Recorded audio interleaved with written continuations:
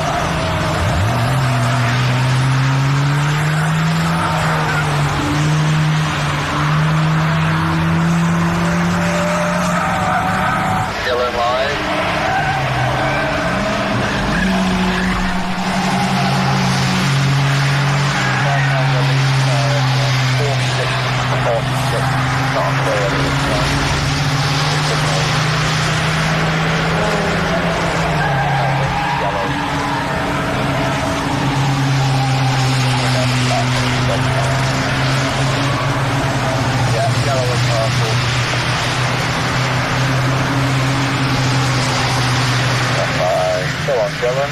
That's the leader there.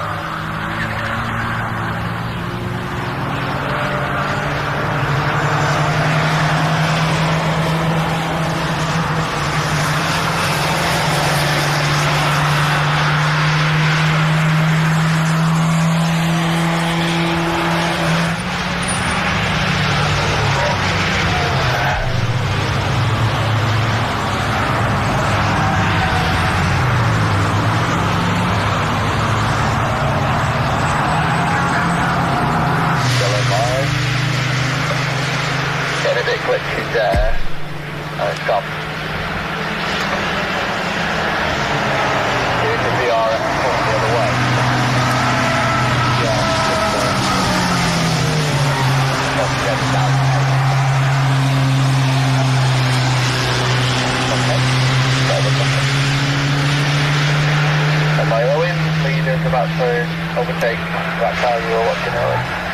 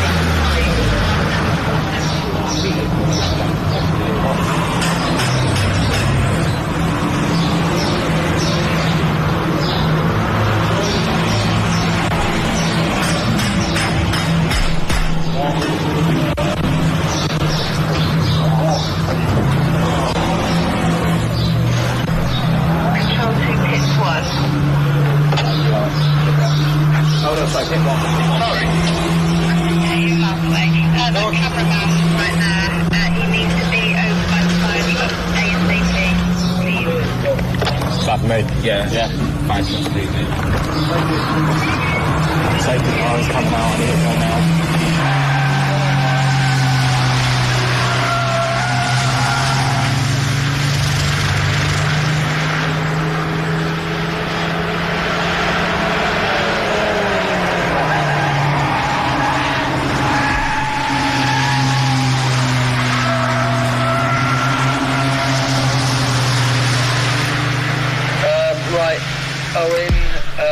There's the number 44 car at the back of this car. That one. Or that one.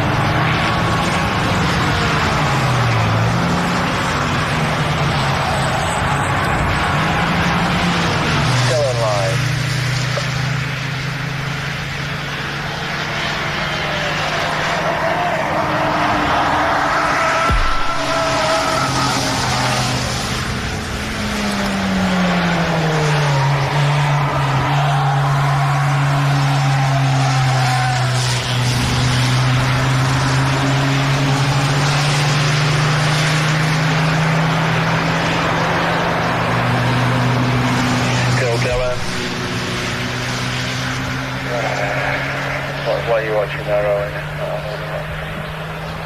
Go on, Dylan.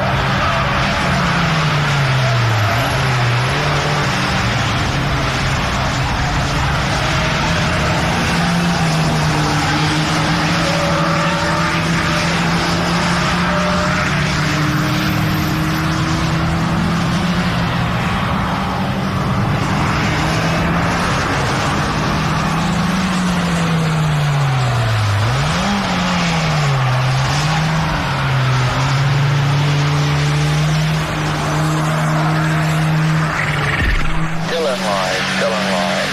Reset Owen, we're watching car 2323. Just got past Dylan at the bottom of the hill. Behind another car.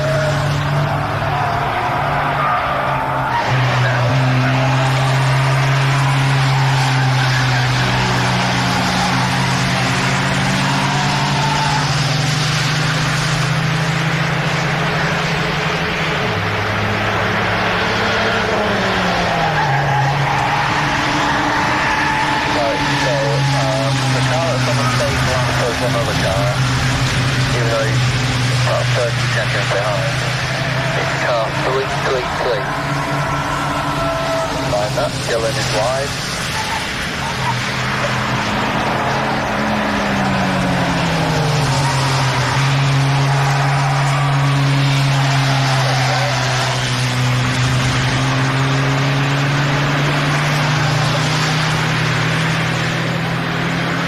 If it's on the start finish line is the green one. Green one coming to you, Dylan. Thank you, Vlad. 333. Maybe that one. Yeah. Yeah.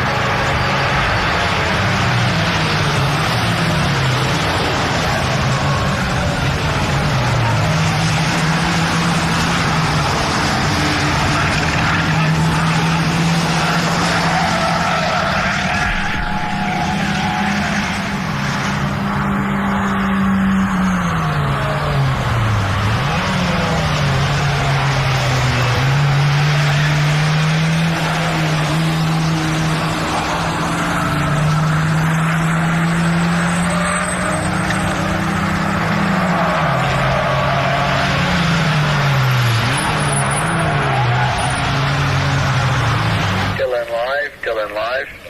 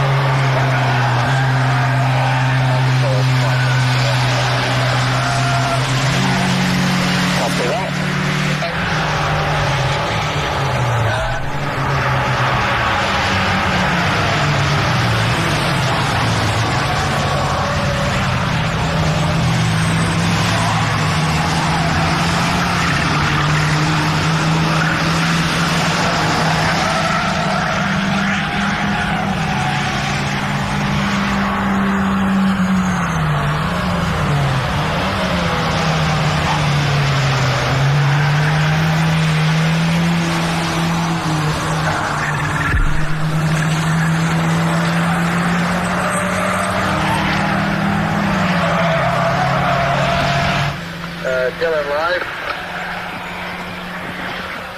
What really guys are fucking around?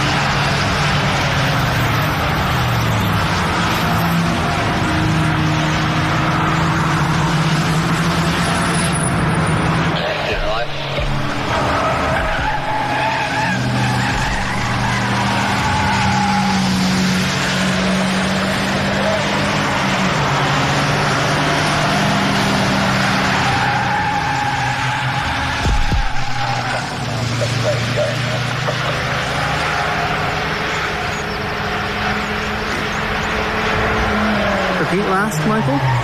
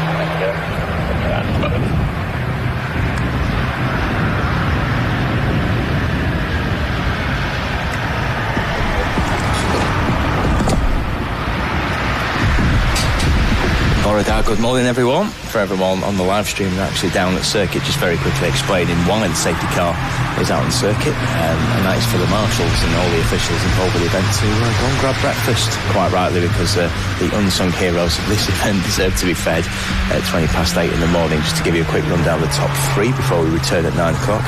It's the Milner racing car, which won 2 years ago, which still leads this race, following a metronomic performance by all four drivers. Currently George Wright in the car. They are 5 laps in front of Stuart Allison in the Autotech car. And in third position is the Kahuna race team, which is currently being piloted by Ian Perkins. Back at 9 o'clock.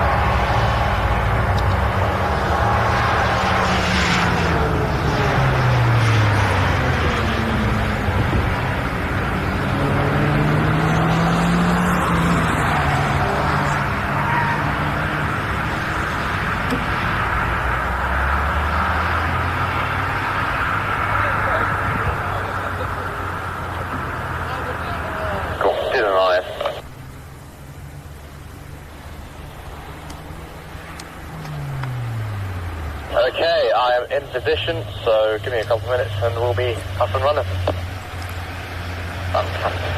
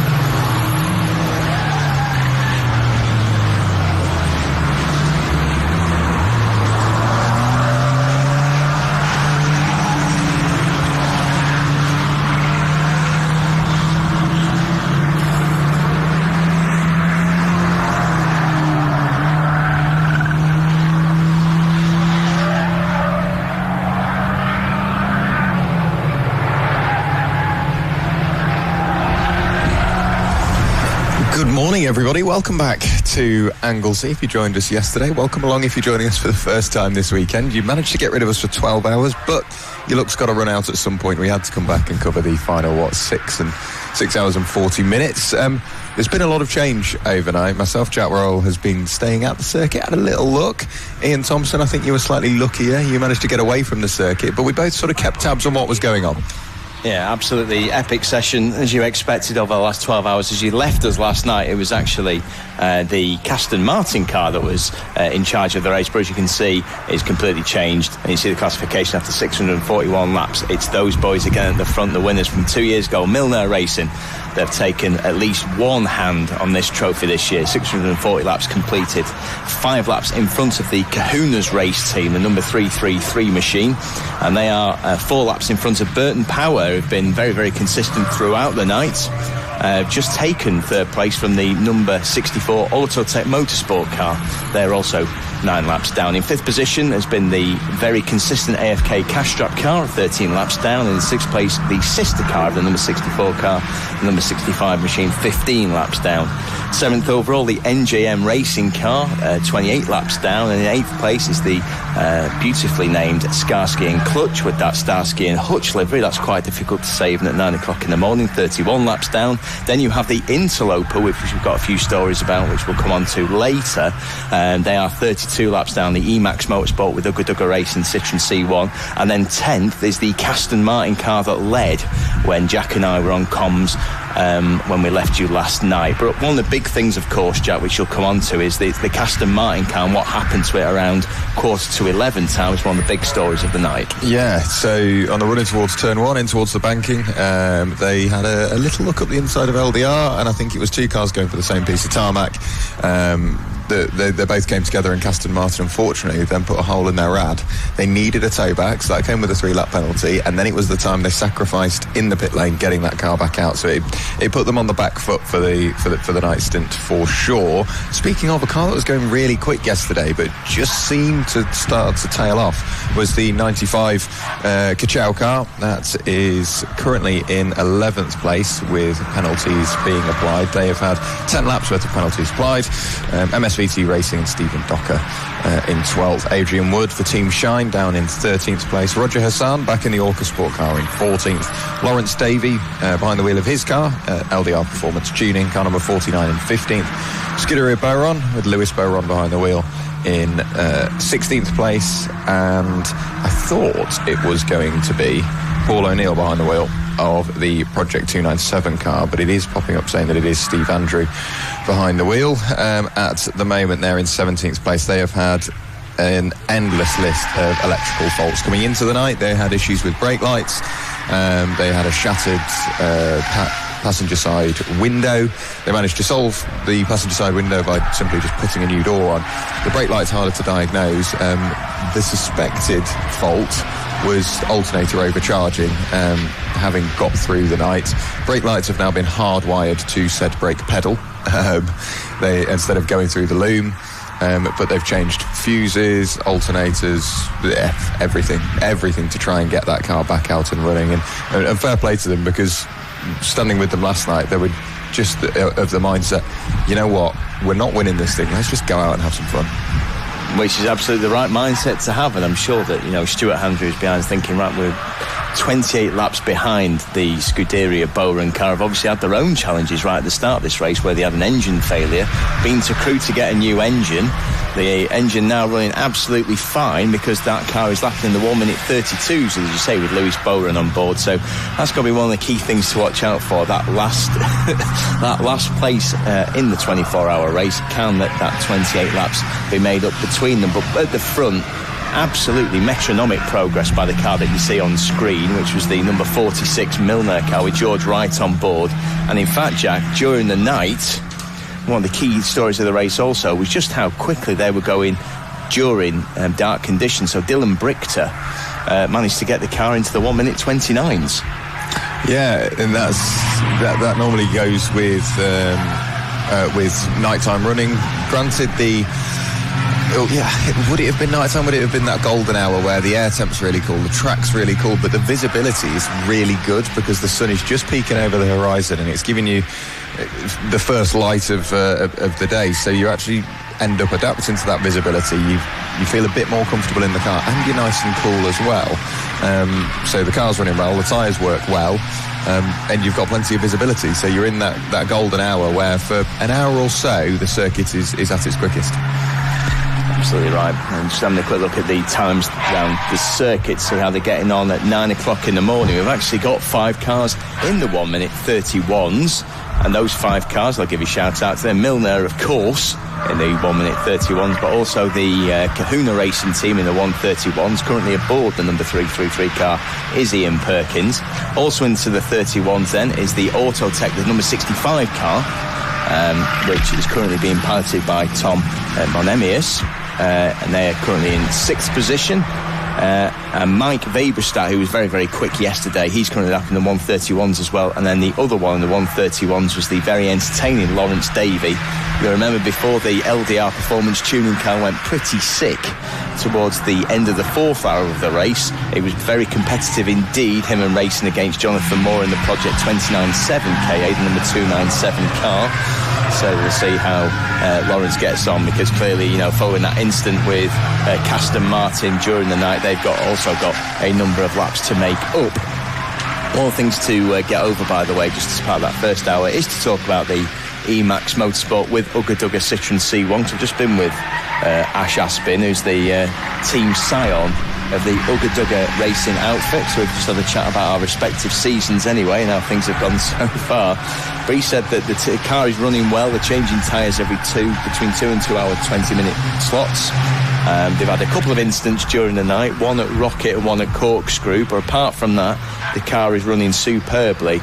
And he mentioned that, just to give a shout out to a number of the team members who are currently watching this on the live stream that couldn't make it this weekend. So hello from Ash and team to Lewis, Tom, Danny, Kyle, Jake and families. They are watching as we speak on the YouTube stream, so hope you're thoroughly enjoying yourselves watching this race. And I'm delighted to say as well, Jack, that 17 cars started and 17 cars remain on track. Yeah, it's nice to see, especially how difficult the night is, not just on drivers, not just on teams, on the cars still as well. And to be this far into the race, to still have all cars that started still running, brilliant to see. I have been looking at a number of bits around the paddock. Spares piles are getting smaller. I did have a quick chat with Stuart Garland as well, because I remembered 2 years ago they were getting through rear left wheel bearings quite a lot, but that was because they were using an aftermarket hub. So they've now gone back to effectively OEM or OE matching hubs, and it means that they last a little bit longer. There's a couple of teams that have still gone through a wheel bearing, but with everyone running near on factory hubs, it's sort of taken that attrition away from that part of the car, and it's kept everyone running. So if anything, with it keeping people out of the pit lane, we've still got 6.5 minutes to go. Are we going to break the 900 lap marker? We're at 895. That's the record. Let's see what we can do. I reckon we can get to north of 900. Do you know what? I agree with you completely. I think that's exactly where we'll get to. And some of the others, by the way, working very hard in the pit lane include the guys at SCP, who obviously sorting out all the tyres this weekend. And every time I go past Dan Transporter, they are doing something with yet another tyre. So congratulations to them to keep going throughout this race. Just having a quick look at the Kagermeister car. Just have a quick look where the MSVT car is in the race. Currently in 12th position. So Stephen Docker, who you usually see in the Mazda MX-5, currently trying to make his way past the car in 17th position with Stuart Andrew on board. It was Stuart Andrew's stint, by the way, when the 29.7 car had that full list of problems that you outlined 5 minutes ago, Jack. So Stuart Andrew's stint during the night, which should have been 2 hours, ended up something like 6 hours instead. So an interesting time there for Stuart. Paul O'Neill, by the way, has been out in the Project 297 car during the night, so between 3 and 4. And just on cue, by the way, the Project 297 car comes into the pits. So this will be, and I'm not lying to you folks, the 15th pit stop that Project 297 have had so far. So they're having more than the pit stop an hour. Well, sorry, just less than the pit stop an hour, apologies. But yeah, it's the 15th pit stop, so we'll see how they get on. Also in the pit stop, in the pits at the moment, is the Motorsport car. So Roger Hassan brought that in, and that's actually been in for quite a while. So that came in just after 8:30. So the number 74 car has been in the pits for the best part of 40 minutes. Just having a little look as well in terms of lap time. Posted a 1 minute 29. We didn't even get into the 1 minute 29s a few years ago. It was Milner Racing that did take the fastest lap, a 1 minute 30.8. So whatever they've done, whether it be favourable conditions or what have you, they've gone quicker this year by quite some way. The last race winners, of course, Milner Racing, Jack Wright, Declan McDonnell, Johnny Milner and George Wright. So they've swapped out Johnny Milner and Declan McDonnell, who are very quick drivers in their own right, and dropped in Dylan Brigter and Scott Parkin, who are also very quick drivers. It seems like they've got a healthy list of quick pedallers to choose from. What a great roster. I remember Johnny Milner when he first started taking part in British Rallycross in the late 1980s, before he had a very distinguished rally career. Obviously, he was British Rally champion at the turn of the century. I remember when he was in a Toyota Corolla for a number of years, and obviously, drove with, as I expect, some degree of success for the Milner Racing squad, which is obviously great to see. But just going back to your point about 1:30.8, which was the fastest lap 2 years ago, actually quite a few teams have gone under that, haven't they? So if we have a quick look going through, the Kahuna Racing car, they did a 1:30.5.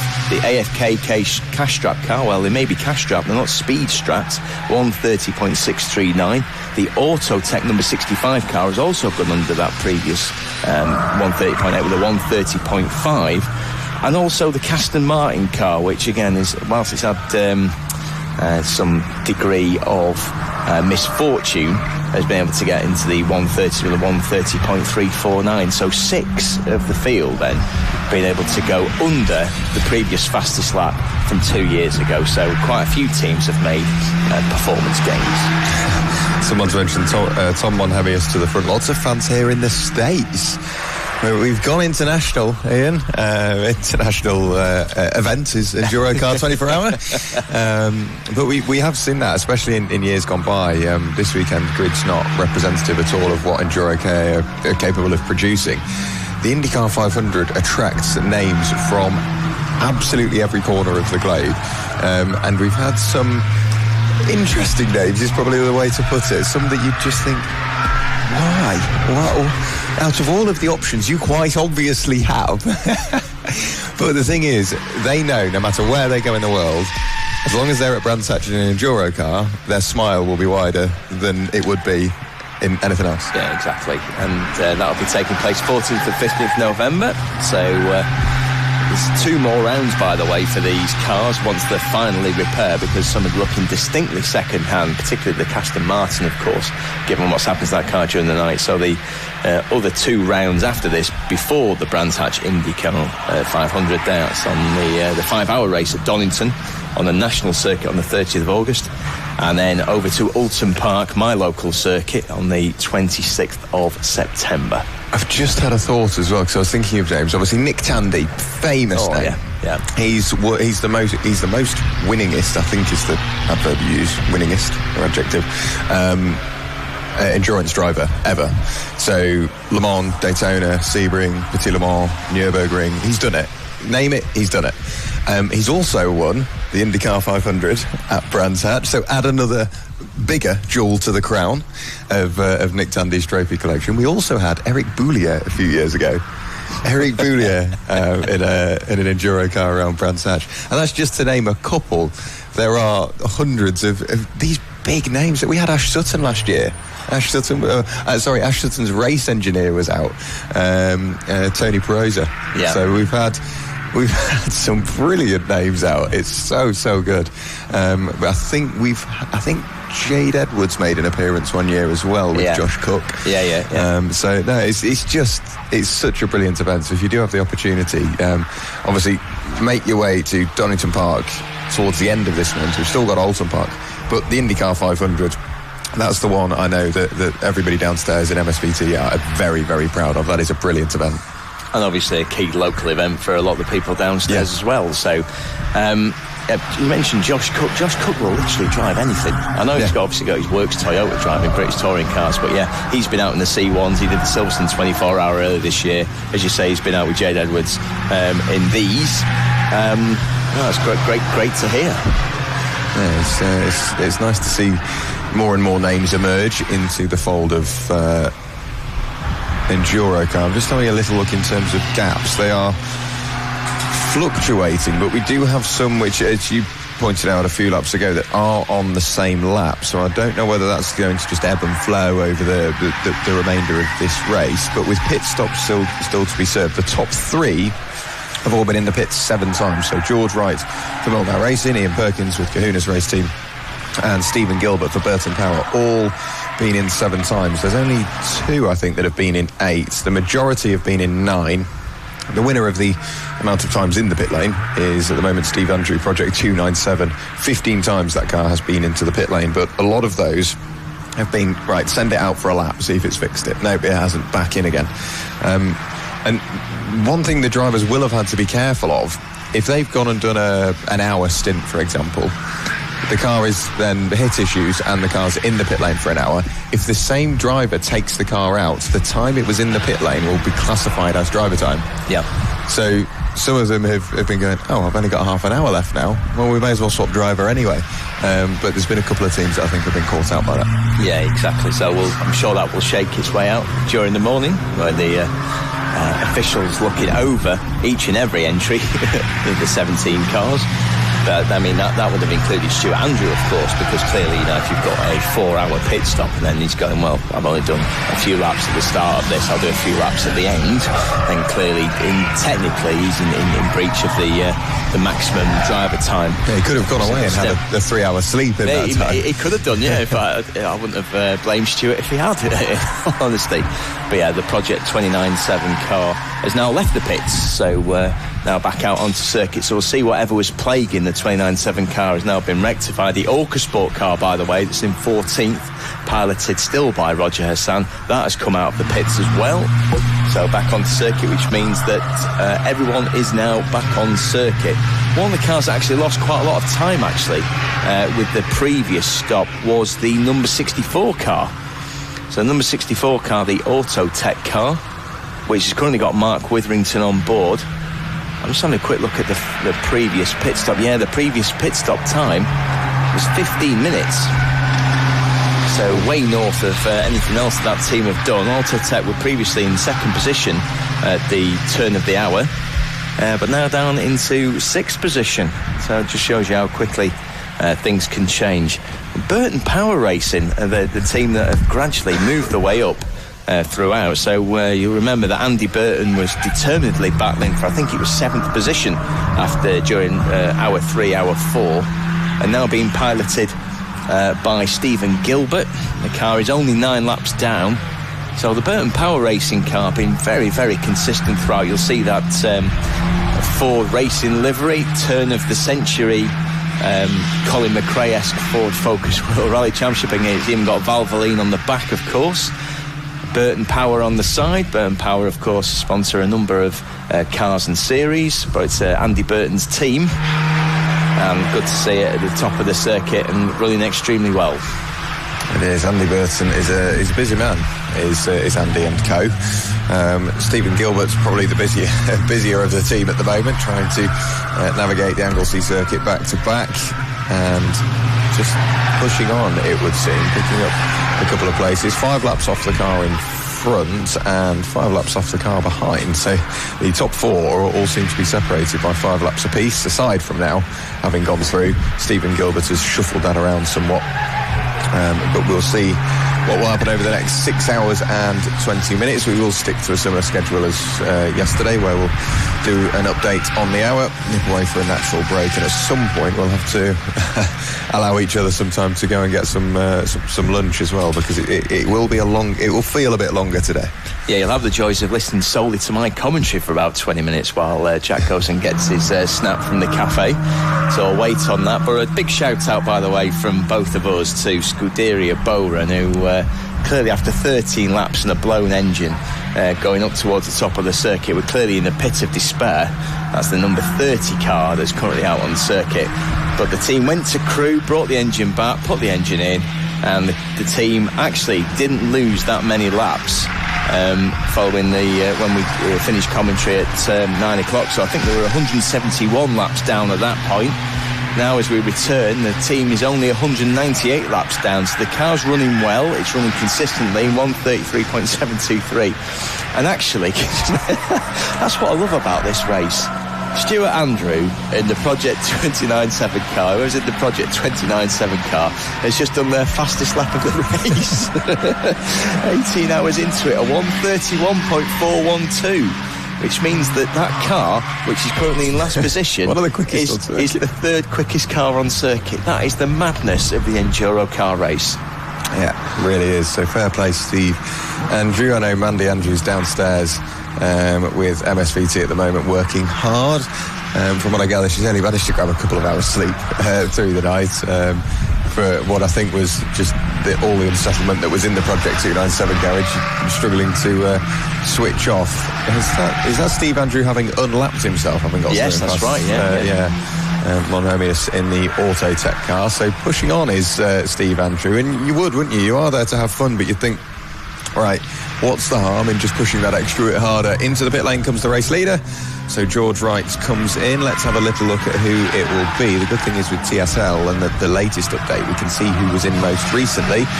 So I'd imagine that's going to be Scott Parkin getting back in, because the last time we saw Scott was early hours of the morning. And we've seen Jack Wright, Dylan Britcher and George Wright already in the car.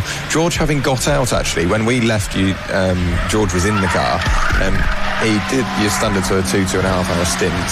No, it was 2 hours, because the safety car came out because of the Aston Martin car. So George came in, and he'd done 2 hours pushing on, leading the way, and having to do a bit of defending, having lost the drinks tube the moment he got in the car. So he did 2 hours without a drop of water, which, with how hard he was pushing, that's hard work. That is incredibly hard work. By the way, the number 333 Kahuna race team also have come into the pit. So Ian Perkins has done his stint, so he's done 2 hours 14 minutes in the number 333 car, and again, based on the same logic you apply to the number 46 car, the driver we're expecting into that car is the Greek god Costa Karitis, who obviously was very, very quick at the start of yesterday. Yeah, I said a quick hello to Costa this morning whilst walking up to the commentary box, and he was just going to do his pre-race ritual. So I'd imagine he will be getting in, but will be pushing on that little bit more, just to not necessarily to sit there and close down the leader, but to build a bit of a buffer between himself and the Burton Power car behind. So at this point in the race, that's where your mindset goes. It goes from that's hard work trying to close in on the leader. That might happen as a result of me now, just by building that margin. All you want to do is buy yourself as much time as possible should something go wrong, or buy yourself a couple of free pit stops should you need them over the car behind. It takes a lot of pressure off. Just struggling through the corkscrew that time round was the number 95 car. So that's the Kachow car with Ross Folds aboard. He took quite a lot of curb on the inside there, and the way that the EnduroKA managed to bounce its way through the corner was a little bit suspect, so we'll keep an eye on that. In terms of the cars on circuit then, so real shame that the number 64 Autotech car lost 15 minutes, or took a 15-minute pit stop in the pits. With Mark Witherington, who's now on board, he's lapping extremely quickly.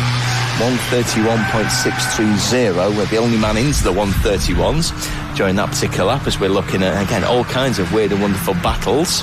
And there, in fact, is Mark Witherington. The only one into the 131s aside from Project 297, 1 minute 31.1. Oh, look at that. Indeed.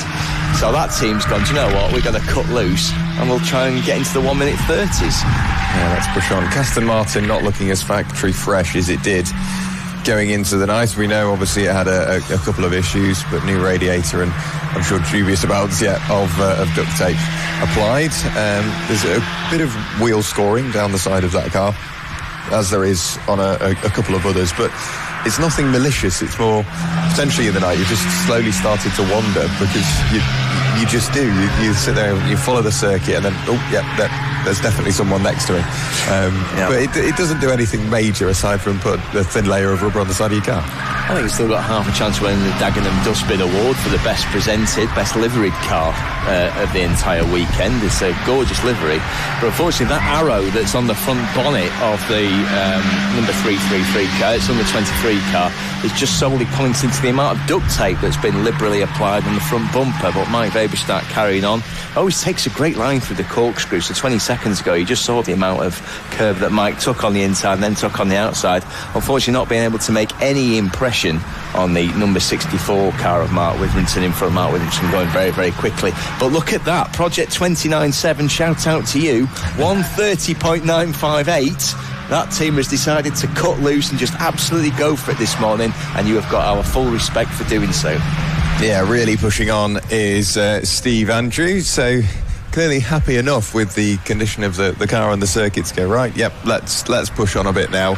We're not necessarily fighting for position, but if we can have as much fun and do it as quickly as possible, even better. So car using more curb than anybody else. That was almost up onto two wheels, it would seem, on the run through the corkscrew. But Steve Andrew clearly at one with that EnduroKA, and now just pushing on, this time over the start-finish line, back in the 31s, but only just 1:31.3. So still lapping very quickly. That is the quickest car out on circuit at the moment. It is, and but back out at the front of the field then, just having a quick look, the Milner racing car had a pretty successful pit stop there, so we are expecting Scott Parkin in the car, so the pit stop was 4 minutes 12. So everything going to plan then for the leading number 46 car.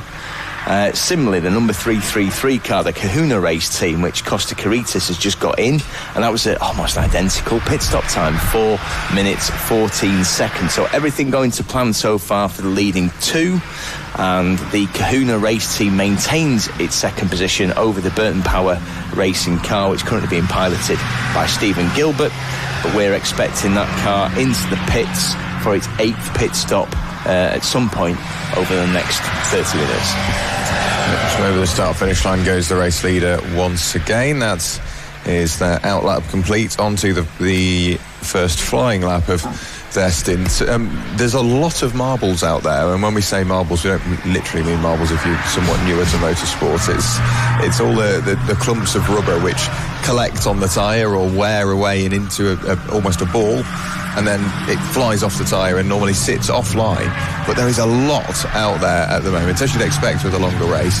And I was chatting with Tyler McAlpin yesterday evening, and he said even in his race he was thinking, you know what, I'm going to throw this around the outside at the banking. Went for it and then hit the marbles, and that was it. It's like, all right, yep, never mind, you cannot go around the outside. But you can really see them on the run through turn one. So drivers will have to be careful of that. Whilst you've not got the biggest contact patch in the world in an Enduro car, if you cover that contact patch in marbles, there goes the majority of your grip mid-corner. Spot on. I think that quite wise warning applies to other parts of the circuit as well. So Rocket and Peel, and then down here down to Cork, so you can visibly see it from our commentary box anyway. Even coming through the last corner, the amount of marbles that have been left on circuit, and of course all the mud and sand and various other things that just randomly kicked up during the night as well, where people have little indiscretions. So yeah, they all add to needing to stay on the racing line throughout. So people will be taking extra care when they are lapping people. Again, more locking up, and that's the Lawrence Davey car locking up then at the top end into Rocket.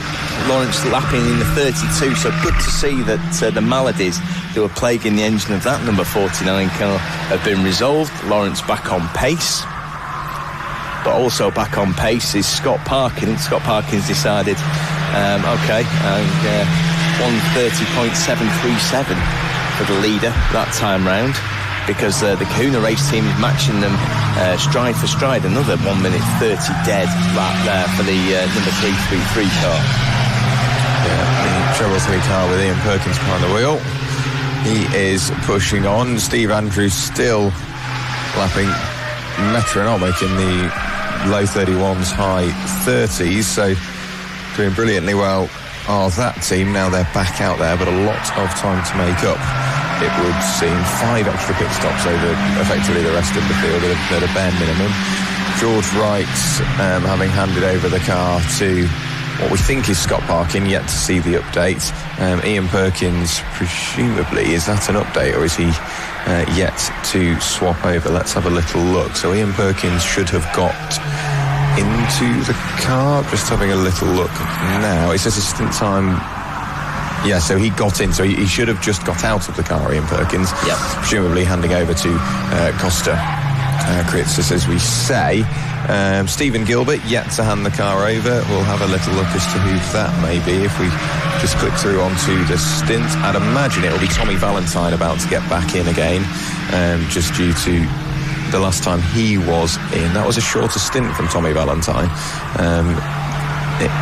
Well, let's have a little look. 2 hours 20 minutes now, that's where he needed to be. Stephen Gilbert's only been in the car an hour and a half, so there's plenty of time for Stephen Gilbert still to push on. But they've been doing pretty good stint times. You're looking 2 hours 20, which is where you need to be. Unlike the Aston Martin car, which we picked up on, they're pitting effectively every 2 hours, so they are going to have to do an extra pit stop come the end of the race. They had one stint which was an hour long, one which was 2 hours 20, so they're keeping us on our toes as to what exactly is going on. But the hour long stint could have been the one where they were involved in the incident. But at the moment they're stuck in this little battle with Lawrence Davey.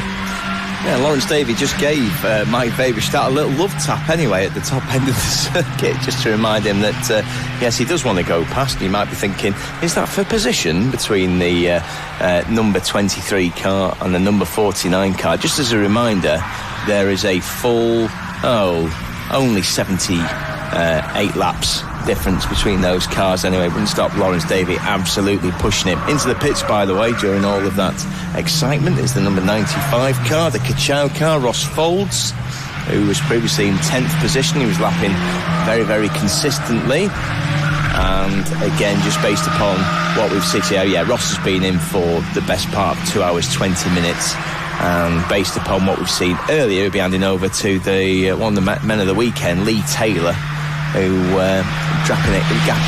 lapping extremely quickly in that Kachow car early. In fact, he was the driver that got the car to its fastest lap of the race at 1:30.762, so expecting Lee back out onto circuit. As you can hear, listen to the sound of that Duratec engine. So pretty sure the Ford manual that came with the car when it was originally sold didn't say continually rev the car to 6,000 RPM red line. But the driver's doing that, and there we are. And by the way, look at these Autotech twins anyway. So this is one of the stories of yesterday. The 64 and 65 car had a great scrap for the first 3 hours of this race, but instead they appear to be a little bit better behaved with both number 64 Mark Witherington and number 65 Tom Monemius battling their way around the back of the circuit, just coming through Church now. And I think Mark Witherington, he's in the 1:30s, so remains one of the quickest drivers out on circuit as he heads towards Rocket. And that means that Tom Monemius is able to get a nice little tow. Hopefully Tom will be able to improve his lap times as a result. Just coming over the line then is the leader. So whilst TSL still says it's George Wright, we believe it's Scott Parkin in the car, lapping in the 1:30.5. And Costa Kritzis, it's just updated. He's going very, very quickly, Jack. So 1:30.4 on both previous laps. So Costa really getting into the groove quickly. Yeah, it's updated for Milner Racing as well. It is indeed Scott Parkin behind the wheel. It's updated for Project 297 as well. That's now being Jonathan Moore, of course, from Porsche Carrera Cup GB. He set that car's personal fastest lap of the race now, 1:30.837, with a bit of traffic on that lap, 1:31.112 for those guys, but they are still pushing on, which is good to see. The Autotech cars, as you mentioned, only 4 laps apart as they come over the start-finish line. You mentioned probably not in the owner's manual to rev the car to 6,000 RPM consistently. When George Wright got out the car yesterday evening during the safety car handover to Dylan Britcher, he said through turn 1, don't grab fourth, because a lot of people have been grabbing fourth on the way in and then just sort of managing that all the way through. George said, leave it in third, rev it like crazy and keep your foot planted because it will go. And that's what he's been doing, and that's what he's voiced. And it's all come to a head because now 5 laps clear of the field. remarkable performance by that team. And as you say, if it works for the team, then you may as well keep doing it. Let's see what Scott Parkin. Look at that, 1:30.117 Scott Parkin's last lap. So getting close to what his teammate did during the night. The number 333 car. That's also in the 1:30, so consistently good. But one of the key things I enjoyed watching from the commentary box yesterday was Jonathan Moore in the Project 29.7 car coming through the corkscrew. In fact, there's a gaggle of four that stuck behind the Emax Ugga Dugga C1. Jonathan Moore says, do you know what, get out of my way. Around the final bit of the corkscrew, the left-hander and the Ford car goes round the outside. Not much quarter given there at all by the C1, but just able to make it work, Jonathan. And he only lost a second while he was getting past that car on the Skarsky and Clutch car of Luke Pollen Brooks. So keep an eye on Jonathan. By the way, one of the other Citroen C1 entrants is actually marshalling this weekend. So it's the AD of Radiation Racing. He's actually marshalling up at, I believe, it's up at the top of the circuit anyway. So towards Rocket. So good morning to you, AD. Radiation Racing, another Northwest race team. Good to see you marshalling out this weekend. I think I've just seen my first speedboat of the day, actually, out on the Irish Sea. I spotted that out of the right window earlier on. But it's good to see drivers out there and marshalling. Huge lunge up the inside from Jonathan Moore. Managed to get the car rotated and turned in up the inside of David Murfitt up at Rocket. Eddie will have got a good view of that. And it's good to see drivers out there and marshalling, like I say, because you do get a signature on your licence, and it gives you a whole new respect for, that is a yellow flag. Yeah, I definitely should back off, because it is scary, especially if you're working hard, like David Murfitt behind the wheel, spins through 180 degrees, just nibbled over the curbing, and that just put the rear axle onto the grass. And no, fair play to David Murfitt to have the foresight to go, let's not turn across the circuit, let's turn over the grass and then get back going again. But just an innocent mistake there. It looked like he ran slightly wide. I think David was just getting a little bit more time for B&W Waste Management on the back of that Ford Ka. Well, David's been able to do that, but absolutely no problems at all. Just simply lost 10 seconds out on circuit and all recovered up. But slight brown trouser moment, and David can obviously record that little bit of VT for posterity after the race. So we shall see. Back with the Aston Martin then. So the Aston Martin team have recovered to 9th position, only 3 laps behind the Skarsky and Clutch car. So providing the Aston Martin holds up, I think they may still be on for top 6 here, because as we say, we've still got 6 hours of this race to go. Coming up to another one of our top of the hour updates in about 90 seconds time. But there is the Aston Martin, Mike Weberstadt, being one of the quickest drivers out on circuit consistently, and behind him now on circuit is Tom Manemius. As you say, he brings an international flavour to this EnduroKA series. So hello everyone watching the race, listening to the race from outside of the UK. And right on cue, Tom locks up into the Rocket, just about gets the car, scrabble round, and then through the second part of the corner. I just remember we got challenged yesterday about whether this was real. Oh, that's right, yeah, that's right. Were we AI? Is this race real? Well, I'd be worried if it wasn't. Well, exactly. I can certainly assure you both incredibly tired, and so is everybody else in the commentary box and the media box. But yes, this is 100% reality. And it's great. It is, it's brilliant. Why wouldn't you want this to be real? This is absolutely amazing, as ever, for EnduroKA. Still pushing on is the number 2 of David Murfitt. At the moment, that car finds itself in 7th place. 1 minute 32.8 was the lap to bounce back from the mistake. So still there or thereabouts in terms of lap time. Jonathan Moore still in the 31s. Whoever's going around the banking just in front of Aston Martin is pushing on. I've got a sneaking suspicion that was going to be Lawrence Davey who was making all that noise. Was it Lawrence? Was it one of the Autotech cars? It's Lawrence. Yeah, it's Lawrence straight in front of the Aston Martin anyway. So still pushing on. Oh no, well the Autotech, no, you're quite right, it's the, apologies, yeah, that is the number 64 Mark Witherington car. Yeah, Mark's been going very, very quickly, and he's in the low 1 minute 31s. Aston Martin again coming into Rocket, and we now have 6 hours to go. So guess what? We've got our update at the top of the hour, where we get the standings for everyone. So we are officially 3/4 of the way through this race. It's been a fantastic race so far, but still all to play for with 6 hours to go.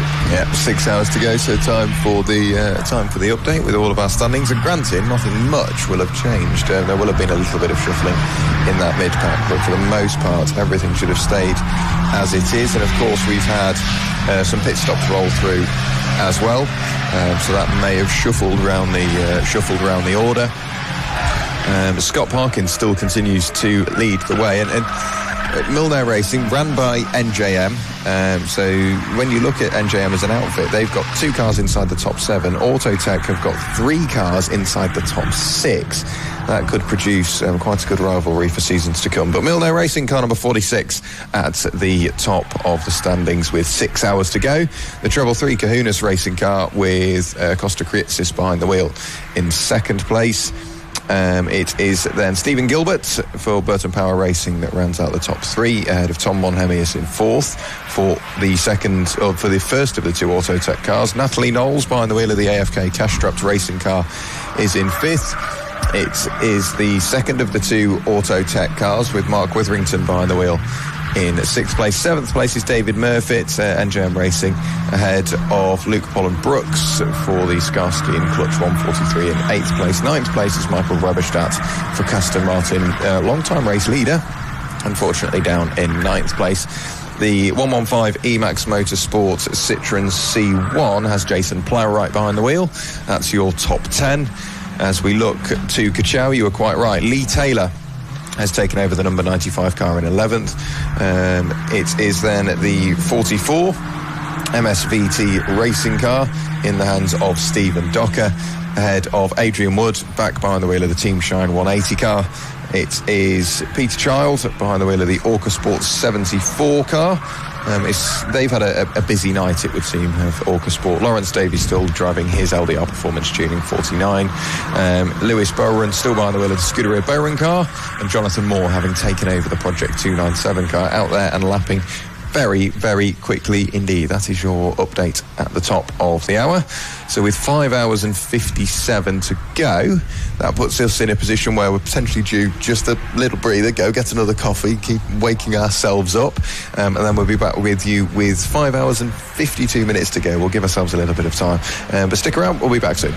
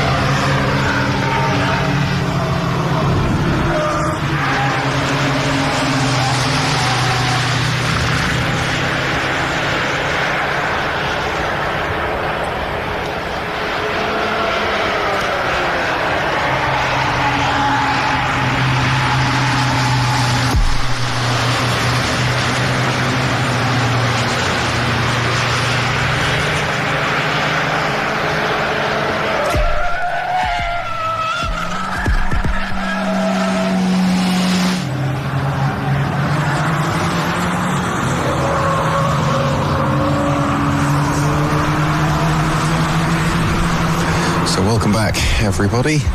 Ian's just going away sourcing some refreshment for us. Thank you to Ian for helping us with that.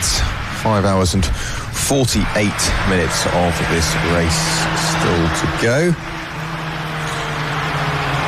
Just having a little look down the order. We've not had many changes. We've had a few cars pop into the pit lane in the time we were away. Costa Creatis has just set the personal fastest lap of the race for the Kahunas race team car, 1 minute 30.233, and then just gone quicker still, 1 minute 30.163. So by quite some margin, the fastest car out on circuit at the moment, taking away from Scott Parkin, posting the 1 minute 30.3.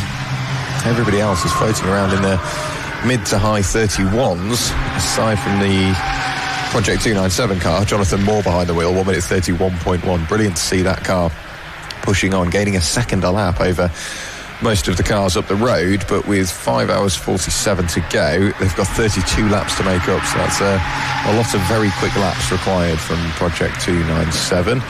Lewis Bowen in the Scuderia Bowen car still out there. Having spoken to the team, they obviously blew their engine up 13 laps into the race. They then sent half the team away or a couple of members of the team to crew to pick up a new engine. From what I gather, they have borrowed an engine from somebody in the paddock whilst the team were away and have put that engine in the car. So I don't know whether they've gone to crew, picked up the engine and then gone, well, thank you for your engine, here's one we've just picked up. We'll figure that one out towards the latter stages of the race. But Costa Creatis doing brilliant things, having got behind the wheel with that car. It were back-to-back personal fastest laps of the race for that car. So they're pushing on, but with the rate of Scott Parkin, they are definitely fighting an uphill battle. I will just show you a photo, Ian, because I was speaking to Jamie Moore yesterday evening. That was the state of one of the tyres that came off the Milner racing car, and it's deformed as well, so it's not just gone through the threads, it has really started to deform the tyre. So it shows just how hard they were pushing on. Looks like a coconut macaroon. Although a couple of people have said, I didn't think we were allowed to run slicks in EnduroKA, of which Scott Parkin managed to work the tyre down. It had done 4 hours at that point, but you've definitely got your money's worth out the tyre. He was working very hard, wasn't he? Because when he went out for his first stint, good morning everyone, backhand from Ian Thompson. You're right, he was very, very quick at the first part of his stint, but then the tyres dramatically tailed off towards the end of that 4 hours, doing 32s and 33s, but good to see him back in the 30s. You wonder about Costa Creatis in second place, whether he's, with that 130.163, he's going, do you know what, I fancy getting fastest lap for the team here, because as you quite rightly say, 5 laps is an uphill battle when you've got a team of the quality of Milner Racing currently controlling the front of this race.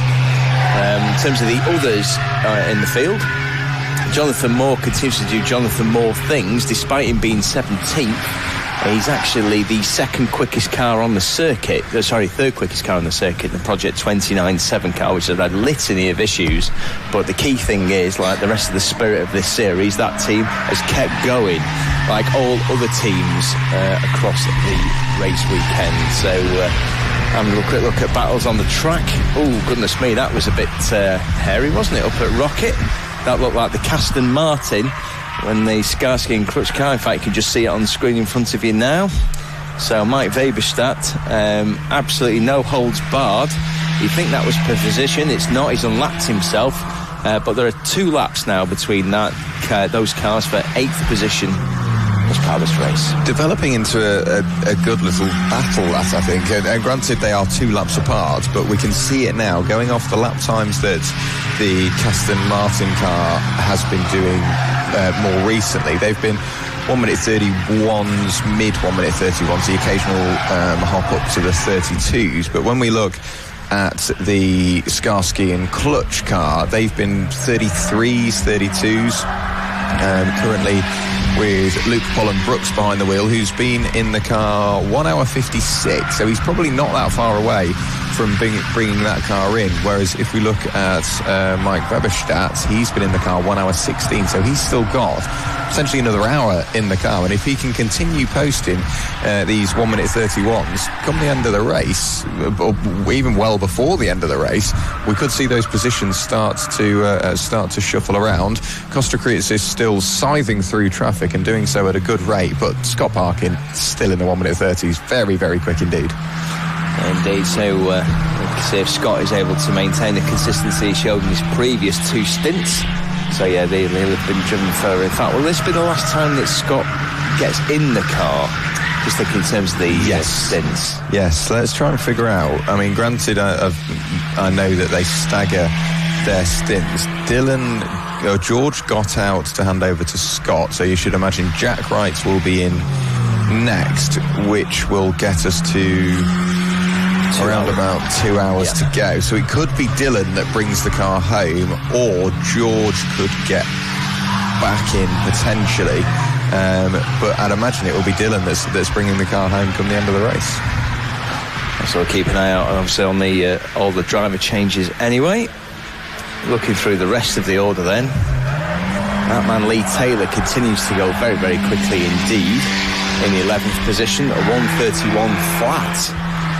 Which means that he's the second fastest in the race at the moment. Into the pits then comes the number 2 car. That's the David Murphy NJM racing car, which has been very consistent, but very under the radar actually, the NJM car, but has run consistently in the lower half of the top 10. One of the things that was pleasing to see after David Murphy's spin about 20 minutes ago is within 3 laps he set that car's fastest lap of the race, a 1:31.9. That is exactly the right thing to do as a racing driver. Once you've had a spin, get your head back in the game, get on it pretty much straight away, and that's exactly what David Murphy's done. So we'll keep an eye on the pit time then for the number 2 car, currently in 7th place. Stephen Docker also in the pit lane for the MSVT racing car. So Stephen has brought that car in, who is likely to take over from Stephen. We have a little look at the stints, and I imagine it will be Henry Wright getting in. Henry Wright and Kevin Glover, of course, those two from the Club Racer team, who were, I think, TDC champions last year in their VW Golf. It was confirmed at the final round, so it's nice to see those two out there and working together. Ben Taylor, obviously he's raced in a little bit of everything, and I think has done a bit of Miata Trophy. Stephen Docker the same. Dan Abbott, he's done, we saw Dan Abbott out yesterday as well, so why not work it into your race weekend? If you're here for Miata Trophy, TDT, TDC, why not go, well, let's get a further 6 hours of racing under our belt there at Anglesey, pick up a couple of signatures and go from there. So looking at the Orca Sport car, by the way, you might be thinking, that looks a little bit different to the Orca Sport car from yesterday.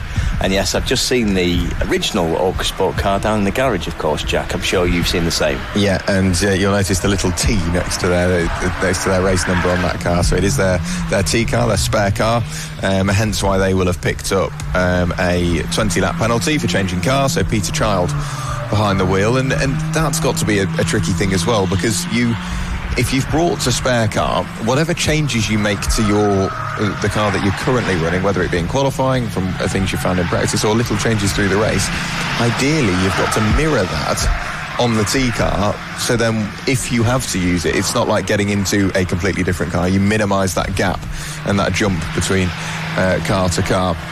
But granted, that's when you find the little nuances of, for some reason, this car just naturally, whether it be the way that the cage has been welded, the way the body is rolling, it's slightly stiffer, slightly more oversteer, slightly more understeer, and there's a few little bits that you need to bear in mind. The Lee Taylor number 95 Kachau car has returned to the circuit and is immediately on the charge, harassing the number 65 Autotech car, with Tom Monhemius behind the wheel on the running towards turn 1. Are we going to see Kachau have a look up the inside? Nope, not on that occasion, but the body language of the Kachau car somewhat dictates that they're in a bit of a rush. There you go.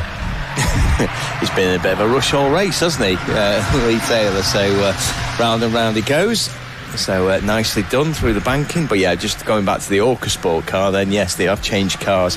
I did look at the previous car that Roger Hassan was driving very aggressively during the first part of yesterday, and yeah, the front right tyre and suspension set completely deranged to the point where the front right tyre is at 90 degrees to the rest of the car. So clearly that car not going any further, which is why the team have gone, we'll bring out the T car, we'll take a 20-lap penalty, as did Team Shine, of course, yesterday. So a number of teams taking that 20-lap penalty just to maintain their competition within this race. And it means that all 17 cars remain, and that includes the interloper, of course, the 1C1 in the race, which is currently 10th overall. So the Emax car, and it is Plowright in the car, which is a change to the original programme, isn't it? So I had that down as Jason Plowright. Jason Plowright, of course. James Taylor has been lapping extremely quickly, by the way, in that car. He was doing low 1 minute 33. So during the night, the C1 was actually mid-pack in terms of pace on track, which was a remarkable performance. There it is, the number 115, slightly stoved in driver door. Heading, I believe, that's towards the top end of the circuit. So yeah, coming through Peel then for what will be that car's 645th lap. So the C1, a bit like the Ford KA, racing on a budget. You can go insanely quickly for a car with just 68 brake horsepower once you've made certain changes. It's made me think of a question, because naturally when you're looking to buy a C1 to turn into a race car, you want to look for something fairly low miles. Second speedboat. You want to look for something fairly low miles. But, as we said, the Toyota 1KR engine, which is in the Citroen C1, the Toyota Aygo and the Peugeot 107... because I know they do the 106 and the 107, and I didn't know what the major difference is. But we said the 1KR engine is pretty bulletproof, and like you say, they're very proud of that engine, our Toyota.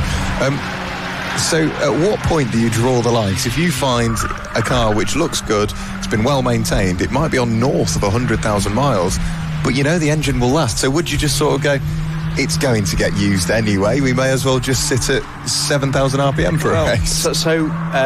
I know a race team's Petrol Hedonism who thought exactly the same thing, go into the C1 racing season for the first time, and they've got big Instagram following, and they bought a car with 240,000 miles on it, and they went, we're going to go racing, and admittedly they're at the back of the series, but they've got round. And as you quite rightly say, Toyota very proud of that engine. If you go to the D-side engine factory, where they produce 250,000 engines a year at that factory, that engine is one of the engines that is shown proudly at the front of that particular factory.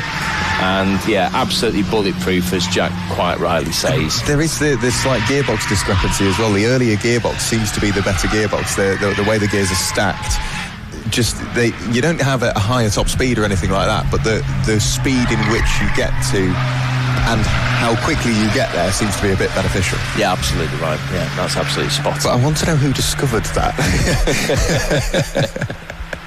I've got the patent for that, thank you. By the way, into the pits is Lawrence Davey in the number 49 car. Apologies, no, it's not Lawrence on there at the moment. Number 49 currently being piloted by David Bywater. Apologies. He's only just taken over that car, actually, which begs the question, why is he back in? He's only been in the car 16 minutes. Yeah, so not very long at all. So we'll see as to exactly why that car has popped into the pit lane in a little while.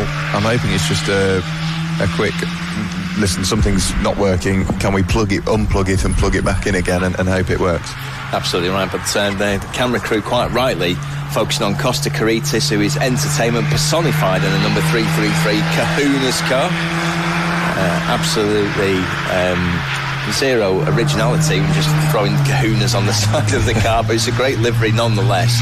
And Costa really is absolutely pushing anyways. Previous that was a 1:30.902. I still maintain he wants to try and get fastest lap in this race. So he'll get a little tow from the Inshine car in front of him, which is a replacement car we were talking about yesterday. Adrian Wood, who's now behind the wheel, had a problem with the original car after 4 hours of the race. They changed car. So we've had 17 cars start the race, 2 retire, and we've still got 17 cars running. Yeah, the joys of the EnduroKA 24-hour. A lesson for everyone involved in motorsport there, never give up. So anyway, the 333 Costa Caritis goes through Church now. He passes Adrian Wood on the inside. Adrian Wood, obviously, because I'm slightly older than you, as we were talking about yesterday. I've got 20 years on you, Jack, unfortunately. I hate to admit that, but yes, I remember watching Adrian Wood in Formula 4, part of the BBC Grandstand. Formula 4 Trophy Grandstand was a thing. If you ask your parents, if you're not sure what Grandstand was, ran to 2007. Adrian Wood, a very quick pilot in that, and Formula 3. By the way, it's not just boats that we're seeing out on the Irish Sea, we're also seeing various planes coming over track on now. So yes, of course. Round the corner from RAF Valley as well, of course. So I always hope to see a little bit more, but no, it's quite cool to see. They'll be hoping that there is. Well, I'm hoping that they were going to turn over and just have a little look, because you would, wouldn't you? If you'd just taken your aircraft up for a little flight over the Irish Sea, you go, oh look, Anglesey have got something on. Let's have a little look. And yeah, it's nice to. Nice to see. We've seen a bit of everything. The wildlife has returned to the neighbouring fields as well. And I have to say, I realised when I woke up this morning, the wind massively died off in the night. It became very, very still indeed. And thankfully, it stayed. So I'm sure the drivers, you're loving that or hating that, because it makes the draft more effective. So being sat in behind someone can be a bit easier to close up, but also you then get rid of the buffeting. You're not necessarily fighting against the wind as you climb up towards Rocket. All these cars, I imagine that the drivers would prefer it in these conditions, because the buffeting in these cars, particularly the KA, is absolutely horrible. When the wind was quite right, the wind was really, really picking up last night. So I'm sure they're glad that the wind has definitely died down. It's good that the plane, by the way, coming over Rocket, didn't put anybody off their braking points anyway, so people able to carry on braking in exactly the right manner, going through Rocket, hitting their apexes, and as the drivers continue to do so.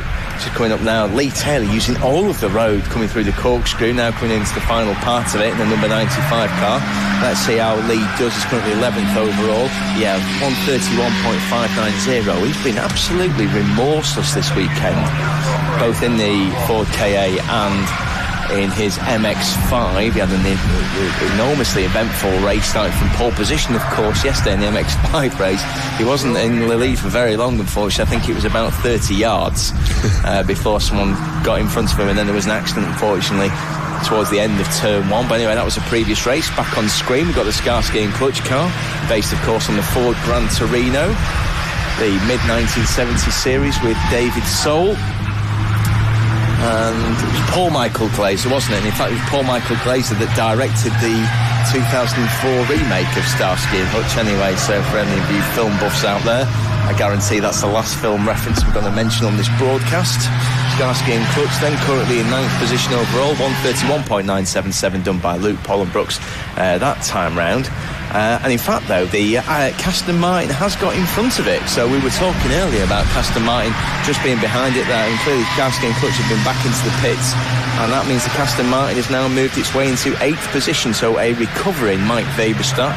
Worth noting as well, the fastest lap of the race for the NJM racing car that's just been back in. So Justin Irvin, who started that car yesterday, just in his fastest lap and the team's fastest lap of the race, a 131.884. So I've got to say, NJM know exactly what they're doing when it comes to the longevity of these Ford cars. Yeah, that's down with Jamie Orr and co. It's nice to see that they're still out there and circulating and doing so at a good rate as well. As we said, we were chatting about earlier on this morning, there's been some rounds where they've not just sort of brought their NJM car and the Milner car. There's been some where they've brought 3, 4, I think maybe even 5 cars, or they've at least been running them.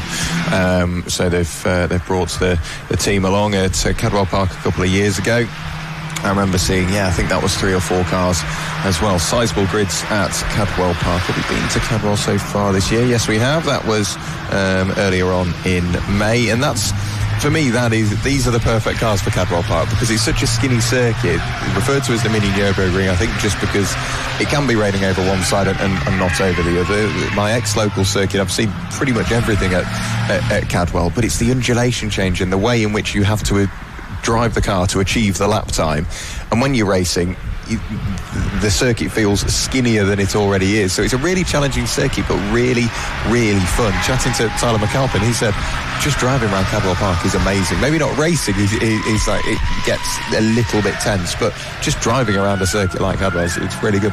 Yeah, I'd like to say that it's one of my top 3 circuits as well in the world, Cadwell Especially Park. if you're in the Charlie's Box commentator as well. It's one of the best views as well. Could rival this one, I think. Yeah, incredible circuit in Lincolnshire, as you say.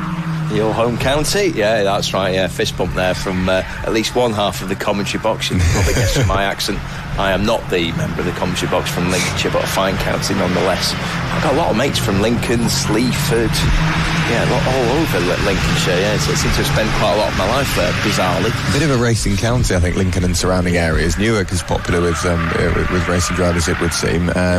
Going somewhat slowly is the LDR Performance tuning car since its return to the circuit. I'm hoping this isn't the return of the pace we saw yesterday, because it did have an issue yesterday where it was lapping some 10 seconds off the pace at points 15, I think, on the very extreme end.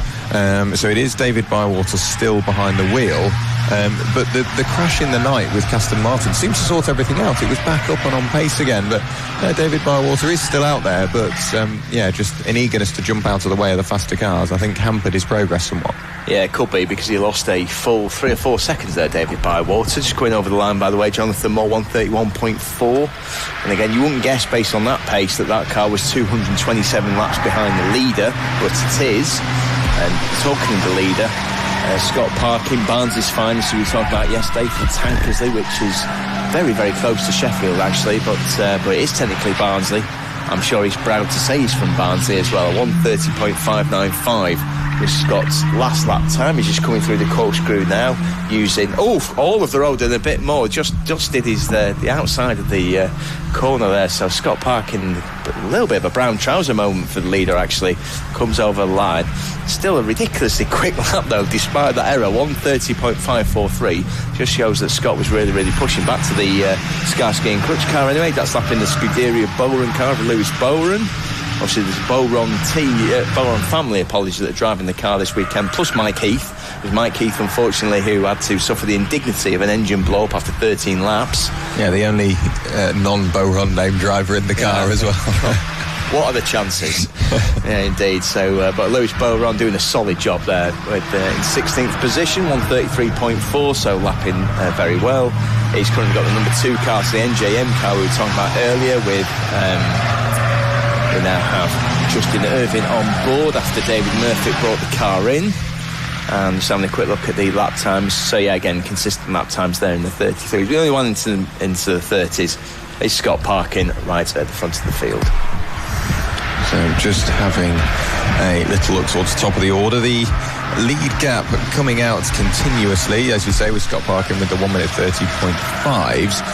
Stephen Gilbert's lap times have just started to tail off, but I think when we looked, he wasn't that far away from popping into the pit lane. So this stint has been 2 hours 14 already.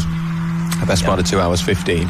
So you should imagine he was only a couple of laps away from popping into the pit lane. Yeah, 1 minute 34. So maybe a new set of tyres required on the front of that car, and of course tanks of fuel. With the teams now being allowed to have pit to car radio, which wasn't initially introduced, it means that the team can go, what's the fuel on? Because it can hold somewhere in the region of 40 litres, and you get quite a serious penalty if you're spilling fuel. So if they go, well, I'm at half a tank, right, result, let's just get a 20 litre tough jug and put the 20 litres in. If you've got, say, if you're near on empty, you need a sort of both 20 litres. If there's a little bit in between, you know exactly how much you need. So it minimises the time you sat waiting for the fuel to drain, because you know you've got the right amount. Minimises the risk of spilling any fuel. It also makes sure you've got the right amount. But that's something we see the teams fighting with, trying to get the fuel out of the tough jug as quickly as possible, because whilst there is a little breather valve, it's you're trying to use gravity, you're trying to get the air in, but there's no really quick way to do it. You've just got to wait for the fuel to drop out of the hose. There is nothing more annoying in motorsport than refuelling a small car. Yes. And that's speaking from personal experience, but you're quite right, you've just got to let gravity do its thing. And of course, people are going to be very, very careful about that, because the breach of refuelling rules like we were talking about yesterday, section 4 of the EnduroKA regs, you can read it online, feel free, it's a great Sunday read, means that you end up with a 2-lap penalty. But obviously there's a whole host of weird and wonderful penalties as well. So not respecting track limits, excess speed in the pit lane, more than 4 people working on the car during a pit stop, that carries a penalty. Illegal work while refuelling. Using illegal tyres, lights not working, exiting pit lane following driver change and not informing TSL of the new driver, that carries a pit lane penalty. And a tow back to the team also carries a penalty. So lots and lots of penalties for people to try and avoid. But you'll notice that actually quite a few people, in fact more than half the field, have actually received penalties for various things during the first 18 hours of this race, Jack. Yeah, the Kahuna's car with a 2-lap penalty, which has put them 5 laps behind the race leader. The lead margin would only be 3 laps. They received the penalty for the tyres being too close to the car, effectively. So when they bring the car into the pit lane and they're refuelling, they effectively, I think, push the tyres either too close or against the car already, and naturally that's interfering with the car whilst it's refuelling. So it's picked up their penalty. Autotech and Tom Monhemius have got 4 laps worth of penalties. Natalie Knowles with 2 laps worth of penalties, only 2 laps behind Tom Monhemius. So let's have a little look where the 22 and the 65 car are. Annoyingly, the tracking on my screen, there you go. So 22 is just working its way into the final corner now. Natalie Knowles, 65 just behind. So it shows that actually, if you were to take away that 2-lap penalty, they wouldn't be that far apart at all. That's right, yeah. And the cash-strap car has been, again, pretty similar to the NJM car, actually. Been a bit understated actually throughout this race, but making excellent progress and currently in 5th position overall. So once that obviously penalties applied, so Natalie Knowles, as you say, behind the wheel. Looking at the rest of the field as things currently stand, the class of the field are the front 2, it has to be said. So Scott Parkin remains 130.7 and Costa Caritis 130.8. So Costa's not been able to get his wish yet of being able to be receive the fastest lap of the race. That remains with the Milner team, who did a fabulous 129.858 during the night. Jonathan Moore giving it absolutely everything, the 297 car, as he comes around the corkscrew. So again, that doesn't look like a car that's in last place, but it is 131.1. So yeah, he's the 3rd quickest man out on circuit, so he's doing absolutely everything to try and arrest the 32-lap gap that he's got to the Scuderia Bowrun car in front. But all cars driving extremely well at the moment. And do you know what? I think we've only seen 3 spins in the entirety of the commentary that we've seen. Yeah. So 2 of which were for the Skarsky and Clutch car, and obviously we saw the one earlier on from the NJM car. But from where we've been when we've been up here, those are the only 2 that I think we've seen. I know there was obviously a few bits going on in the night with the Aston Martin car, the LDR car, and then another couple up at Rocket, I think, midway through the night. I did take a walk up there, and if you are here at the circuit, highly recommend walking up to the top of the corkscrew, because it gives you a whole new appreciation for the speed of these cars, and they're not going to be matching GT3 pace, so let's be incredibly realistic. But what it does show is the absolute commitment that the drivers are carrying into the corkscrew. You can see the car contouring up onto 3 wheels, and then it just drops and disappears down the corkscrew, and you think, as a driver, that's going to be quite daunting if you were doing that for the first time. But they've been doing it for so long now. We're a long way into the race. 18 hours and 40 minutes into the race now. They've well and truly got used to it, but they're still really trying to push the limit through the corkscrew. I can absolutely assure you it feels far faster in the car than it does outside of the car anyway. You think you're absolutely pushing the limits of adhesion, and then you watch it back and you say, it looks like I'm just pretty steady through this section. But yeah, I can assure you that the driver's absolutely full commitment is coming through the corkscrew. Into the pits, by the way, the Scuderia Bowrun car just came underneath us, and actually into the pits as well is a 3rd place car. So the number 1 Burton Power Racing car. Previously had Stephen Gilbert on board. As you say, we suspect it's going to be Tommy Valentine that's going to be taking the wheel.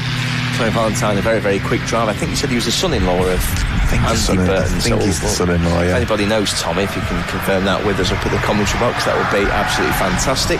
Rounding the last corner now, the corkscrew, is Costa Caritis. Let's see how he gets on that time round. 1:30.839. So very, very consistent there. The gap remains 5 laps at the front. I was just thinking it might be worth at some point trying to grab a driver or two to get them up here to have a conversation about exactly what goes into a 24-hour. Preferably one that's got out within the sort of previous hour, because we know there's not the biggest chance in the world they're going to get back in. I'll have to sort of compile a list of people contact there, wasn't it? That was Aston Martin into the tail end of Kajau. It was indeed. So I wasn't expecting that at the Rocket that time round. So I think that the who's on the case, it's Mike Weberstadt. That was a little bit aggressive. Yeah. So Lee Taylor, he's had a busy weekend, and unfortunately Mike Weberstadt just made it that little bit busier up at Rocket, so he's got the car struck back into life. I think he got the clutch down in time as well to ensure that the engine stayed running, which after this long in a race you think, well, yeah, it's fine, you just start the engine up. Heat soak can really make it difficult to start an engine, especially if the car's been running for near on 2.5 hours at this point. If he's getting towards the end of a stint, it's just the engine won't be too happy about stopping in like a sudden way and then trying to get struck back into life again. Scott Parkin still pushing on, is in the 32s on that lap, but he did have a bit of traffic to work his way through. He did. So Mike Weberstadt just adding another dent towards the panel in the number 23 Ford KA, so the front left. Lee Taylor only lost actually 6 or 7 seconds, which is quite impressive given the car went a full 180 degrees up at Rocket, but no harm done. Continues on. Looking around the rest of this race, I've seen the previous lap times. Yeah, Costa Caritas is the fastest man on circuit. He's the only one who's consistently doing 130s now, but obviously, as you say, Scott Parkin did have that little stramash to try and negotiate, which he's done. And that car looking as immaculate as it did at 20 to 4 yesterday afternoon. The Milner car. An absolute masterclass in how to run a 24-hour race thus far, with 5 hours, 16 minutes and 45 seconds remaining. Just going towards Peel, back towards the Skarsky and Crutch car. And that has got Jonathan Moore behind it.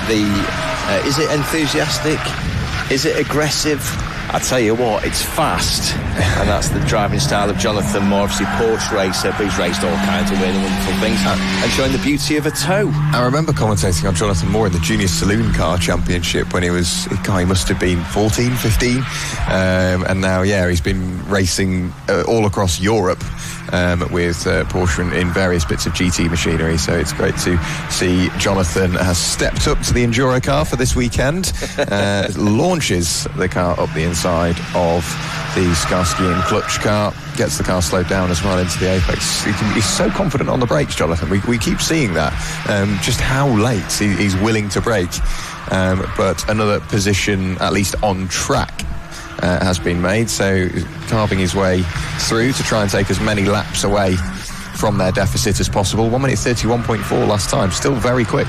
Using all of the track, so Jonathan fundamentally determined to try and get back into the 1 minute 30s. I'm absolutely convinced of that. It's Dean Pollen aboard the Skarsky and Clutch car, by the way, currently 9th overall. So he did exactly the right thing in letting Jonathan through. But you're right about Jonathan on the brakes, by the way. So whilst he's late on the brakes, actually the amount of tyre smoke that results from Jonathan's braking markedly less than some of the other cars out on circuit. Oh, look at that. Look at the amount of curb that he took on the inside again. Let's see how much curb he took on the outside. Yeah, quite a lot, actually. Right out towards the green, the Jonathan Moore car, Project 297. Still waiting, by the way, for the Burton Power car to resume. So let's have a quick look at the pit stops. That came in at 10:18. So that's been in for the best part of 6 minutes. Right on cue, leaving the pit lane. The Scuderia Bowron car back in the pit lane. So they are I think they've just changed, was that brake pads they might have changed as well, just to ensure that the car has still got the right amount of bite required. Also into the pit lane is the 22 of Natalie Knowles. Not exactly sure who Natalie will be handing over to. We'll have a little look at the stints to get an idea. I'd imagine it's Nick Berg that's going to get in that, or Ben Smith. Ben Smith may be getting in for his second stint any moment now. And for Burton Power, as we said, we'd imagine it will be Tommy Valentine. For Scuderia Bowron, it could be Ryan Bowron getting back in the car as well. But looking at other cars yet to pit, there's still a few that need to go through this latest round of pit stops. But for the moment, nobody's really in a rush to it. What they're focusing on, I think, at this stage is just keep those laps ticking by. That's right, with more than 5 hours to go, we're in a bit of a holding position now in the race. I think it's just making sure that the cars do their thing at a relatively consistent pace and then maybe push for the final couple of hours of the race. There's number 65 car in front of you, so Tom Ynys still remains in the car, lapping consistently in the 1:32s. He's lapped down now after that Burton Power Racing pit stop anyway. Took a very wide line into the final corner of the corkscrew anyway. We managed to clip the apex on the inside, no harm done. Continues on his way. He's actually behind Costa Caritas then, so the Greek god we were talking about yesterday, 130.5. He's really going for it, Costa here.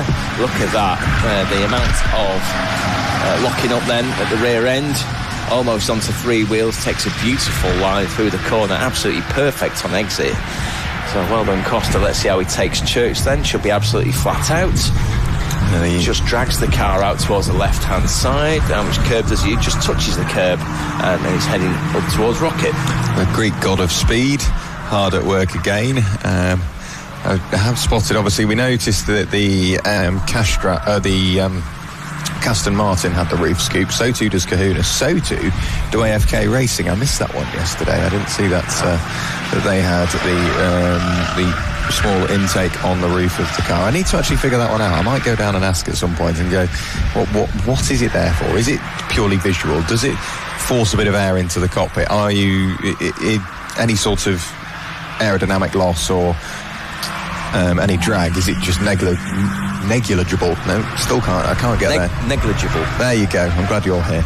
It's been a long weekend. Yeah, it's been a very long weekend. You've absolutely smashed it out of the park. Anyway, we're all allowed the odd slip up. I mean, bearing in mind there was at least one driver yesterday, and as you quite rightly said, they've been pronounced his name wrong for at least 2 races. So I mean, there are worse mistakes to make. So there we are. But no, you're quite right. That's definitely worth checking out, given there's only 3 of the full KAs in the field that have that aerodynamic aid. Or was it an aerodynamic disadvantage? We were trying to work that out. What the purpose of it was. We'll try and figure that one out. We're closing in on 700 laps completed, and we've still got 5 hours to go. Team Shine back in the pit lane. I think we're definitely going to be on for breaking the record this weekend, should the remainder of this race go well. Those watching on YouTube, if you want to put in the live chat, do you agree with us that we're going to break the 900 lap mark? And if you do, how many laps do you think we're going to get to? Exactly. And will there be a reward for getting it on the money? No, is the answer from the You can watch Donington Park National for free on YouTube, as you can with every other round on the MSVT Racing YouTube channel.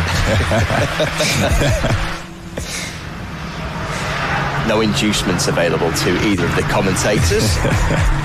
Just having a quick look, by the way, at the odd speedboats still out there up on the... In fact, we've got more than 2 boats now out. We've now got a sailing boat on the right-hand side anyway, as closest to us. Are we at that stage of the race where we're boat spotting now? We are boat spotting because these drivers are just being so consistent. So we're not seeing anybody that's doing anything out of the ordinary or going particularly slowly. Out of the pits now is the Scuderia Bowron car, so we'll confirm which of the Bowron family has taken over from Lewis Bowron there.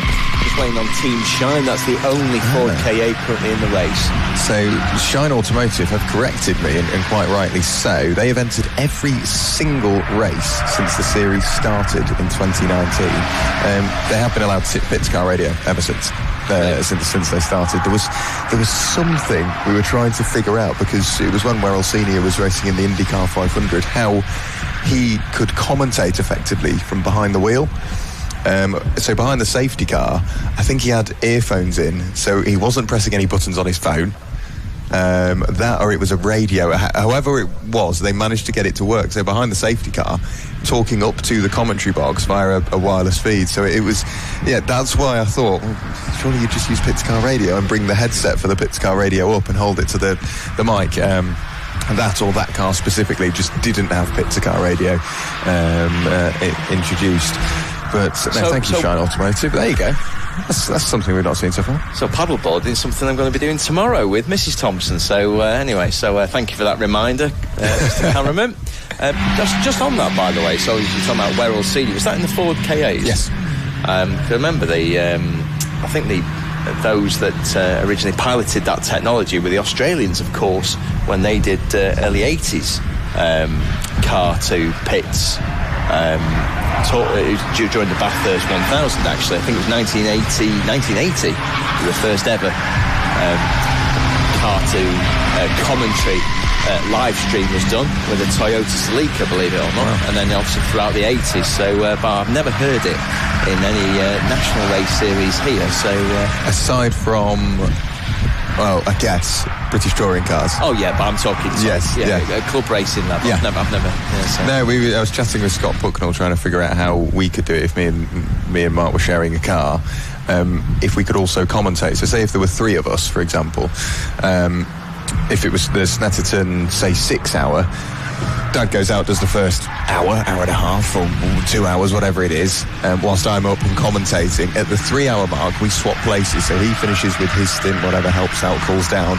At that point, he comes up to the commentary box. I leave the commentary box, go down, get ready, and then go out and race to see if we could do it. It would be really, really cool. And there have been talks of a full commentator car as well, because there are a number of commentators which do race. So I think that would be really cool to see. We might get a taste of our own medicine. Well, whenever you fancy racing, mate, let me know. I'm well up for it. By the way, I'd love to know if there was a car to commentary box on that particular little move up at the top of the circuit. As one of the cars comes in, and it's the replacement Orcasport car, the T car, which Peter Child's been driving, and currently in 14th place overall, looking very busy up at Peel. Lee Taylor again, one of the busiest men this weekend, and it looked a little bit fraught then as he was lapping his way through the field. But now Lee Taylor currently in 11th overall, 132.257 was his previous best. The only man under 1 minute 31 at the moment is the Greek god of speed, Costa Caritis, in the number 333 car, the Kahuna's race team. And we are 5 hours 6 minutes away from knowing our winner of this year's EnduroKA series. Still plenty of action to come. I can't help feeling there'll be at least 2 or 3 stings in the tail, Jack. Yes, absolutely. I'm just having a little look. Orcasport back in the pit lane. Team Shine in the pit lane, albeit still messaging in the YouTube chat whilst their car is in the pit lane. Good to see spectators back out again this morning. There were quite a few. Whilst I was wandering around last night, there were still quite a few, whether that be sort of family members, team members, or what have you. But doing a sort of half lap of the circuit yesterday evening, there were still plenty of you out there and around the circuit, which was brilliant. Through the corkscrew goes Caston Martin. Kachow just washed slightly wide, but I think that was just showing how committed they were on the way in, and it's kicking up yet more dust through the final corner. And speaking of committed, so that's Alex Miller that's in the 297 car anyway, and Alex was giving it full beans then through, I think that's a technical term, through corkscrew and then into the final corner, and using all of the curb and a little bit more. Just seeing Alex now come through the banking. And now out on the circuit. So actually quite a few cars, even though they're not close on the timesheets, very close together on circuit. And Scott Parkin continues to make imperious progress, heading up towards the Rocket now and towards Peel. Let's have a quick look at the braking distance. He's taking it remarkably steady. So he's done what he did in his first stint yesterday, which is putting a number of quick laps in the first 10 to 15 laps, Jack, and then suddenly just ease off the car and show a little bit of mechanical sympathy. A slightly longer pit stop recently from NJM Racing, and Jamie Moore's just dropped me a message. We've had a drive shaft and a wheel bearing failure, hence the longer pit stop recently. A drive shaft and a wheel bearing, and to still get that turned around in less than 10 minutes is impressive, very, very impressive. It makes you think, is one cause or effect for the other? No, that's right, but I mean, they managed to maintain 7th place overall, and into the pits then comes the leader. So, this is early. Yes, because I didn't think Scott Parker had been out that long. If we have a look at the stint time, he's only been out an hour. We'll have a look up at the end, straight into the garage. Straight into the garage. So I might very quickly run over to see exactly what's going on with our race leader. Yeah, big part of the race then, so Jack Werrell will head down there. He's done this a number of times this weekend. It's a good job he's a runner. But yeah, so straight into the pits then. Thursday, Scott Parker had only been out for just over an hour. Just said that it looks as though he was in the 132s, trying to give it some kind of mechanical sympathy. So that's the first time that there's been any indication of anything going slightly awry for the Milner Racing team. So we'll keep an eye on what goes on. There was a 5-lap advantage over Costa Caritas in the Kahuna's race team, who's continuing to lap in the 131, so we'll pick up the number 333 car, just heading up towards Rocket then for what will be his 697th time. They've just gone over the 700 laps, by the way. 701 laps completed by the lead car, now currently in the garage. Still in the garage, by the way, joined the Milner Racing team, his Team Shine with Adrian Wood previously on board, Peter Child on the Motorsport car. Yeah, those cars still being fettled in the garage. I'm just picking up again on screen Costa Caritas, putting together a very, very fast stint indeed. Just double check how long Costa's actually been in the car for. Costa's been in the car since 9:25. So yeah, he's been in the car for 1 hour 10 minutes. Takes a cracking line again through the final corner at Corkscrew. That's how to take it. Anybody studying Ford car racing for the first time. And yeah, his time of 1:31.482. But noteworthy times elsewhere. Mark Witherington remains very, very quick in the number 64 car, currently 6th overall, 1:31.323. And Lee Taylor again, which we'll see the Cachao car, the number 95 car. Still going very, very quickly in 11th place overall. He's 2 laps away from the interloper, the Citroen C1, currently being driven by Jason Plowright. Jason's got faster as the session's gone on, with a 1:34.549. 1:30.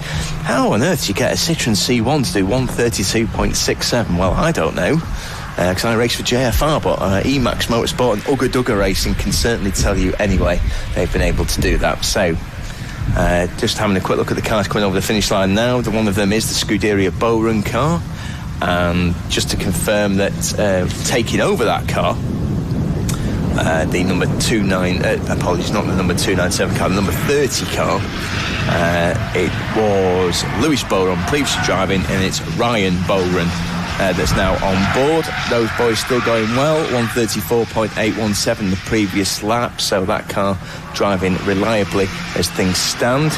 Out of the pits then has gone the Milner Racing car, so when Jack returns he'll be able to tell us all about it. So whilst it went straight into the garage, it's gone straight back out. We'll confirm whether Scott Parkin is still in that car. So it was a 2-minute 8-second pit stop, and it's now making its way through the Corkscrew. So let's see visually whether the Milner Racing car is running as it should. Well, it's not gone into the pit, so it comes around the Corkscrew. It looks very committed through the final left-hander, and we'll keep an eye on the way that car continues as we're now heading into 5 hours left of this race. The Jägermeister car, it's the MSVT racing car you see in front of you. Bright orange evokes memories of early 1970s and mid-1970s Porsches, but it's not Jägermeister on the side, it's Jägermeister. Obviously, after the EnduroKA series, they'll come with all kinds of weird and wonderful names in this series. So we're coming up to 5 hours to go, and what we'll do, like we do on every hour, is just take you through the standings. After 19 hours of racing now in this 2026 EnduroKA 24-hour race from Trackmont in Anglesey. Lovely wide landscape shot, and just to confirm that after 702 laps of racing, the Milner Racing car number 46, which we'll find out shortly from Jack what went on there, is currently in the lead of the race. A 4-lap advantage from the Kahuna's race team, number 333 in second, and then Burton Power Racing in third position. They're only a lap clear though. The number 65 Autotech car, driven by Tom Monemius at this moment in time. He's got a long stint, Tom. In fifth place is the number 22 AF 5k cash-out racing car with Nick Creed on board, 15 laps. Also on the same lap in 6th position is the Mark Witherington Autotech car, one of the fastest cars out on circuit at this moment in time. Then a 13-lap gap back to 7th position. The number 2 NJM Racing Limited car, we just heard, has had a replacement drive shaft. They are 28 laps down. Then 8th overall is the car that's really on a push, the number 23 previous leader of the race, the Caston Martin Royal Green car, 31 laps down. They've recently just passed the 9th place car, number 143 Skarsky and Clutch, which have currently got Dean Pollen on board. They're 31 laps down. And then 10th is the Interloper of number 115 Emax Motorsport with Ugga Dugga Citroen C1, currently 10th overall, 34 laps down, taking you through 11th to 17th. And in 11th place overall is Kachow, and that's the Lee Taylor car. So that's 2 laps further away from the Emax car with 36 laps down. 12th overall is the MSVT, the car we've just seen on screen, by the way, the Kegermeister car. That is 60 laps down on the current race leader. Just waiting for the standards to update in front of you on screen. There we are. So Team Shine with Adrian Wood on board. Number 180, they are 78 laps down, but still circulating well after issues. Orca Sport, they have Peter Child on board. They're 88 laps down. They've had a multitude of issues during the night. That's a replacement car, which cost them 20 laps. In 15th place is the LDR Performance Tuning car, which had a number of engine issues previously, but now 15th overall, currently in the hands of David Bywater. In 16th overall is the replacement crew engine Scuderia Bohren car, and that's got Ryan Bohren on board. They've only lost 199 laps after a eventful race so far. And in 17th place, you won't believe it, but that's one of the quickest cars out on circuit at the moment, the Project 29.7 car, with a multitude of drivers, including Alex Miller, includes Jonathan Murray, includes Paul O'Neill, and that rounds out your 17 entrants. All 17 that started the race continue the race. So, Mr. Werrell. So after a quick look in, ran up, the Milner car had jacks lifting the entire front of the car while steam was coming off the brakes. So clearly pushing on was Scott Parkin. He said that geometry of the car just changed subtly and wasn't as responsive as it once was. So they're suspecting the steering rack is just showing its age and showing that it has been out there for a long, long while now. I mean, let's be honest, we are 19 hours into the race now, and they have been leading for a long, long time. So it's no surprise that the parts of the car are starting to show a bit of wear. Milner Racing have been in the lead since lap 656, but then it says it has changed since then, but I find that hard to believe. I think, looking at the stats that we've got, they have been in the lead consecutively since lap 391, and we're now on lap 704, so they've been leading a long, long while. But yeah, steering rack just required the quick once-over. I think Scott came in purely out of safety, just to go have a little look. We've got the time, why not? Well, you know what, that car has done over 1,000 miles within the last 19 hours. I mean, as you were quite rightly pointed out on TSL has got a lovely section called Statistics. You'll be able to see the total mileage of all the runners, and if you added together all 17 runners and what they've done so far, it currently totals 17,036 miles. So that is more than an average car would do in a year on UK roads. Yeah, so just shows you. And if you look at the total laps completed by everyone out there, we're north of 10,000, dangerously close to 11,000 laps completed now by the field. Yeah. 175 pit stops have been completed by the field as well. And speaking of pit stops, we'll give ourselves a pit stop anyway. Now we're on the hour, so we'll have 5 minutes, as we've just seen our first jet ski out over the Irish Sea. So Jack and I will be joining you back in around 5 or 6 minutes' time to carry on this race.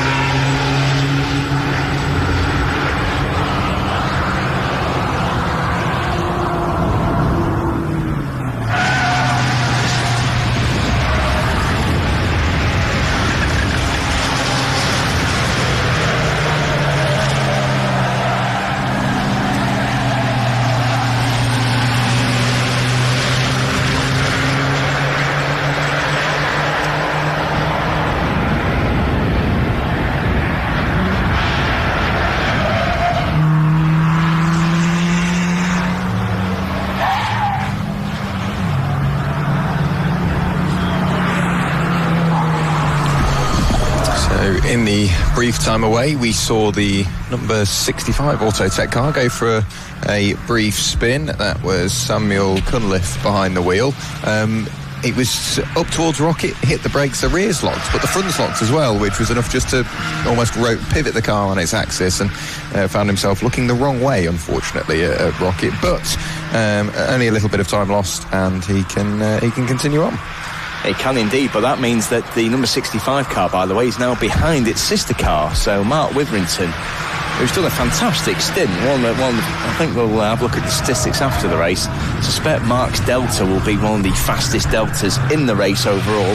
5th overall, he's been very consistent in the 1 minute 31, the middle 1 minute 31s. The fastest driver out on the circuit is Costa Caritas, who's been absolutely remorseless in his chase down of Scott Parkin. And it's a shame that they got that 2-lap penalty in the pits, as you say, for that the tyres being too close to the car during one of the pit stops, because otherwise there'd only be a lap between them.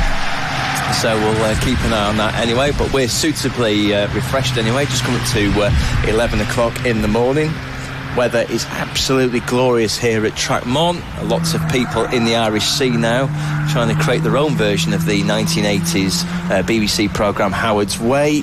Out on the sea, so lots of people out there enjoying themselves as we're enjoying ourselves. Up in the commentary box, more lockups then towards Rocket. That's the Jägermeister car, the MSVT car, number 44, currently driven at the moment by it's Abbott, isn't it, that is driving the 44 car. So he was out yesterday. Lee Taylor in the number 95 car, you can see one of the busiest men that's been at Track Mon this weekend. I wonder what's powering Lee Taylor. I suspect it's a mixture of Harry Bowen energy drinks at this moment in time. He must be absolutely shattered, but you wouldn't guess by the way he's absolutely pushing the car towards the top end of the circuit again. The car has got a tendency to understeer its way around the Track Mon circuit, which was beautifully illustrated through there, coming through the corkscrew then for what will be that particular car's 678th time, as we were saying earlier.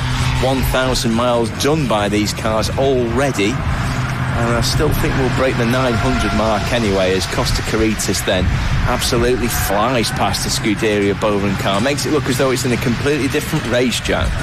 Yeah, pushing on is Costa. You can see just how confident he is with rotating the car, gets everything all on the nose, and then chucks the car in and just hopes that the rear somewhat stays in tow. Obviously, Milner Racing, with the slight issue, their lap times have dropped slightly onto the 1 minute 32, so the lead gap down to 3 laps. However, Costa Caritas and Cahunas Race Team owe them a pit stop, or don't they? No, they don't, because Scott Parkin coming into the pit lane will have counted that as an extra pit stop, so it is effectively 4 laps. So just over the start finish line, we've seen Scott Parkin. Heading up into Rocket now is Costa Caritas. So there is the lead gap is there or thereabouts. It was consistently 5 laps. They've taken about half a lap out of them, I think, over the previous stint or so. Obviously, Scott Parkin and Milner Racing with NJM Racing will have lost a little bit of time with the brief spell in the pit lane. However, it's not going to be anything too dire at this stage, with 4 hours and 41 minutes still to go. We've got Aston Martin in the pit lane at the moment. So Mike Weberstadt, after a long stint, it was 2 hours 20 minutes, something like that, I'd imagine, 2 hours 10.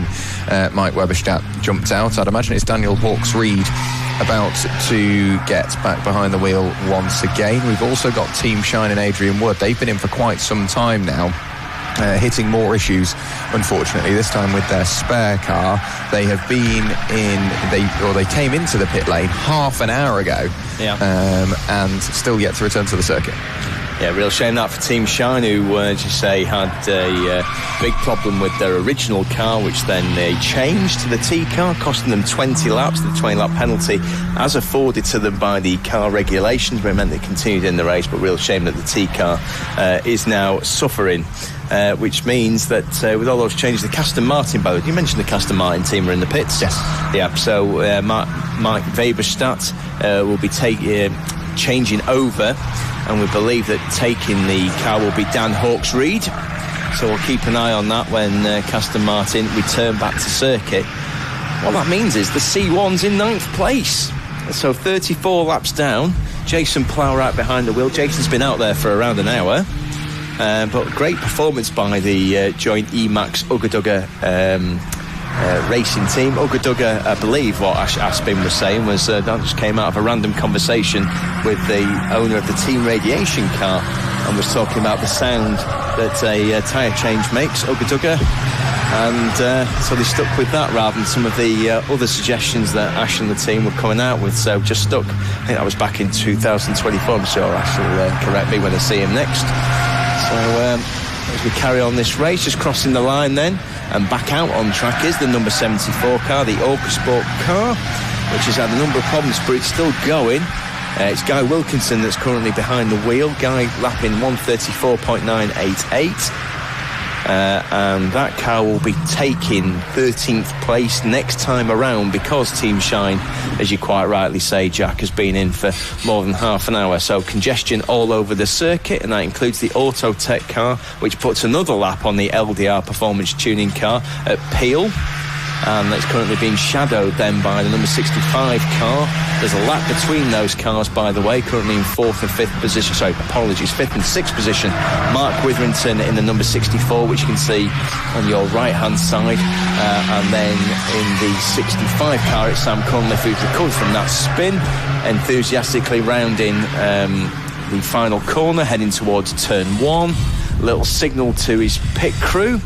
So we'll see what happens with that car as it comes back round. Here we are, and then the rest of them just about to put another lap on the Citroen C1, the pale yellow Emax car. It comes through the second corner of the banking. Is now heading towards Church, one of the fastest corners on the circuit. I was trying to work out what's the fastest speed these Ford cars get up to on circuit, Jack. I think it's between 90 and 95, I believe. Yeah. Getting towards the top of the circuit. I know they average around about 60, 61 miles an hour over the space of a lap. So you should imagine, they're getting up into the 90s as they head up towards Rocket. But it's all down to, I guess, wind and down to are you following a car, because then obviously that will slightly vary the speed on the run up towards that section of the circuit. Autotech Motorsport number 64, apologies, I was looking at it and still said the wrong number. Mark Witherington, only 30 seconds away from AFK Racing and Nick Creed. So Nick Creed has just gone through. In around about 30 seconds time we'll get a confirmation of that gap. With Adrian Wood still in the pit lane, they are at risk of losing out to the number 74 Orca Sport car, Guy Wilkinson. Next time he comes by, he'll pick up that place, and that will put them up into 13th on the road. So any moment now we should see the Autotech Motorsport car come through. There you go, the gap is coming down. 29.6 seconds the gap between 5th and 6th place. And those are the little wins. Granted, he is 29 seconds away, but those are the little wins. Picking up a position this late in the race can be something of a rarity. No, absolutely right. Well, Mark Witherington, of course, though, has been in the car since 8 minutes to 9.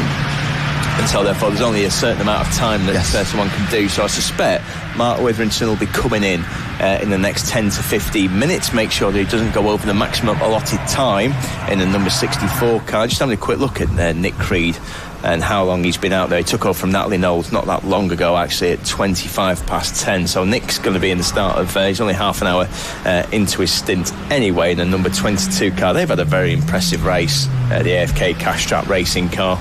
They were in the just outside the top 10 as the race began, and as the number 65 car again managed to get it all wrong up at the top of the circuit while it was lapping Jason Plough, and then just about forces its way back through. So Sam Cunliffe then struggling with the brakes again in the number 65 car. So he's had a little spin 5 laps ago, outbraked himself then into Rocket that time. So I suspect his front tyres will not be thanking him for that, and neither will be his brake pad. So I think he's got a little bit of car management to do during this little stint of the race, with 4.5 hours to go, Jack. As you say, 4.5 hours to go, so plenty of time for the laps to continue to roll in. The gap comes down yet more with Witherington in the 64 Autotech car. Naturally, they do owe us a pit stop, and of course the car will be very light as well as the fuel load has started to wear out. The Citroen C1's all kinds of contoured on the run through turn 1, sort of appeared into shot, and it wasn't necessarily rotate, it was more sliding over the surface of the circuit. So the original brochure for the C1 said, this car comes with a radio, a rear wash wipe and lots of body roll. They were the three things that were absolutely standard, and that was shown by Jason Plowright's line then through turn 1. And but anyway, no problems at all for the Emax car, which is still in 9th place overall, which should be, I tell you, if Emax are able to keep that position, absolutely cracking result that for the team. They work extremely hard, and by the way, they were the one team that had a barbecue out for sausages at 9 o'clock this morning, so well done to that team anyway. That's one thing you see. Sorry, that's one thing you see in the Citroen C1. You see the unicorn for a Citroen C1. You're looking for the Citroen C1 vibe, because it doesn't come with aircon. It comes with wind-up windows, and even as an optional extra leaving the factory, you could choose whether you did or didn't want a rev counter. So in the race car, naturally, a lot of teams would opt for the rev counter. Just because it's for ease of use, but it was an optional extra. Not every trim level came with it, but a lot of teams are looking for the C1 vibe purely to save weight, because it means you haven't got electric windows, and even if you do buy one with aircon, you can take all the aircon related bits out, but it's just to save on labour. You may as well go for the lightest model. Even plastic door handles which aren't painted, and plastic wing mirror covers which aren't painted. Those are the little things I know that teams look for. You're absolutely right, but that prompts me to say two things. Number one, apparently the engine to get in a Citroen C1 is in a very rare Citroen C1 automatic model. Apparently the engines in that are slightly better, so I'm not going to say which team bought a car from which was a C1 automatic as a donor car, but then placed the engine in. You need the C1 auto engine with the 05 to 2012 gearbox, because that's the quicker box, and then you need to bolt it all into a Citroen C1 Vibe shell. Yeah, but I think Citroen also missed a trick. If the Vibe, why didn't they call it the V1BE and then relate it back to the fact it was called the C1? Anyway, we're 20 years out of date with that reference anyway, so apologies to Citroen's marketing team. Back to today, Mark Witherington into the pits then, as we suspected, in the number 64 Autotech car after an absolutely fantastic stint from Mark, lasting 2 hours, just under 2 hours 20 minutes, 2 hours 12 actually, it was a stint time, so well done to Mark. Very, very fast and within the rules. Based upon the driver order that's been stuck to so far, we suspect Ian Mitchell's going to get back in the car. Ian Mitchell lapping very quickly yesterday. Very, very experienced driver. Ian drives all sorts, including Ford Focuses, so we're expecting Ian to be in the car. We'll see whether, I think they'll drop behind the sister car actually of Sam Cunliffe, who I think hasn't had any other indiscretions beyond the ones we've shown in the last 10 laps at the back of the top six. We're back to the front then. Scott Parkin, despite that issue as you mentioned, Jack, with the steering column, so if things may not be 100% right in that car, even if they're 95% right, they've still got a 3-lap lead over Kahuna's race team with Costa Caritas, who is lapping very, very consistently in the 131. Kahuna's race team will be kicking themselves because they have a 2-lap penalty applied to them already, so for them, if they didn't get that, they could be within touching distance, especially now Milner Racing have picked up a steering rack issue, which is quite obviously affecting the lap time, because Scott Parkin's stuck in the 32s at the moment, whereas Costa Caritas is in the low 31s and pushing on, still scything his way through traffic. He's just managed to work his way through and past the NJM racing car with Ross Irvine behind the wheel. The next car he will meet will be the Skarsky and Clutch car. That's currently down in 8th place. But yeah, just a small mistake, and it's cost them effectively half their gap to the leader. Indeed. Dean Pollen aboard the Skarsky and Clutch car. I mean, that car, it's difficult to say Skarsky and Clutch at certain points of the race, including this one, the mid-morning session, with only 4.5 hours to go. Just seeing them come through the corkscrew now, one of the great corners in British racing, and you see a gaggle of 5 Ford KAs just heading towards you, and you're hoping that they stick to the racing line, and luckily all 5 do. The Aston Martin then that briefly led this race at the start of the session, now down in 11th position. We just had a driver change, of course. Matt Tordoff. I think it was Matt Tordoff that was in the car actually when they had the incident with going into the back of the number 49 LDR performance tuning car, and obviously problems with the radiator which the team had to fix. The car is lapping very well though. Matt, he's lapping in the 130s, very, very quick.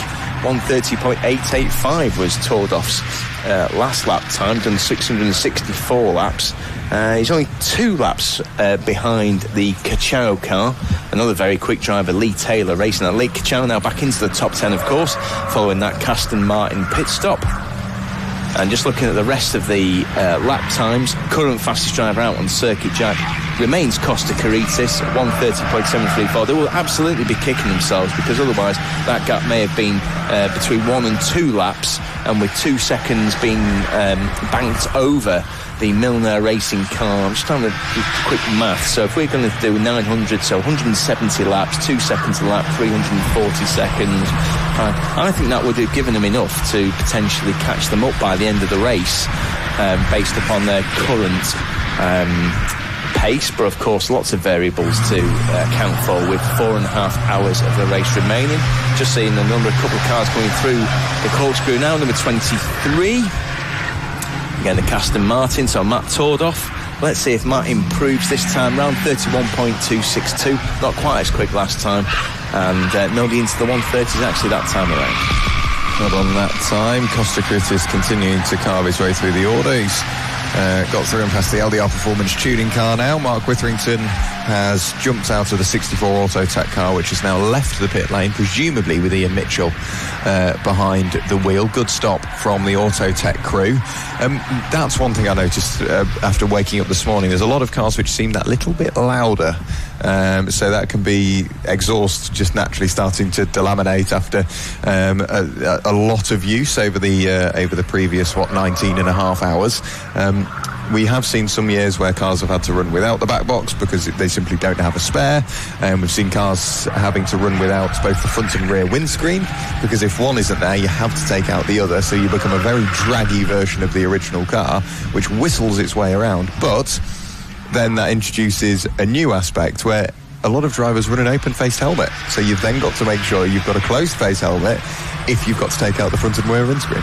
That's right. I remember the Duratec engine that I had always had an issue with tappets and its fan belt as well. So but we'll see. I think you're right. I think it's mostly exhaust issues, which will no doubt be compounded if there's a little bit of rubbing from other drivers during this race anyway, to try and dislodge the exhausts. Really going quick. Oh, look at that. Goodness me. The number 2 car. Now that was Justin Irvin getting it all crossed up as he was exiting the final corner of the circuit. And he's got Lee Taylor behind him. Lee Taylor undoubtedly will try and put another lap on him, which he does. In fact, apologies. No, Lee Taylor is, of course, behind the number 2 car, so Lee Taylor further unlaps himself, but there is a full 7 laps between those cars anyway. But Lee Taylor is absolutely pressing on, 131.803. A few were into the 131s that time round, including Costa Caritis, were the 131 dead. Still not back out on circuit though is the Team Shine car number 180, so that was the car that is a replacement car, the T car being used by the team now, and unfortunately we appear to have engine maladies in that car. If one of the team can confirm what's going on with that car, we'll be most grateful. Up in the commentary box, crossing the line now are the Autotech cars, number 64, and it is Ian Mitchell, just to confirm. In fact, let me just do a double check on the stints there. Yes, it is Ian Mitchell who's now in the number 64 car. They are 18 laps down, the 1 lap behind the sister car of Sam Cunliffe, who's in 5th position. And really looking back at this fabulous number 95 livery with the sponsors of that particular car as well. Lee Taylor then makes his way down the corkscrew. Again, just a very small bit of understeer there, really pushing it, and also pushing it is the car in front of them, the Aston Martin, waving his hand furiously at the Starsky and Crutch car. So that is, of course, Matt Tordoff going very quickly, of course. He's been held up by Dean Pollan. There's Matt Tordoff coming through now, so in a distinctly second-hand car. various ailments on the panels, various dints. That's a very war-worn car, I have to say. It's probably the one with the most damage of everything in the field at the moment, but it continues on in the 11th place. Jason Plough right behind is actually in front of the Aston Martin out on circuit, able to get a good tow from the Ford car as it goes up towards Rocket then. These cars have done the best part of 700 laps, but of course the car at the front is only at 725th lap. And just to give an idea of how Scott Parkin's getting on with that car, which is only probably at 95% health, it's still regularly doing 1 minute 32s. Yeah, it's still doing more than enough. Behind the wheel of the 46 Milner racing car is Scott Parkin, with of course the slight issue with the steering rack, but been told that nothing major to worry about. You're just going to lose sort of half a second a lap just driving around the issue, which at this stage in the race isn't anything major to worry about, with your nearest rival with a 2-lap penalty and still being 4 laps behind. You shouldn't need to worry too much. It's all about now keeping it on the road and keeping it consistent between now and the end of the race. 4 hours and 24 minutes still to go. I'm just looking further down the order. Team Shine still in the pit lane. They have now lost out to Guy Wilkinson in the Orca Sport car. The next car will be David Bywater in the LDR Performance Tuning car, only 8 laps adrift now. So whatever's going on in that Team Shine garage, they are hard at work. They've been in the pit lane for getting dangerously close to an hour now. Hell of a long time in the pits anyway, and you were quite right what you were saying earlier, Jack. A couple of cars sounded distinctly gruffer as they're going past our commentary position. So again, we're keeping an eye on that. A couple of cars have tailed off in terms of the performance. Scott Parkin really trying hard, but it didn't look particularly quick as he was going through the corkscrew, really struggling around the right-hander during that section, and it bears out with the times as well, 1:32.6. So yeah, he is managing that car at the front of the field based upon what we can see in front of us from the commentary box position. But just to give you an idea of some of the times down the bottom end of the field, quite a lot of the cars just managing around the 1 minute 34s. They include Dean Pollan, the Skarsky and Clutch car, includes Orca Sport, which is it's Wilkinson, Guy Wilkinson that's driving that car. Adrian Wood obviously still waiting in the pit, so we can't claim that. Number 49 also lapping the 34s, David Bywater still on board, and you got Ryan Bowron in the Scuderia Bowron car, which obviously has had issues throughout the race. So quite a few people just managing things with 4 hours 22 minutes to go. So just keeping an eye on those gaps, with Team Shine still there or thereabouts in the pit lane. LDR Performance Tuning closing in. Scuderia Bowron quite some way adrift, so Team Shine I think 15th at best. Dependent on what issue they have. As you say, you can see Scott Parkin's working hard and asking everything of the Milner racing car, but with the issue, he's having to drive around that. Maybe adjust his driving style somewhat, and may not be as comfortable as he once was. So really having to pile the lock on, I think, just to get some rotation in the car, which does align with what Jamie Moore said with the steering rack issue. Very, very sideways moment for the 65 Autotech car. Managed to get it all collected up. They are currently in 5th place. That is Sam Cunliffe still. But he was struggling because he spun on one of his opening laps up at Rocket, and even then over-rotated the car on the way in. Yeah, he's having an interesting time, isn't he? So he's locked up a couple of times and a little bit maybe too enthusiastic as he was going around the corner. Then he comes around the corkscrew. He's got the 23 car, the Aston Martin behind him. Does the right thing, lets him through. Just wondering whether Sam's actually going to come into the pits. Yes, he does. He comes quite slowly into the pits as well. So let's keep an eye on the Autotech car. Currently in 5th position overall. How long has Sam Cunliffe been in that car? Let's just double check for you. We'll look at the stint for Sam Cunliffe. So he's only been in the car for 28 minutes. So let's double check on that number 65 car in 5th position. The way that he made that error at the top, and then the way that he let the car go through on him, I suspect that not all is well, but we shall see. The 65 car is immediately below us in the commentary box, so we can't quite see what's going on. Yeah, not exactly sure, but clearly not all is well. You're pointing out the NJM car, is that? Yeah, so it's Skarsky and Clutch, and I've just seen a few bits of smoke coming from that in a very odd place, which is around Church. So we're going to keep an eye on that car as well. That's the current car in 8th position, Dean Pollen. He was lapping the 132.5, so it all looked okay before. I'll just keep an eye on it, because wouldn't expect to see smoke come from the car around that part of the circuit.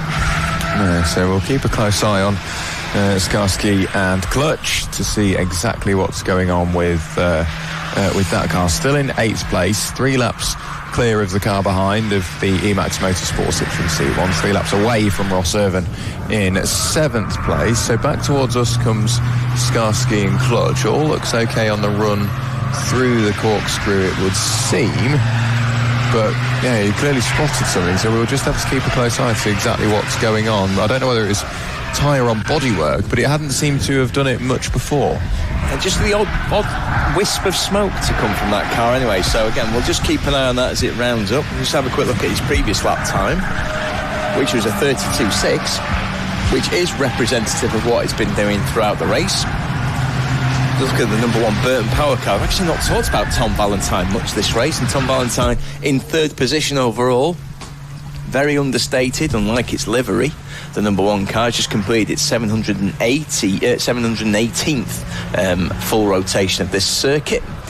But Tommy Valentine going well, only 10 laps behind the leader, the Milner car, which is clearly nursing itself round. The Milner car just coming round now, the leader coming round to finish its 729th lap. Let's see what Scott Parker did that time round. It was a 132.883, so it's actually heading towards the 133s.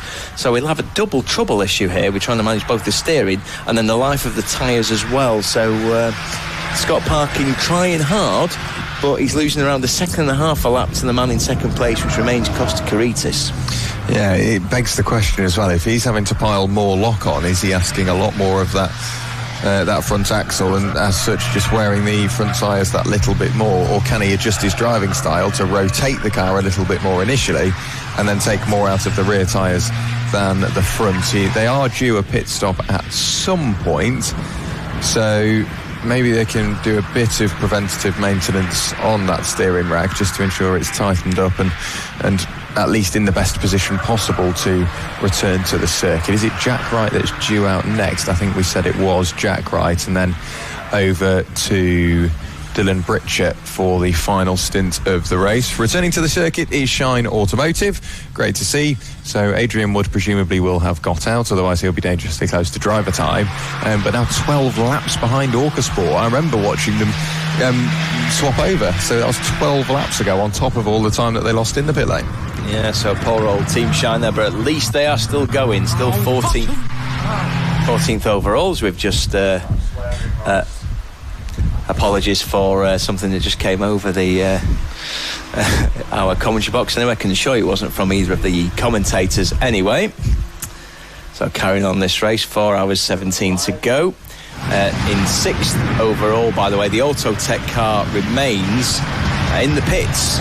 So that's been in now for the best part of 6 minutes. Sam Cunliffe brought it in. I suspect there was an issue because it had lost 9 seconds on his previous lap. Clearly a bit of a pain to drive as well for Sam Cunliffe at various points on the circuit. Now Costa Caritas comes back around. He's completing... he's waving to his pit crew anyway, Costa. So let's see. How long has Costa been in the car now? So I'm having a quick look at since. Yeah, he's been in since 9:25. So I suspect that with the way that he was furiously waving his pit crew and also flashing his lights, I think Costa will be coming in relatively shortly in the number 333 Kahuna race team car. The rest of the cars go round. Let's see how the number 49 car's getting on, which obviously had a number of issues. Remains in the 135s. And that car currently 114 laps down in 15th overall. And back out on circuit, who else can we see that's lapping anywhere near pace? Actually, Matt Tordoff remains the fastest driver on circuit, 11th overall, Aston Martin. You just wonder whether that team are thinking what might have been, because they've had race-winning pace in that Ford car, but obviously had that incident. They've had a couple of other small incidents since, which means that unfortunately Aston Martin are now 38 laps down on the leaders in 11th place overall. But we can see the leader in front of us, Scott Parkin then, nursing his car around. In fact, the 131.854, so that suggests better than nursing the car anyway. He's got Ian Mitchell behind, who was slightly quicker than Scott on that lap. Let's see if Ian decides to actually play around a little bit and head towards the top end of the circuit. He gets a good tow as he goes through Church. Does Ian Mitchell decide to dive out of the tow? I'm sure I saw Scott Parkin saying, do you know what, Ian, come past me on the outside if you dare. And Scott Parkin does exactly the right thing, very sensibly lets Ian Mitchell through as they head towards Rocket. Ian Mitchell completes the move well ahead of the apex and then gets round and then through towards Peel. Behind them at Rocket we have the number 297 car. That's got Alex Miller on board, coming lapping in the 132.6s, and behind him is the number 74 car, the Motorsport car, which has had a very eventful 20 hours so far of this race that's the T car for 74. You might be thinking yesterday, I'm sure it wasn't painted in that colour when I saw Motorsport on the side. You're right, it's a completely different colour, but it's a completely different car. It's got Guy Wilkinson on board. That's lapping in the 1:35, and someone using all of the rev range in that car, as we just heard, all 6,000 RPM. It's the number 64 Autotech car. That's the one that initially sort of piqued my attention as to being a little louder than the rest. So I've got a feeling that's the one that was, using all the rev range. How open do you think the diff is as well? Because if you're jumping on the throttle, are you just going to start skittering that inside wheel slightly? Yes. Sure, yeah, definitely. So Ian Mitchell then working his way up through the order because he's passed the sister car. The sister car remains in the pit, so that is not a standard pit stop, unfortunately. That car has now been in since, just having a quick look at how long he's been in for over 8 minutes now. So that's 8 laps between him and the 7th place car, the NJM racing car.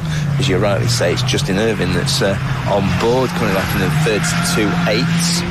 Scott Parkin managing things very well at the front of the field. So he's just about to come round. Actually, I think he's just been through Peel and now heading his way down back towards us.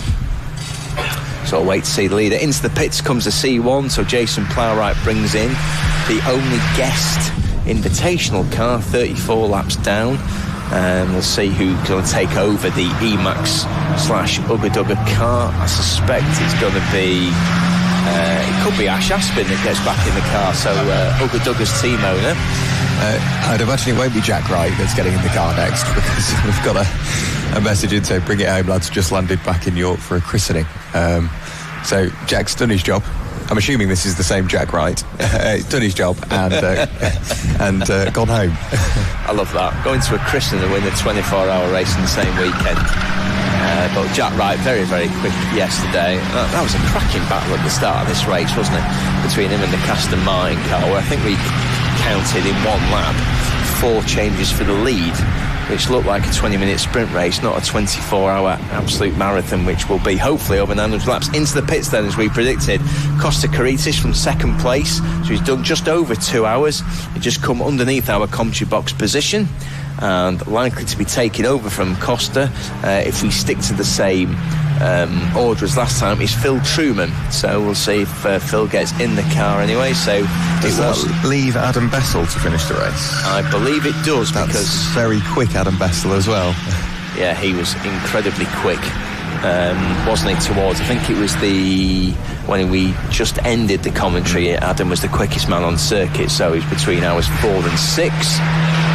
But Phil Truman will be getting back out there anyway, so I think if they do a regular pit stop, I think the gap will be back to around 5 laps between him and Scott Parkin in the leading Milner car.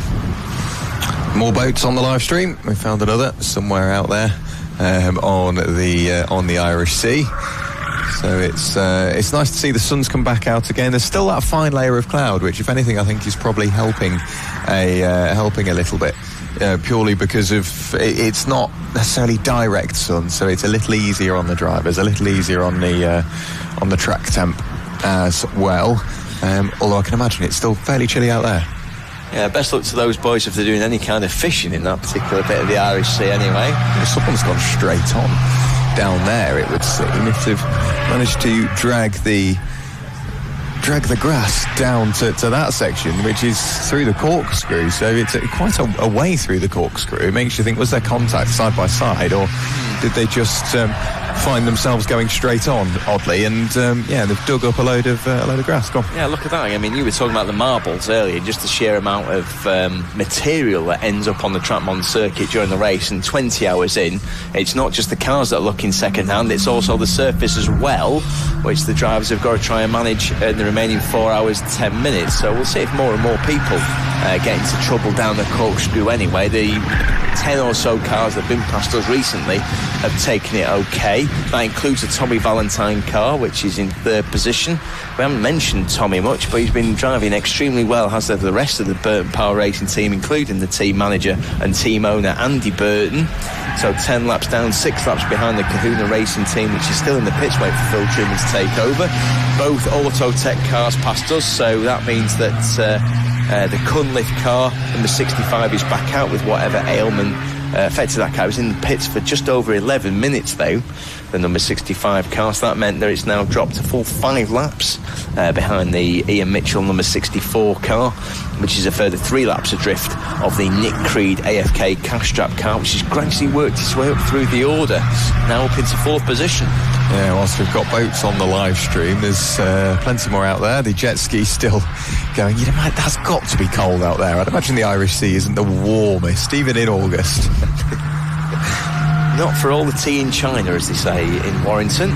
Would you catch me in the Irish Sea at any point in the year? So fair play to those people, but also fair play to everyone on the track, and that includes the fastest driver on the track at the moment, which is Lee Taylor. So Lee Taylor, who has made lapping in the 1:31s pretty fashionable this weekend. Very, very quick driver and showing his skill. In 9th position overall, they've been able to take 9th position while the Emax Motorsport C1 is in the pits and likely to change over to Ashley Aspin. Yeah, no excuse, however, for Lee Taylor. However, he's done enough laps this weekend of the Anglesey Trackmon circuit.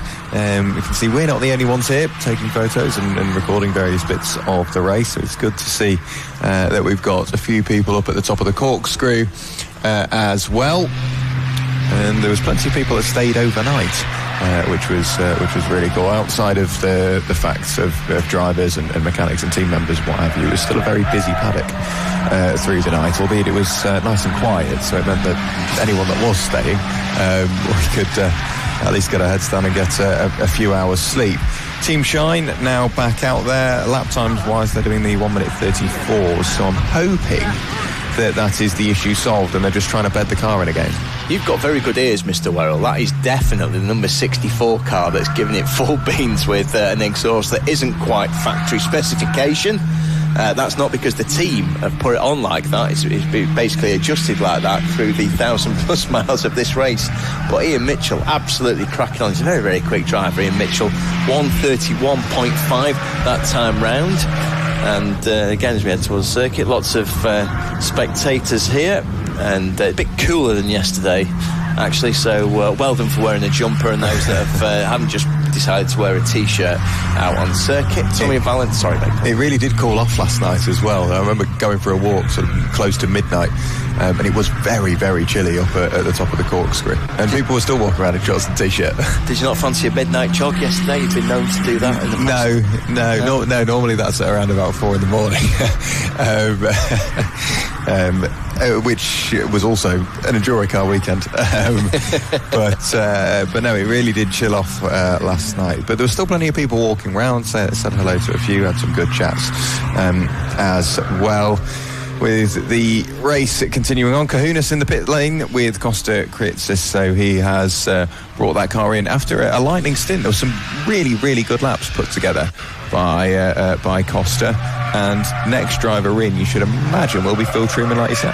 Yeah, that's absolutely right. And by the way, just in the Emax Motorsport C1, just rounding the final corner, the yellow interloper, pale yellow.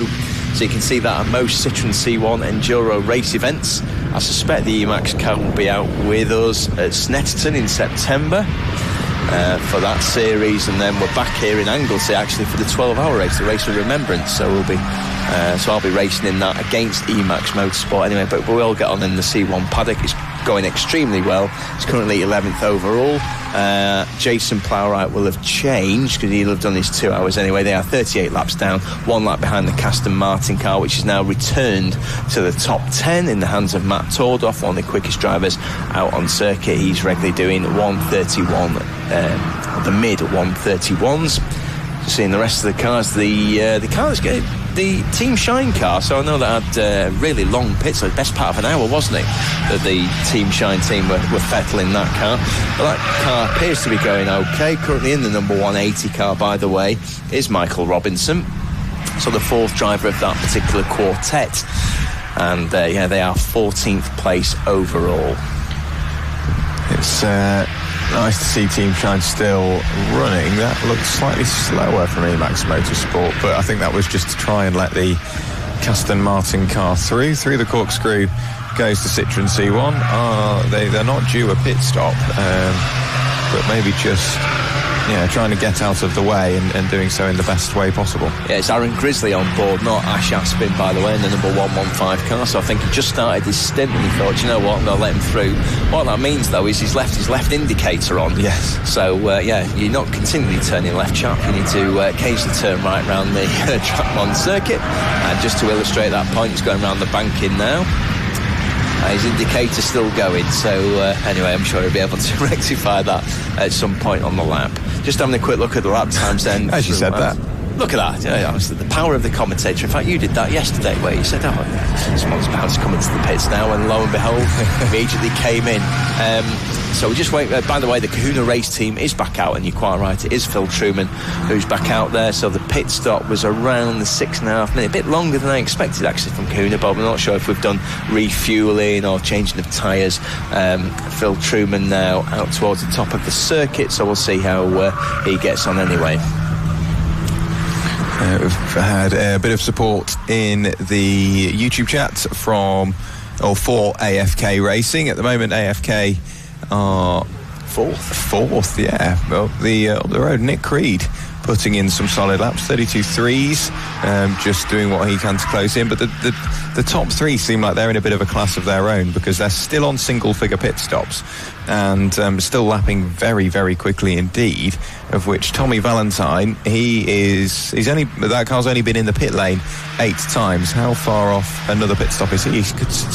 He's an hour and 10, so he's probably only halfway through his stint before he makes that next pit stop. So not bad running for Berta Power. Don't rule them out. Whilst they're 3 laps behind, if they just continue on at this rate, continue lapping consistently and save a pit stop, that pit stop it can be 4 minutes, which is the space of a couple of laps, maybe 2 or 3 laps, which is what they need to catch Phil Truman in the Kahunas race car. So this could all be decided in that final pit window. Oh yeah, you wouldn't write off any of the top 6 maybe to be on the podium anyway with the way that this race has developed out. But you're quite right, the Burton Power Racing car, which just passes our commentary position now, it just completes its 729th lap. And Tommy Valentine on that one, again another 132.7, so it's looking very consistently. That car has been absolutely solid through the first 20 hours of this race, just coming up to the 20-hour mark. So we are 5/6 of the way through this EnduroKA race. First one held at Anglesey for 2 years. The leader comes through, Scott Parkin. And Scott Parkin's last lap time was on 32.1, so Scott is managing things very well at the front after that 2-minute check as to where the steering column is doing everything that it should around half an hour ago. So Phil Truman is 8 laps behind in the Kahuna car, and then Tommy Valentine a further 3 laps behind Phil. More and more speedboats out doing I know nothing about boats, but I'd say that's doing at least 40 knots out there with the amount of water that's being thrown up anyway. Tommy Valentine doing more than 40 knots though as he approaches 90 miles an hour as he breaks down for the rocket, turns round the right-hander again and up towards Peel on the top of the circuit before they plunge down towards the corkscrew. Pushing on is Tommy Valentine. He's picking his way through traffic as best as possible. Whilst I ran down to see what was going on with the Milner car, I did see Andy Burton wide awake, high spirits. So definitely looks more awake than most in the paddock. So clearly had a good night's rest. and is ready to take to the circuit track on again should he need to. Nick Creed just trying to negotiate his way through the corkscrew after allowing the Autotech number 65 through and past. They are 6th at the moment. But Nick Creed opting, what's the point in fighting at this point? Can we just work together? If you see a car catching you, why would you defend it? Let them through and then hopefully just sit on and maybe gain a bit of time. Exactly, gain a bit of a tow and try and use your engine slightly less than if you were pulling around another car at the back of the circuit. Absolutely the right thing to do from Nick Creed, holding a very strong 4th position. They're only 15 laps down the AFK cash strap car, and just on screen then they're one of the unsung heroes of the race while it locks the right rear, and that is the Scuderia Bowrun car, which incredibly, despite all the issues and despite crew supplying an engine, continues on its way. Something we've not seen so far. A lovely helicopter. So again, all forms of transport welcome here at Trackmon this weekend, but obviously certain vehicles not on circuit. So with 4 hours of the race to go, then we'll give you our rundown of the way that these cars are getting on, and we will just bring you that with the number 46 car, the Milner racing car, so the Yorkshire Ford KA of both George Wright, Jack Wright, Scott Parkin and Dylan Brichter, the undoubted class of the race so far. So I'll just bring you the standings very, very shortly, given we're now 4 hours to go. So we'll be on for the hourly update, as we have been doing over the previous, what we will have done 11 of those come the end of this race. So let's have a little look as to what the order looks like. We've seen a couple of changes as the leader is now in the pit lane. So 46 Milner Racing continuing to lead the way. They've been in the lead since lap 391. Scott Parkin jumping out and making way for one of his teammates. Phil Trueman in the Cahunas race team car sat there in second place at the moment. Tommy Valentine piloting the number 1 Burton Power Racing machine in third. Nick Creed going well in fourth for AFK Cash Straps Racing. It is then the number 64 Autotech car, the first of 2 Autotech cars, with Gary or Ian Mitchell behind the wheel. Can't quite see that on our end as of yet. The number 65 Autotech car, the second of the 2, still with Sam Cunliffe behind the wheel. Ross Irvine in 7th place for NJM Racing. It is then the 143 Skarsky and Clutch car, which we've been keeping a close eye on there. Currently in 8th place, that has Dean Pollan behind the wheel. And then back from there, you have the number 95 Kachow car, Clive Taylor driving that one ahead of the Caston Martin long-time race leader in 10th place, car number 23. That has Matt Tordoff behind the wheel. I'm just going to have a little look back for the Mitchell car, Autotech Motorsport. It's Ian Mitchell behind the wheel, not Gary Mitchell. And the rest of the field, the Citroen C1, Freemax Motorsport has Aaron Grisley behind the wheel there in 11th place. 12th place is Dan Abbott, car number 44 for MSVT Racing. Guy Wilkinson, Orca Sport, car number 74 in their T car, out in 13th place. Shine Automotive, car number 180, that's Michael Robinson, also in their T car, there in 14th place. 15th is LDR Performance Tuning. They've been in the pit lane for a little while. David Bywater brought that car in. Then it is Scuderia Bowrun, car number 30. They have Ryan Bowrun behind the wheel before we get back to Project 297. That has Carl Garnett behind the wheel. They have had a very busy race in the pit lane, but that is your hourly update on top of the hour, Ian. It is indeed. So we will give you 5-minute rest from our dulcet tones, and we'll be back with you very, very shortly for the next hour of this race, with 3 hours 56 minutes to go.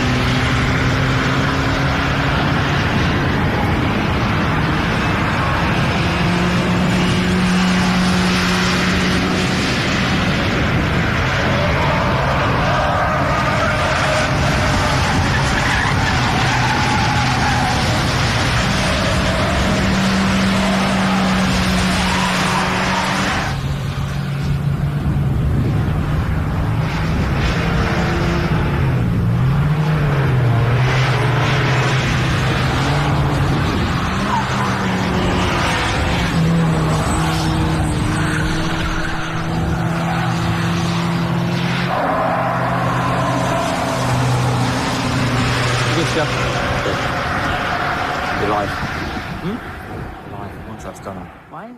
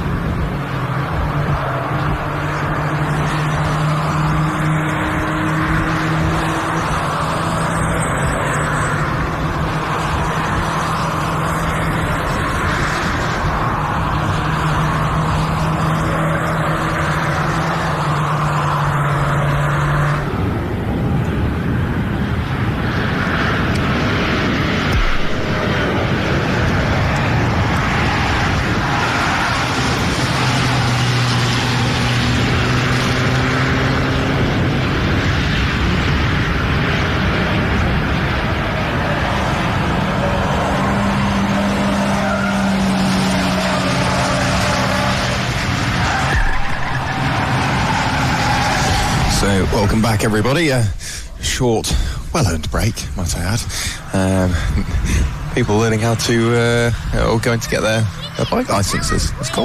Yeah, CBT.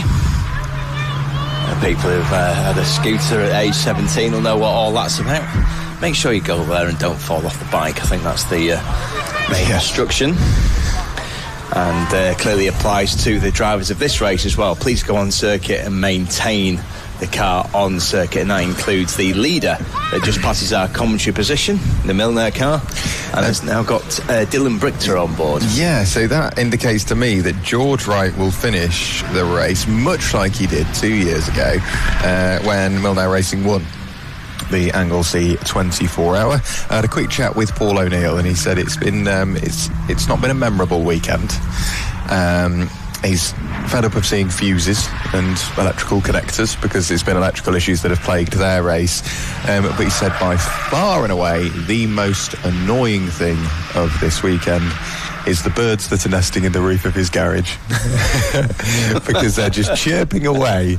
And he said the amount of times he's wanted to scale the wall and gently relocate their nest. But they're, they've been rather vocal, it would seem, over the past 24 hours. He was claiming that his main sponsor of that team was OE fans, which made me laugh anyway. But he has had a lovely time in Ross Niger actually before the start of the race anyway, so at least he can look back at the beach action from up the road. The Project 29-7 car, by the way, that Paul O'Neill's part of, that's currently still 17th. That has got the change of driver, and so it's Carl Garnett that's currently on board lapping the 1 minute 33s.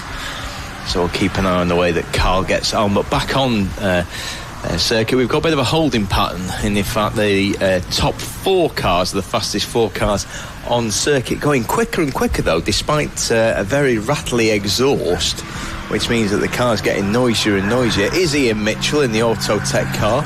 And the key change versus what we saw when we were on commentary last is he's now up to 4th position. So he's now taken 4th position from Nick Creed in the AFK Castrap Racing car. They are 15 and 16 laps down on the leader respectively. The leader remaining the Milner Racing car with a 5-lap advantage over the car that's just passing our commentary position now, which is the Phil Truman Kahuna Race Team car. Phil going extremely well. That car has been driven extremely well and has been extremely reliable as well. And clearly lost 2 laps because of a pit stop infringement, otherwise they'd been only 2 laps behind. A further 3 laps behind them is the Burton Power Racing car of Tommy Valentine, who's probably around 70% of the way through his stint. And then we talked about Ian Mitchell then, who is now up into 4th position. One of the cars that's just had a pit stop, by the way, back out there is the Skarsky and Clutch car of Dean Pollen. So we'll check if there's a driver change in the Skarsky and Clutch car. It was sounding slightly noisier than they expected it to be. Another car that was sounding quite noisy as well was the number 180 Team Shine car, which is up in the 135s, which is a bit slower than what the car was doing earlier. And one of the cars where the pace has definitively fallen off, unfortunately, is a car that's suffered throughout this race, the number 49 LDR Performance Tuning car, which has currently got Carl Reed aboard in 15th position, 115 laps behind the lead, and that's currently lapping the 1 minute 42s. So we'll keep an eye on the way that the number 49 car's going, as very enthusiastically driven. AFK Castrap Racing car of Nick Creed comes through. That one and that one, absolutely. You take pictures of that one and that one. I'll suggest another one. It was Burton Power and Project 297 and Autotech and AFK. So which two was he pointing at? That's the question. Exactly, or is he pointing at the boat anyway? Oh, yeah, this is it, isn't it? Several more boats out in the Irish Sea. Clearly a bit braver than myself anyway. I suspect you'd quite like to be out on the Irish Sea at this moment in time, trying obviously... I wouldn't mind it, I wouldn't mind it. Although it does look quite foggy out there, the further out you go. So, yeah. It's one of them. Not the biggest fan of the sea, but I also don't hate it. If I'm out there, I'm out there. You know what I mean? Yeah. Saying that, I don't know why I said I wouldn't be out in the sea. I absolutely love it. But anyway, so by the way, Dylan Brichter, even if he isn't finishing the race, one thing that, if it stays as it is, that won't be taken off him is the fastest lap of the race. So 1:29.858, which is set during the night, which remains the benchmark for all of these competitors. And that, as you quite rightly said earlier, is nearly a second quicker than the last time these Enduro cars were here at Anglesey 2 years ago, of which the fastest lap during the race, which had been bettered by quite a few cars, was 1:30.8. Just looking at the number of the cars going through the top of the circuit, through Rocket and then towards Peel. There's a huge gaggle. There's a 7-strong string of Ford cars making its way through, and the one we've decided to focus on is the Castor Mine. It could be a case of what could have been for that team. Matt toured off the quickest car on circuit, 1:31.1 the last time round for Matt, going very well indeed. Obviously there's a few incidents, as we were talking earlier about the radiator replacement, and you can see the sheer number of battle scars on that, left, right, front, back. It doesn't matter. I think it's only the roof that hasn't been touched on the Caston Martin anyway. But what a beautiful livery of that car anyway, and the Matt toured off going extremely well in 9th place overall. Let's just double check the gap. 2 laps the gap between them and Skarsky and Clutch, so that's all to play for 8th position, and he's got a 44-second advantage over Clive Taylor, who's now taken over the Kachow number 95 car. It's nice to see there's some new liveries starting to work their way through. We have seen some creative ones over the years. We had the Pink Pig for quite some time, but unfortunately that has disappeared. You mentioned the Master 787B. I think that will be quite a cool livery to recreate onto one of these Enduro cars. Speaking of which, what other livery? I mean, I'd love to see the old Jaguar XJR9 livery. I will leave the sort of primary sponsor out at risk of... Well, you can call it Silk Cat. There you go. Similarly, you can have the Caliber. You can use that if you can have that. Or silk car, yeah, indeed, yeah, that's a suggestion from elsewhere in the commentary box. But yeah, I mean, there are so many to go at. I think that you're quite right, the 1980s liveries still in vogue this moment in time, reflecting wider societal influences, I suspect. And in terms of other favourites of mine, I always used to love, and it was hated at the time, anything that was related to United Colours of Benetton. So you remember the Benetton race team, when it was green, yellow, blue, red. We did have a camel livery, obviously with KA at the start. It looked fabulous. Unfortunately, that's not with us this weekend either. But there's so many creative liveries that you could rebuild and build a bit of a brand around, so to speak, for your EnduroKA team. And depending upon which large language model you use, then that can concoct any kind of livery in about 30 seconds these days anyway. Yes, there's plenty of options and inspiration out there. Go on. But obviously, one thing it can't concoct is the commentary team currently doing the 24-hour races. So despite some maybe not confusion, but just questioning whether we are actually here and this is actually being live streamed. I'm not sure AI would ever own up to my performance as co-commentator this weekend, but certainly someone who is pleased with his performance this weekend is the current leader of the race. So the number 46 car, Dylan Brichter, who was absolutely rapid in managing this car extremely well with, like I say, not quite at full health according to the team, but well enough to still be doing 131s and 132s. Dylan rounds through Church for his the car's 754th time of this 1.55 mile coastal circuit, which takes in the most magnificent parts of this wonderful track-mon circuit, but just does without the Grand Prix circuit elements, with things like the Tom Price straight and the hairpin obviously at the end of that particular straight as they come back round towards the last corner. Still going round on the circuit is the car that you see in front of you, Scuderia Bowron car. That's still got Ryan Bowron on board, lapping 134s. Not a single lock-up though, so he obviously knew Ryan that the camera was looking at him. And that car has run very, very well after its initial engine problems. Quite nice blue netting as well that Ryan's having to put up with around his driver window. I've always wondered, is that almost does it make it harder in terms of using your peripheral vision and using the wing mirror, for example, because they're not exactly small bits of fabric? Yeah, that would put me off, I'll be honest. So Ryan, it's not putting Ryan off though, so he's continuing to lap pretty consistently. Also lapping very, very consistently out on circuit is Ian Mitchell. So Ian Mitchell now into 130.9s. So that is close to the ultimate pace of that car, the number 65. You can just see how much Ian Mitchell's really, really trying at the top end of the circuit. He's just unlapped himself from Tommy Valentine. There are 7 laps between those cars. But yeah, that is the battle for the final step of the podium, which you will be doing, obviously, Jack, with in around 3 hours 45 minutes following the conclusion of this race. Just coming over the line now, the number 95 car of Clive Taylor. So 134.023. He remains in 10th position overall, and currently behind him to put another lap on Clive Taylor is the number 2 Justin Irvine NJM racing car, and using all of that rev range in second gear as they bash up towards third and then take Church now. And flat out through Church in these cars, heading to 90 to 95 miles an hour, using all of the curb on the left-hand side.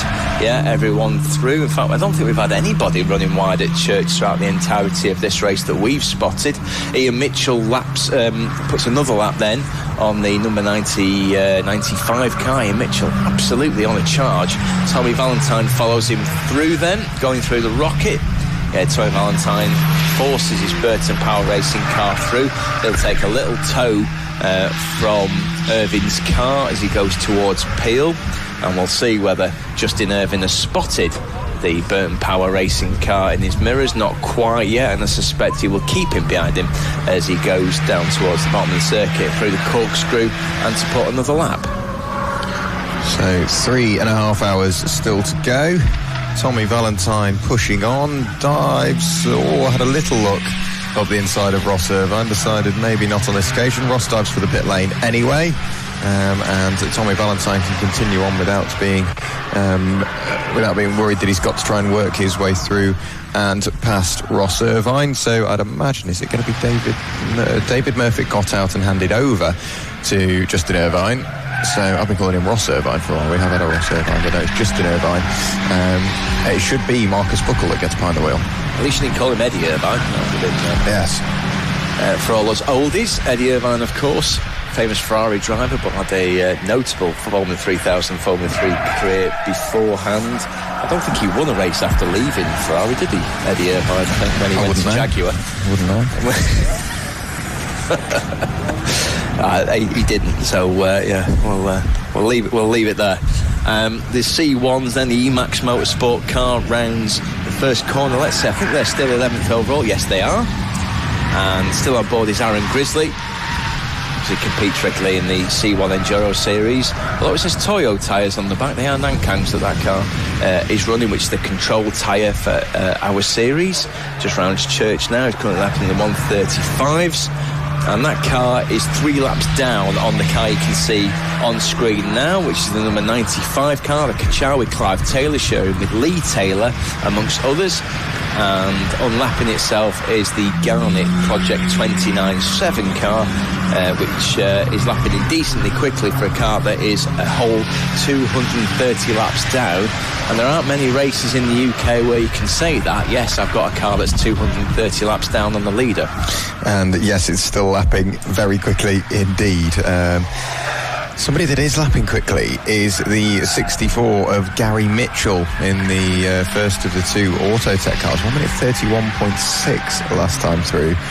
So still lapping quickly enough, but it's going to be quite important because we saw, once all the pit stops had shaken out, the AFK cash-strapped car was just that little bit further up the road when they owed us a pit stop. So this could be the pace that they need to push themselves a step further in the top 5. Yeah, completely. I mean, Ian Mitchell's done about an hour of his stint anyway. I'm just having a quick look. Ben Smith has only been in his car for 12 minutes, so they're on slightly different strategies anyway, so they are out of sync with each other, those two, and there's only a lap between them. And just trying to think that means that I think they'll have one pit stop each, so I think that I suspect Autotech have that 4th position as things stand, but clearly he wants to try and extend the advantage even further. He's got 7 laps to gain on Tom Valentine. Tommy Valentine, you can see on your screen now. It's almost as if these camera shots know exactly what I'm going to talk about next. So some kind of ESP going on. So Tom Valentine then rounds the last part of the corner. Yeah, from second into third. Let's try and keep it round and hopefully maintains third gear as he comes round the first corner. Sorry, go on. Yeah, Tom Valentine just having a quick look at his time. So he's laughing very well, Jack. He retains. He's pacing the 131s. Just having a little look back to previous events so far this year. Cadwell, Milner Racing won the race by only 13 seconds after 6 hours of racing. So Milner Racing took the win at Cadwell, and then looking back to Snetterton on the 14th of March. We'll just wait for that to load. I thought it was going to load a little bit quicker. It is going to be Sucre that won that one. Milner down in what was 3rd place. So can Milner do what they've done before? That is a very smoky MSVT racing car. It's because it's locked the inside rear wheel and it's not unlocking. Oh, there you go. It's just unlocked as he's started rolling into the pit lane. But is that some brake binding that they need to clear out? Has the handbrake been put all the way down? Is it just slightly up enough to bite the rear wheel? But definitely worth just popping in to give it the once over. Yeah, good call that by the cameraman to find the Jägermeister car. I can assure you those cars are not the Jägermeister car that's just come into the pit. So the number 44 car, which gave its driver, which is Henry Wright, that's currently aboard. A bit of a fright then down the bottom end of the circuit. So Henry Wright comes in. We'll keep an eye on the number 44 car to see, as Jack suggested, whether that was a locking brake problem on that car. Also into the pits is the Orca Sport car.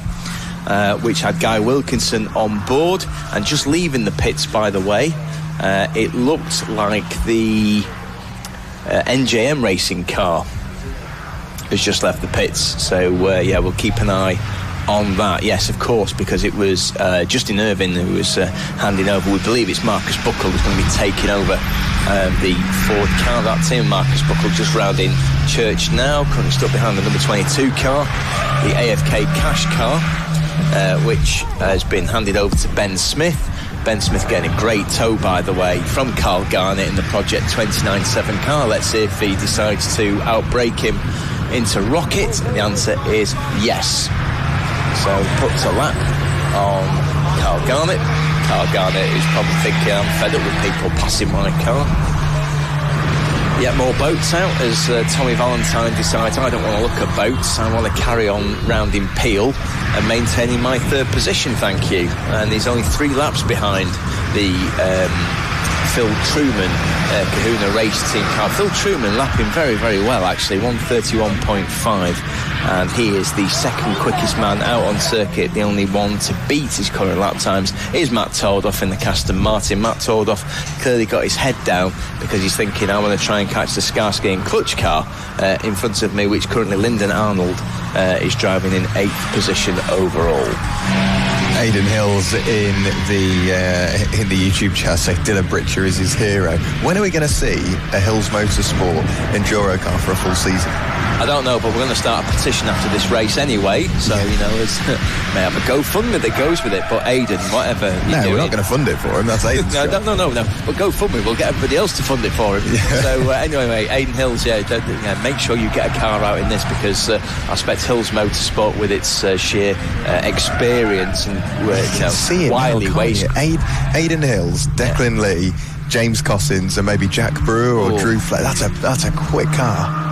I mean, that is a wily race team, as well, as we saw in the races yesterday. So they would be right at the sharp end anyway. Also showing its nose, number 2, and working its way through. So we suspect that the driver change there is Marcus Buckle, who was driving the VW Golf yesterday. And Mars bars are available from the Anglesey Cafe, by the way. I think that's a Mars bar that's been chomped anyway by some of the spectators up at the top of the circuit. If you can hear us, give us a wave. No. No, they can't. So a little bit too far away from the public address system here at Track Mon. One of the cars that's sounding very, very second-hand indeed remains the Team Shine car, the 180 spare car, which is lapping in the 136s. So sounding quite noisy, but clearly, because we've only got 3.5 hours to go, I'm not sure there's that much the team can do, frankly, with the way that the car is. May as well just press on to the end of the race. Still waiting for the MSVT car to go back out, by the way. That's Henry Wright, who brought it in 4 minutes ago following that smoke that we saw at the back of the car. Yes, here is the 29.7 car, which might be the last placed car in the race, some 32 laps down, away from the 16th place car, but it's not lapping like the slowest car in the race. Its pace has been pretty good in the last 2 or 3 hours since the ailments of the car have been sorted. So it's currently Carl Garnett aboard and just going towards the top end of the circuit. But again, it's as you were really at the top of the order. Daniel Brichter, who, as you say, Aidan Hills' hero, doing a 1:31.6. Managing this race extremely well, despite what we believe is a slight steering issue on that Milner Racing car. Maintains its 5-lap advantage over Phil Truman. And Tommy Valentine is now in the pits, by the way. So the 3rd place car has come in. So Tommy Valentine, just have a quick look at how long his stint was. He's been in for 1 hour 47 minutes. So, I suspect they'll have another pit stop after this one. They'll have to. So we'll see who's going to get in after Tom Valentine. I suspect it's going to be Ashley Davis and then Andy Burton to bring that car home. So similar to what the Milner Racing crew are doing, which is having a team owner, probably as the last driver. I suspect Andy Burton will bring the number 1 car home. It's currently 9 laps down. There's currently 5 laps between it and Ian Mitchell, number 64. So I think if you have a standard pit stop, which is around 3 laps in this car for refuelling and changing the tyres, then that will keep at least a 2-lap advantage over the number 64 car as it comes out of the pits. Yeah, it should be enough. But we know that car has got the pace, and we'll see what it can do between now and the end of the race. Scuderi Burrun still out there and circulating, which is great to see, despite the massive team effort that was had yesterday to get the engine changed. Ryan Burrun behind the wheel, and they've been running consistently since that point. Carl Garnett behind the wheel of the Project 297 car. They are 32 laps adrift of said Scuderi Burrun car, but lapping very quickly, 1 minute 32s. See a few people right the way up on the banking at the exit of Peel, entry into the corkscrew. Good to see everybody up there. The closest gap we've got on circuit now, I think, is Clive Taylor in the number 95 Kachow car. 1 lap adrift of Tordov in the Aston Martin, and I think that's it. There was going to be another 1 lap gap, but since then I think that has changed. But it's weird to be at this point. Granted, the numbers coming into this weekend aren't necessarily as large as we saw a couple of years ago. We seem to go a lot further in the race with a much smaller lead margin. It was just waking up this morning was the difference. Whereas we were saying yesterday, before it even got to 9 o'clock, at this point there was already a couple of laps gap. When we disappeared for the night, there were 10 seconds the gap. Indeed, and after 5 hours of the race, there was only a 2-second advantage at the front of the field anyway, when Aston Martin were at the head of the field. 1 car struggling behind the leader, by the way, which he's just lapped as he was going through Peel, is the number 49 LDR Performance Racing car, and yeah, that has got at least, looks like it's about 10 brake horsepower down as it just rounds turn 1, and I think that's just a case of nursing that car to the end of the race. It does have an 82 lap advantage over Scuderi Burrun in 16th place, so that car's just got to keep going, frankly, to maintain 15th place. As you can see, a couple of slight performance adjustments at the bumper there. That wasn't as Ford intended. They'll cut away at the left and right bottom edges of the bumper anyway as it goes through, and hopefully that car will be able to continue on for the rest of this race. But the 2 cars that are in the pits, by the way, which were the MSVT car, which had that locking brake issue, that's still in the pits, which suggests that there's something slightly more awry going on with that car. We'll keep an eye on how long that's in. The Motorsport car, right on cue, it was brought in by Guy Wilkinson, is back out on circuit, and we suspect that who's going to be in the car after Guy Wilkinson? I think probably Michael Davis. I think it's Michael Davis that's due his run out in the Motorsport car. It's 100 laps down on the leaders. Lots and lots of photos taken this weekend, including Matt Saxon up in the commentary box. He's been editing his photos diligently all morning. He'll be in Motorsport newsletter this week, available on to buy on Thursday, like all other copies of Motorsport News. You may have a race report from me in there. Well, let's see. Look, just crossing the finish line now is the number 46 car, so the leader, Dylan Brichter, keeps going round in 1:31.5. And very consistent in the front. I'll tell you, that is considering the steering issue in that car, that is a rapid lap around track 1, because that's obviously only 7/10 of a second up to fastest lap they did when they won this race 2 years ago. Yeah, very quick lap indeed from Dylan Brichter to get to the 1:31.5 with a question mark over exactly how that car is handling. MSVT Racing in the pit lane. Henry Wright brought the car in. We know Dan Abbott was in prior to that. Who's going to take over? Will it be Stephen Docker? Will it be Ben Taylor? Or will it be Kevin Glover? Well, I suspect with the locking brake issue that it had, I think the team are probably wondering, well, is it brakes, is it engine? I don't think they may have found the source of that, because I'm just having a quick look at the how long the car has been in for its pit stop, and it's been in 10 minutes now, Jack. So I suspect they'll keep Henry Wright out in the car. Henry Wright only been in for 20 minutes. And just having a quick look. Unfortunately, it's in the spot. It's back out on circuit, but it doesn't look well, does it? So it's still throwing out a little bit of smoke anyway, so we'll keep an eye on the Jägermeister car as it comes through church. There's something loose at the bottom of the car. Yeah, it's the exhaust itself. I think that was flagged up yesterday, but I think they're confident it's secure. Scrutineers will have given it the sign-off. The last thing you want in a car like an Enduro car, where you've got minimum power or limited power anyway, is a slight bit of brake binding, because it can really hamper the car's progress.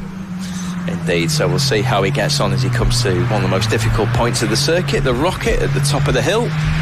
Turns left, throws the car in. The car looks okay through that section as he comes to the outside, then goes head up further towards Peel, the right-hander at the top of the circuit. The Jägermeister car. And he's got a couple of cars behind him as well. I think that was one of the Autotech cars that's immediately behind him. Autotech currently running 4th and 6th. Indeed it is. It's the number 65 car in 6th position that's immediately behind this one. You see Graves Motorsport on the side window. And again, Jägermeister just works his way around the corkscrew, just comes through now. So all looks okay, doesn't decide to come into the pit, so we'll keep an eye on the way that Henry Wright gets on in the number 44 car. Back to the front, and again, there's only a tenth of a second between Dylan Brichter and Phil Truman that time round. So all good there, and it's as before. I mean, the real story of this hour is that it's just very consistent throughout the field. Matt Tordoff remains the quickest man out on the circuit. He's the man in 9th position, number 23, doing 1:31.1s in the case of what could have been for the Aston Martin team. And also Sam Cunliffe, who's back out in the 65 car, lapping in the 1:31.8. So Sam's had an eventful race, but the car's still in the top 6. Yeah, car's still in the top 6 for now, and you've got that added pressure of knowing there are still pit stops on the horizon, which introduce that bit of risk in terms of potential penalties as well. Once you're into that final 2 hours or so, you know you're not really going to have to dive for the pit lane, so it allows you to relax that little bit more, because anything that will change will happen out there on circuit. The pit stops won't affect that in any way, shape or form. 3.25 hours still to go in this race. We have been on already 3.5 hours today. Seems to have gone very quickly. It has indeed. I bet you're looking forward to your lunch though, aren't you? Looking forward to lunch. And looking forward to a substantial nap this evening. That's my favourite shot of the weekend so far. It's nothing like a cone just randomly put out next to a race circuit with a load of marbles that you were talking about earlier surrounding it. That's the power of motorsport right there, the power of the cone. 3 hours 16 to go. Anyway, so you can move to other shots just to the camera team.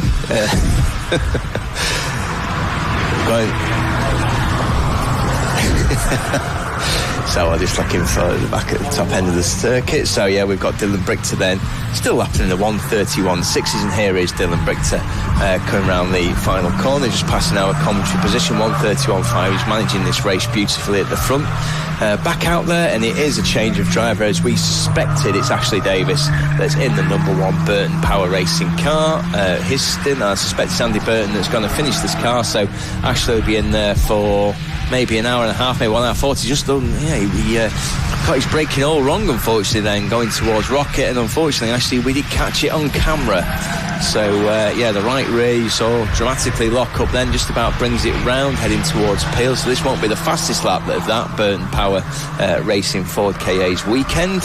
Hopefully Ashley brings himself up to speed, gets the tyres back up to temperature, and gets his brakes back up to temperature, as well as his plunges towards the bottom of the hill to come around the corkscrew for the end of what will be his 757th time. Do you still think we're going to get to the 900 lap mark, Jack? Yeah, I think we'll get dangerously close, if not above 900 laps. I'm wondering if there's a way I can go back and see the full race report of the previous year to see how long we'd spent under safety car. So far this year, at least, we had a safety car of 7 minutes in duration, one of best part of 5, one of 17. So there's a bit of adding up to do, but I think we've spent less than an hour under safety car, which is very good. So I will figure out what there was the previous year to see if we're going to break the record in terms of... we might not break it in terms of total distance of all cars combined, because we've got a smaller grid this year. Yeah. But in terms of distance completed by the leader, there is a good chance. I think that'll be a record number of laps. So I think you've got average pace, which is probably 1 to 2% quicker than 2024 from what I've seen on circuit. So therefore, you'd say, based upon that could be anything between 9 and 18 laps. As you say, you've got to account for safety car conditions. I think we could be looking at 910 laps. So I'm going to put that out there. That's a Thompson prediction, which my friends will famously tell you is worth absolutely nothing. But yeah, I'll put my wicket in the sand and say 910 laps, and it's the Bowrun car, the Scuderia Bowrun car that comes into the pits then for what will be, how many times has that been into pits? For its 12th time of asking. So Ryan Bowrun, I think that's the end of his stint. Just having a quick look how long Ryan's been in the car. Yeah, he's been in for just shy of 2 hours. As the CBT lesson continues, just go left there, a little bit more throttle please, that's it, a little bit gentle. He was a bit too close to the grass for my liking that time round. Yeah, just take it steady, mate. Let's see how he gets on. He's going to get through. Kickstart, This Is Not, which Kickstart was a famous 1980s TV programme with scramble bikes of all things, but it's been somewhat scrambled round anyway. So anyway, works around in CBT. So we'll see how Scuderia Bowrun get on. I suspect that Mike Heath is going to get back in that car. He said, ooh. I said, ooh, absolutely. So, the previous year, we spent 24 laps behind the safety car, totaling 1 full hour. So we spent 23 hours and 1 minute under green flag conditions. This year, I will try and find... we've spent more time behind the safety car. We spent 1 hour and 24 behind the safety car, but we are lapping a little bit quicker. So it's going to be close. It's going to be really, really close as to exactly where we're going to be. But that's an extra 25 minutes behind the safety car. Oh, that is pretty significant. So that would be, I think, double time. So that would be 12 laps. Now I'm going to have to reduce my estimate, unfortunately. I don't think we're quite as high as 910. We could be like right on it, 900, 901 based upon that. Yes, should everything remain the same. We've still got 3 hours and 10 minutes for things to change. But no, it would be good and interesting to see exactly where we end up with a total in terms of lap counts come the end of this race. But we know that our leaders are lapping quicker than they have done before. Of course, they were our race winners last year. They had the fastest lap and they've gone over a second quicker on plenty of occasions so far this year. So it's there's a real possibility that we're on for a new record in terms of lap count. But all will be revealed. Go on. Listen to how noisy the team car is as it rounds the corner. You can hear that all the way on the sound from on the live stream. Yeah, the number 180 car. Regardless, it's still going. It's lapping in the 1 minute 34s. Michael Robinson is still on board. So whilst the car isn't at 100%, it may be able to complete 100% of the 24-hour time. So we'll see how the Shine car gets on. Lovely. We have... talking about renewable energy in the UK, gets lots of conversation recently. Unfortunately, we've got a wind turbine here that, despite the windy conditions out at circuit, isn't turning today. So unfortunately, it's not making its owner any money in selling its power back to the national grid. I'm sure that'll be investigated post-race as we see the number 297 car of Carl Garnett make its way through the corkscrew. Despite the fact that they're 230 laps off the leader, they are remaining pressing on. I mean, that car was lapping before in the hands of Jonathan Moore in the 130.8. Very, very quick laps from Jonathan. And it was beautiful to see the tail of the Ford KA sliding down the corkscrew several occasions. Right, towards us comes the Kahunas car. They are still running around in second position at the moment and have been in that position for a long, long while. The Citroen C1 still going well as well, currently in 11th place. It'd be nice to see them get a finish inside the top 10. Yeah, it will be, but I can't help thinking that we just bring the trophy round for a top 10 finish everywhere for the rest of the race series. That's something that my team hasn't achieved, unfortunately, in the Citroen C1 series yet. 13th overall is the best that we've got so far this season. But no, Emax and Ugly Dugger have done a cracking job with that car. Not many scratches on it and lapping very, very consistently. And it's Aaron Grizzly currently on board. So Milner continue to lead the way on 771 laps. There is Burton Power working their way down in towards the corkscrew, continuing to try and work their way through a bit of traffic. In this case, it's the number 65 Autotech car, which is a number of laps down from them. 8 laps, maybe more actually. No, it's going to be 11 laps down from them. The Autotech number 65 car, who are carrying a 6-lap penalty, which could be a couple of pit stop infringements all added together, and unfortunately 6 laps down, which also happens to be the gap between themselves and the AFK cash-strapped racing car. I'm sure that's what the two gentlemen are saying at the back of that VW Transporter. If only Autotech number 65 hadn't got those penalties, they may be in 5th position overall. But I suspect, actually, that Sam Cunliffe, who's got quicker, actually, as his stint's gone on. He had a slightly rocky start. A very, very quick end of the stint, though, for Sam Cunliffe and the number 65 car. Going very well indeed past Ashley Davis, currently in 3rd place overall. You'll occasionally see that now towards the latter end of the race. There's some of the cars right at the bottom end suddenly unlap themselves to try and gain track position. One of the cars that I was slightly worried about earlier, which is the number 143 car, the Skarsky and Clutch car, Lyndon Arnold aboard. That's lapping okay, 132.7, so they're firmly in 8th position. They've got to worry about the Aston Martin car immediately behind. And now, as you can see, that's the Aston Martin car on board. And just going through Peel, takes all of the road. Look at that for a line.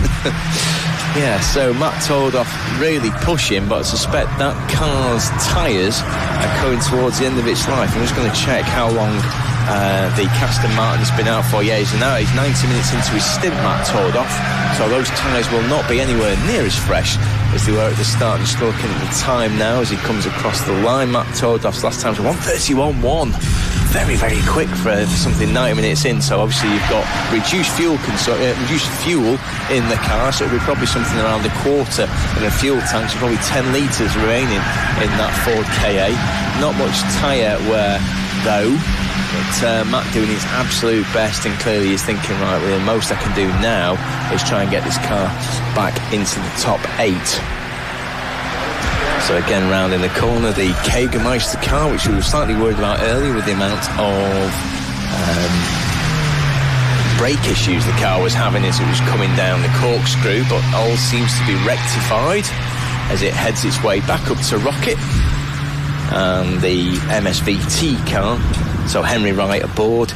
It's in 12th place overall.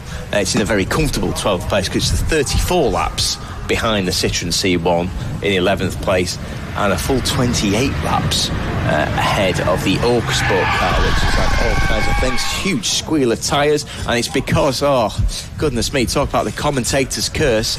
The car that I said I was slightly worried about before that was back going well is the Skarsky and Clutch car, Lyndon Arnold, and back underway. So that was at the second corner, then at the banking. So yeah, that huge squeal of tyres. I think it was just to make sure that we were paying attention in the commentary box to what was going out on circuit. And I can resolutely say that despite us not being AI bots, that we certainly will. And it means that through Church it goes, and Lyndon Arnold retains that 8th position. You can't do that too many times though, because of the impending arrival of the Aston Martin car. Let's see how the car gets on, and let's see if he's a bit gentler on the brakes this time round, going towards the top of the circuit. I think he's just got to try and get his confidence back in the car anyway after that little moment. So Lyndon Arnold's got the number 64 car of Ian Mitchell behind him. I think, let's see, Ian Mitchell's been in that car for 1 hour 23, so I suspect that Ian will be coming in the next, well, it's going to be in the next, we'll see on that one actually, because they only allowed 2 hours 20, and 1 hour, yeah, I suspect he may be in for the best part of an hour to allow just one pit stop to happen after that. So every time you slightly disappear from the commentary box, someone appears to spin one of the cars. So there we are. Who was it on that occasion? It was Skarsky and Clutch, unfortunately. So it was they were attempting a stunt move a la Starsky and Hutch from the 1970s, which I'll say a Ford Gran Torino can pull off in a little bit more style than a 69 brake horsepower Ford Ka. Yeah, we've seen plenty, spinner plenty over the previous seasons. It's now, I think it's the 8th season. 8th consecutive season of EnduroKA this season. Simply due to popularity, Marshall over the moon, presumably with a very full belly after some lunch. That's what it looks like. He looks the most contented man in Anglesey at this moment in time. So just has a quick chat with the ambulance. Yeah, I'd recommend these sausage and chips if you want to go to the cafe. That's exactly what he's saying. May not be NHS approved, that particular dietary choice. By the way, it's 3 hours and 3 minutes left of this session. It's about 3 minutes before your lunch, Mr. Werrell. So he gets 20 minutes off for his lunch. So I'm tempted to just employ my 20-minute lunch to just sleep. That, unfortunately, is what happens when you sleep at the race circuit. Yes. You've got the joys of the wind from the Irish Sea, which, in fairness to you did warn me about a few days beforehand. The Jägermeister car back out on circuit, lapping okay. But look at that.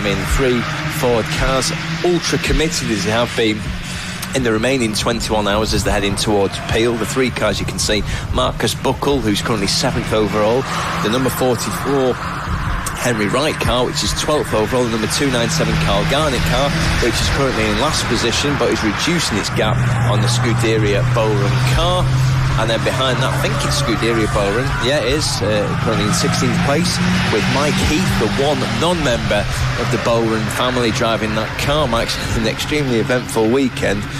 And I wonder if it was Mike that actually drove the van to Crewe. I wonder who it is from the Scuderia Bowrun team that actually did that mercy mission towards South Cheshire to try and pick up a new 1.3 litre 69 brake horsepower engine. Someone who didn't do the mercy mission is Dylan Brigter, comes over the line now. And 1:31.7, absolutely fantastically consistent. So if I look at his last 5 laps, Dylan Brigter, this is what he's been able to do. So lap times in the last 5 laps: 1:31.7, 1:31.7, 1:31.3, 1:31.9, 1:31.7, and that was after a bank of 5 laps that read 1:31.5, 1:31.6, 1:31.7, 1:31.8, 1:31.8.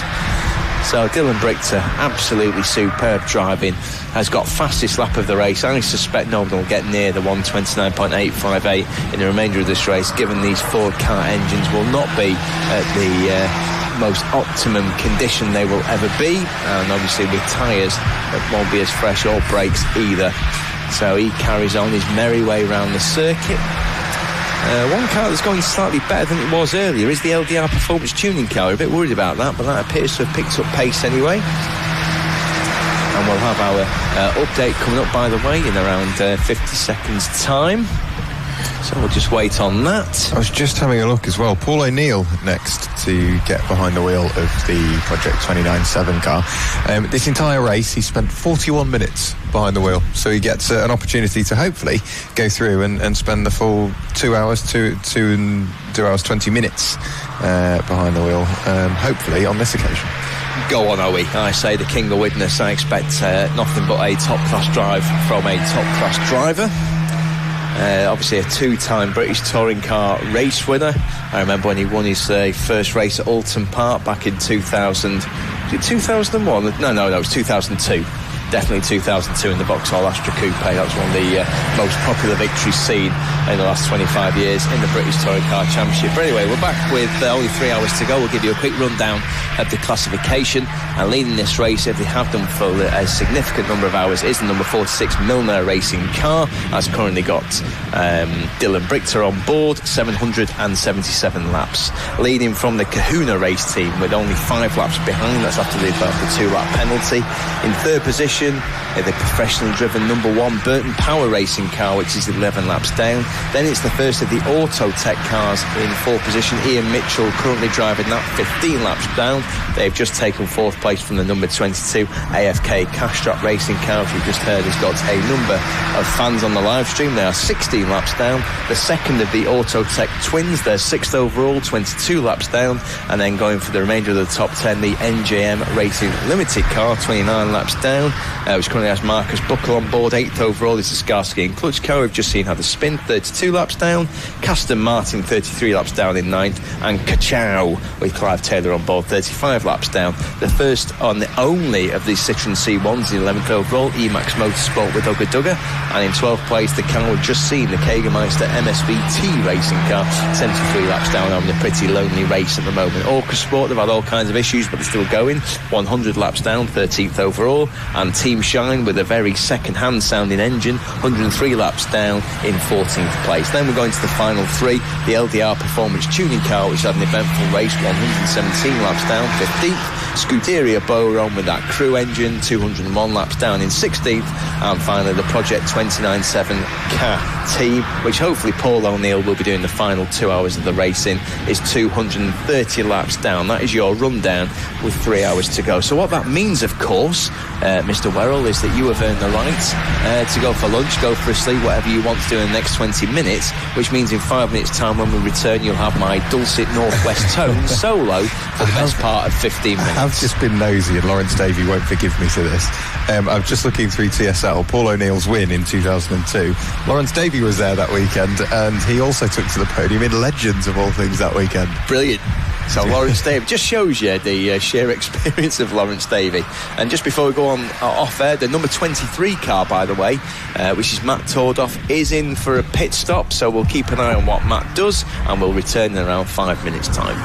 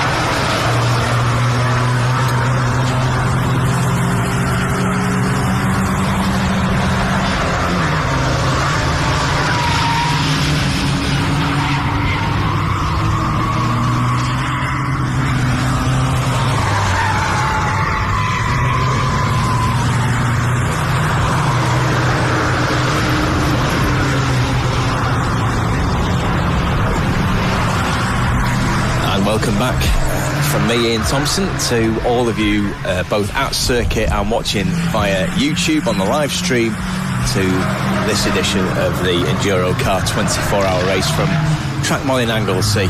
Without doubt the most picturesque race circuit in the UK. And when we left you last,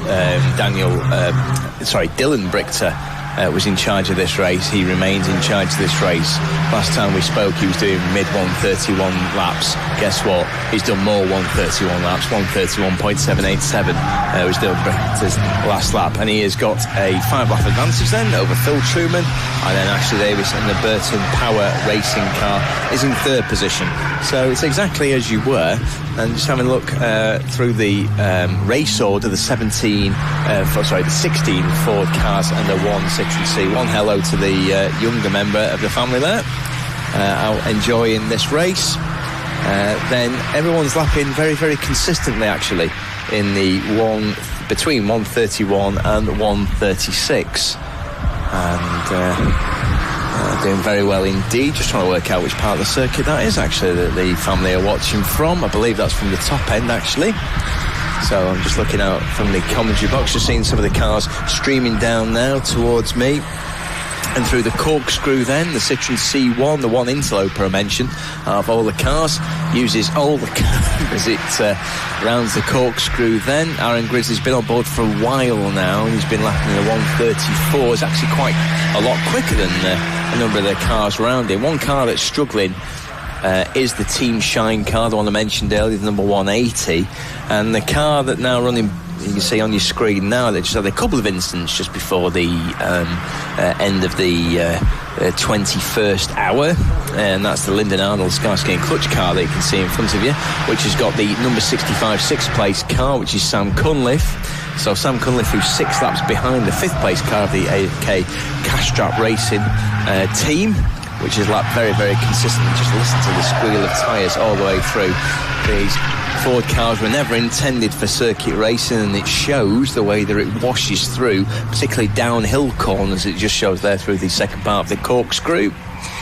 But it's been a fantastic first 21 hours anyway, so 2 hours 43 and 52 seconds left of this race, the first 24-hour race here at Anglesey for these Ford K8 in the last 2 years, and an epic scream of tyres as the car washes out towards the edge of the circuit for Lyndon Arnold. It should be flat here through Church.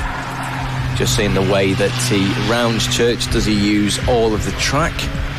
No, he doesn't actually. He was quite respectful of the curves on that occasion, and just blasting his way too far away to get a tow from the number 65 car in front, as he's now heading up towards the Rocket then for well north of 700 laps. Yeah, he's only 750th lap anyway.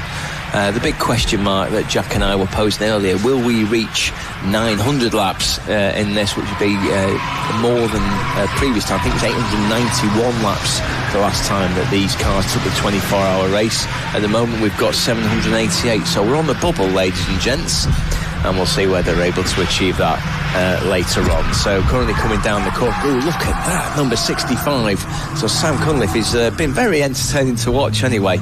Lots of oversteer anyway, at a slight moment, but the car was just able to pick itself up anyway as he now rounds the final corner. Lots of spectators looking at that little piece of oversteer there from the Autotech car. And his previous lap was a 1:31.7, so he's really pushing.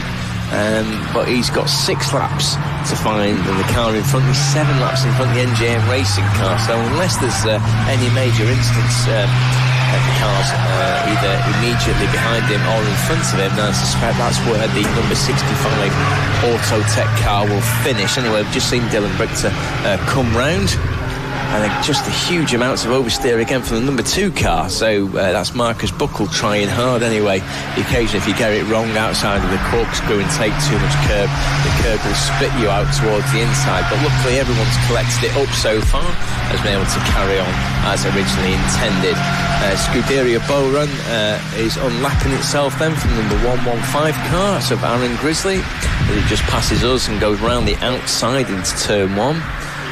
Lots of bravery there being shown by the Mike Heath and Scuderia Bowrun car. Mike Heath who will be having a much nicer time than at the start of this race yesterday, where after 13 laps the car decided to launch itself on the way up towards Rocket. The team got a new engine, shot it in, off you go, no problems, despite the fact that the car in effect had lost the best part of 70 laps in doing so. And in fact the car is 201 laps down in total, 83 laps down on 15th place. How many times can you say that at a British race circuit? Answer, probably none apart from this race. I suspect I won't be able to do it on any other commentary. Dylan Brichter then comes round, the end of his 790th lap, just coming down the corkscrew now. Just having a look how well balanced the Ford car is through the corkscrew, and it is very well balanced, just that slight rise comes to the last left-hander, and through he goes. I bet this is in the 131s. Let's see. Yeah, according to TSL, that was another 131.787, but again, just to talk about the metronomic performance at the front of this field, yeah, his two last laps, 131.095, 131.373, and in fact, last 20 laps have all been in the 31s except his 788th lap, where he was dealing with traffic. Just goes to show how consistent the driver Dylan Brichter is at the front. Matt Tordoff, by the way, continues to be the fastest man on track. He's in the number 23 Aston Martin car. Spectacular to watch, by the way, Matt Tordoff. He really has been throwing that car around after that initial incident which lost the team the best part of an hour in the pits after around 6 hours of this race yesterday, as yet again Sam Cunliffe decides to throw the number 65 round. I mean, if the camera crew want to focus on the car, it would be Sam Cunliffe. Do you know what? Actually, take that back. Right on cue, Sam Cunliffe decides, do you know what? I'm bringing the number 65 car in for its pit stop. I'm just going to check how long Sam Cunliffe's been in the car. Yeah, he's been in the car for 2 hours, 8 minutes. So that is a scheduled pit stop for the number 65 car.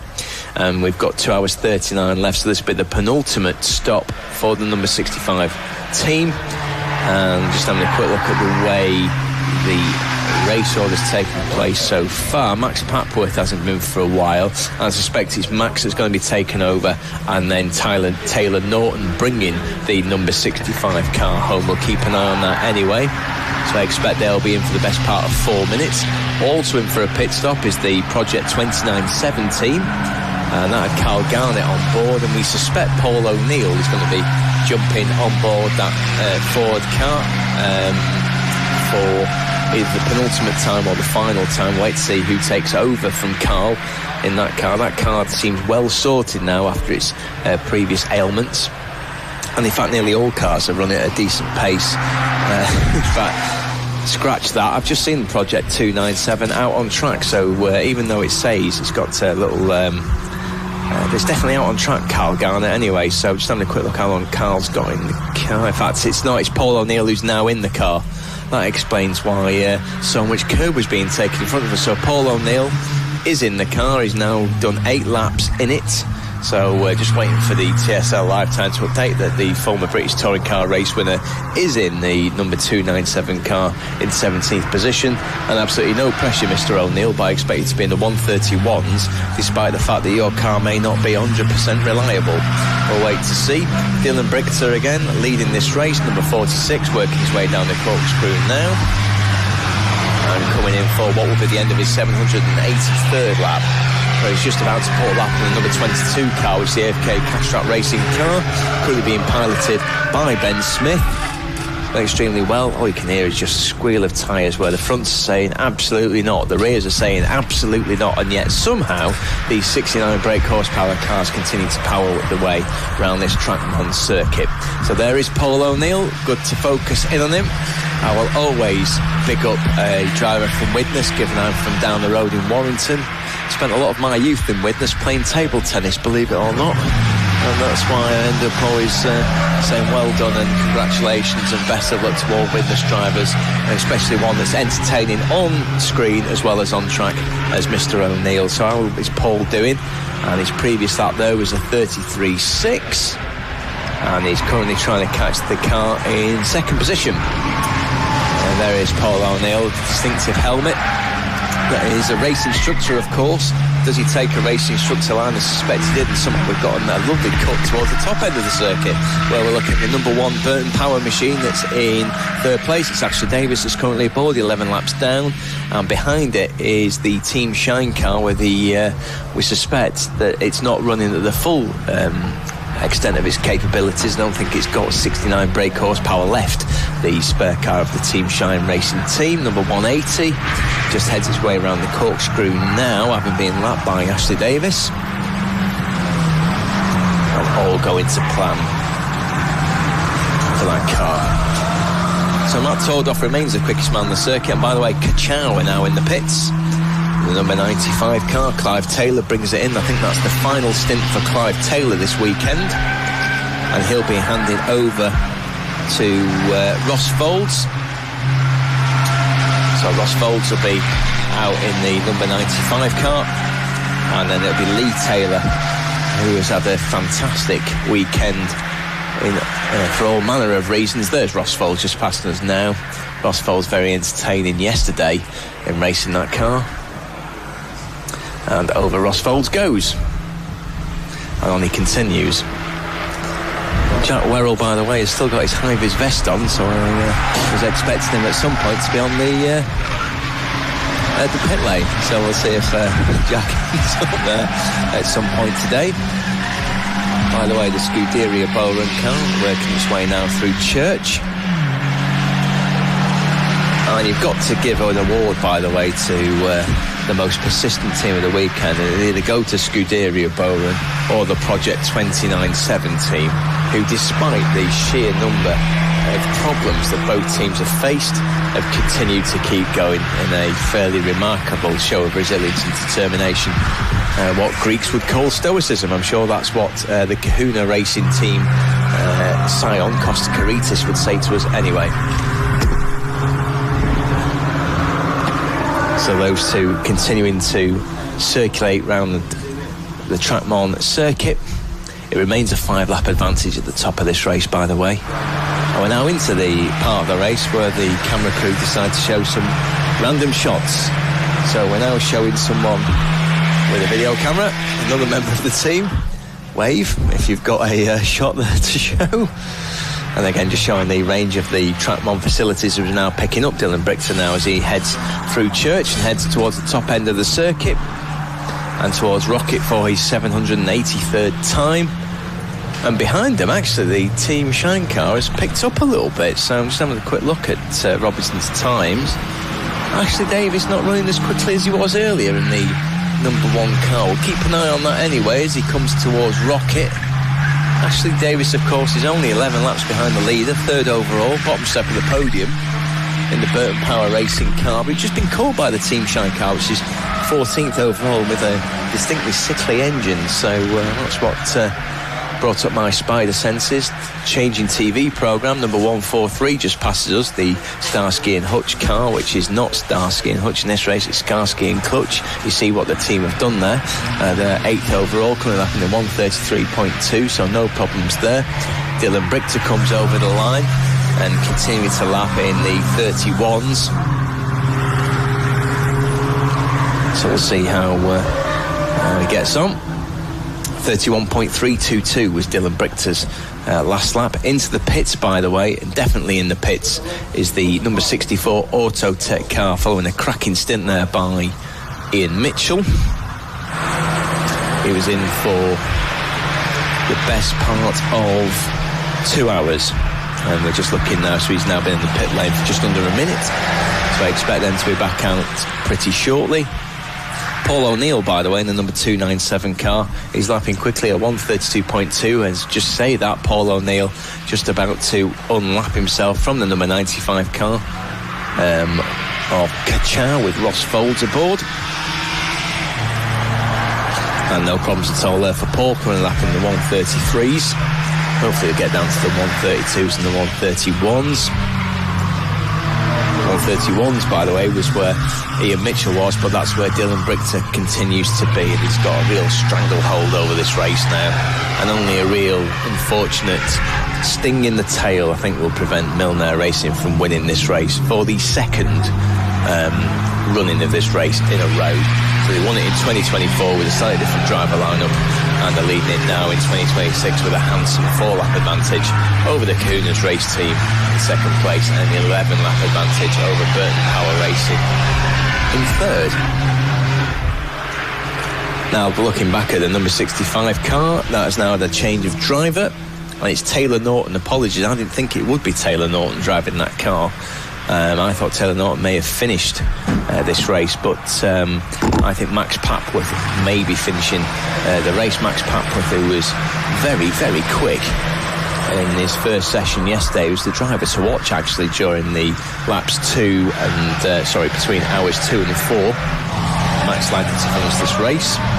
As going wide again is the number 95 car. Just been struggling a little bit with his front tyres actually. As Ross Foles, the last couple of laps, just have a quick look at his lap times. Currently 10th overall, 1:34. I know Ross can go quicker than that, so suspect his tyres not quite there. Number 23, so we've got Dan Hawkesreid now back in the Aston Martin car, 9th overall. And he is 4 laps away from 8th place. So just having a quick look at the gaps. Actually, these cars are relatively well spaced now, so there are no direct bits of competition on track, apart from, I was telling a lie, the AFK Cash Strap Racing car that's currently got Ben Smith on board is actually on the same lap as the Ian Mitchell car, the number 64 car that's currently in the pits, so that will retake 4th position. Just seeing how long Ben Smith's had on board, 1 hour 12, so they've got one pit stop to make, but with 2 hours 29 left, that means that the Ian Mitchell car may have to make another pit stop, so it comes under the 2 hours 20 mark. We'll keep an eye on that anyway. So they may have slightly miscalculated there in the number 64 car. So 2 hours 20 is the most that a driver can do in a single sitting. But back up to 4th place now goes the AFK Cash Strap Racing car. So Ben Smith, who's lapping consistently in the 1:32s. One of the quickest men out at circuit, actually the quickest car out at circuit at the moment, is the man that's just got in the number 65 car, which is Taylor Norton. Taylor Norton, a very, very quick driver. I mean, Jack gave a rundown of Taylor Norton's achievements yesterday. And he's driving the number 65 car as the number 74 almost comes a cropper as he's coming down the corkscrew there. And so currently in the 74 car is Michael Davis. He slightly got ahead of himself as he was coming through coming through Peel now, so he just outbraked himself. He's actually got the leader behind him as he's now coming down towards the corkscrew, and so hopefully he'll see Dylan Brichter in his rearview mirror and able to wave him by. Let's see if he's able to get him into turn 1. Then Dylan Brichter then coming over to the end of his 798th lap. And let's see if the 74 does let him through. Yes, absolutely. Exemplary driving there from Michael Davis to let him through. So no problems at all for Dylan Brichter, who carries on his merry way, lapping in the 1:31s. I mean, if you really want to study in how to drive consistently, again, replay the last 30 laps of this race. See the way that Dylan Brichter's absolutely attacked everything in the Milner racing car, and fantastic to see. In front of me now is the Citroen C1 that's just passing the far end of the circuit going up the hill, and they've done really, really well, the Ynys Motorsport and Ugga guys. They are only 2 laps off 10th position. They have made 11 pit stops so far. We're speaking to Ash from the Ugga Racing team yesterday, and he was saying that they were aiming for a pit stop every 2 hours 20 minutes to change the front of that car. They are running Nankan controlled tyres, which is doing the C1 Enduro Racing Series, and those tyres are lasting well. The team is lasting well, and they're fueled by the sausages that Ash was cooking up this morning on his barbecue, him and the team. And great to see the C1 doing so well as a single interloper. But back towards Dylan Brichter. Been a great drive by him and the team. So you've got George Wright, Jack Wright, Dylan Brichter, and of course Scott Parkin, Barnsley's finest, the quartet racing the number 46 car, which has still got that handsome 4-lap lead. I don't want to put a commentator's curse on him, but I find it pretty hard to believe that anybody will catch them at this moment in the race. So you've just seen a number of cars coming over the line, and that includes Ashley Davis in 3rd position.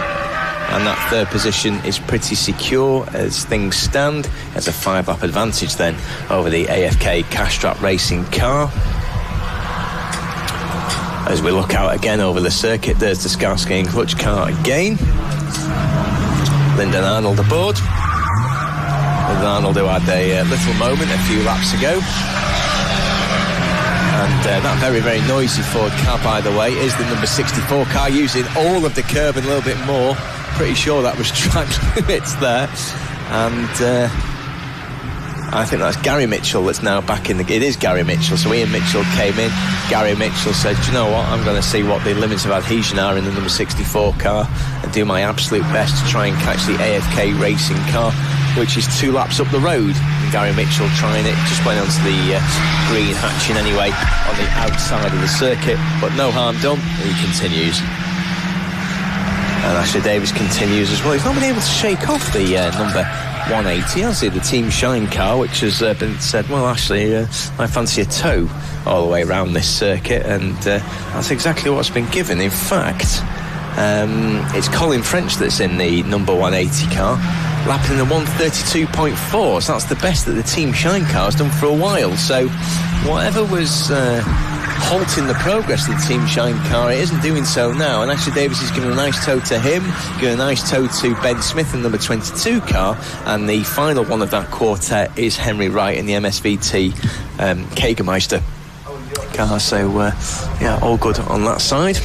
And again, more cars coming down the hill. Doesn't look very fast, but I can assure you that these cars are, and drivers are ultra committed. And that's the number 64 car of Gary Mitchell. Let's see if Gary Mitchell takes as much curb as he did last time. Swings it in hard right, then takes lots and lots of curb on the inside, which means he takes less curb this time around. So he's definitely learned from his mistake last time around.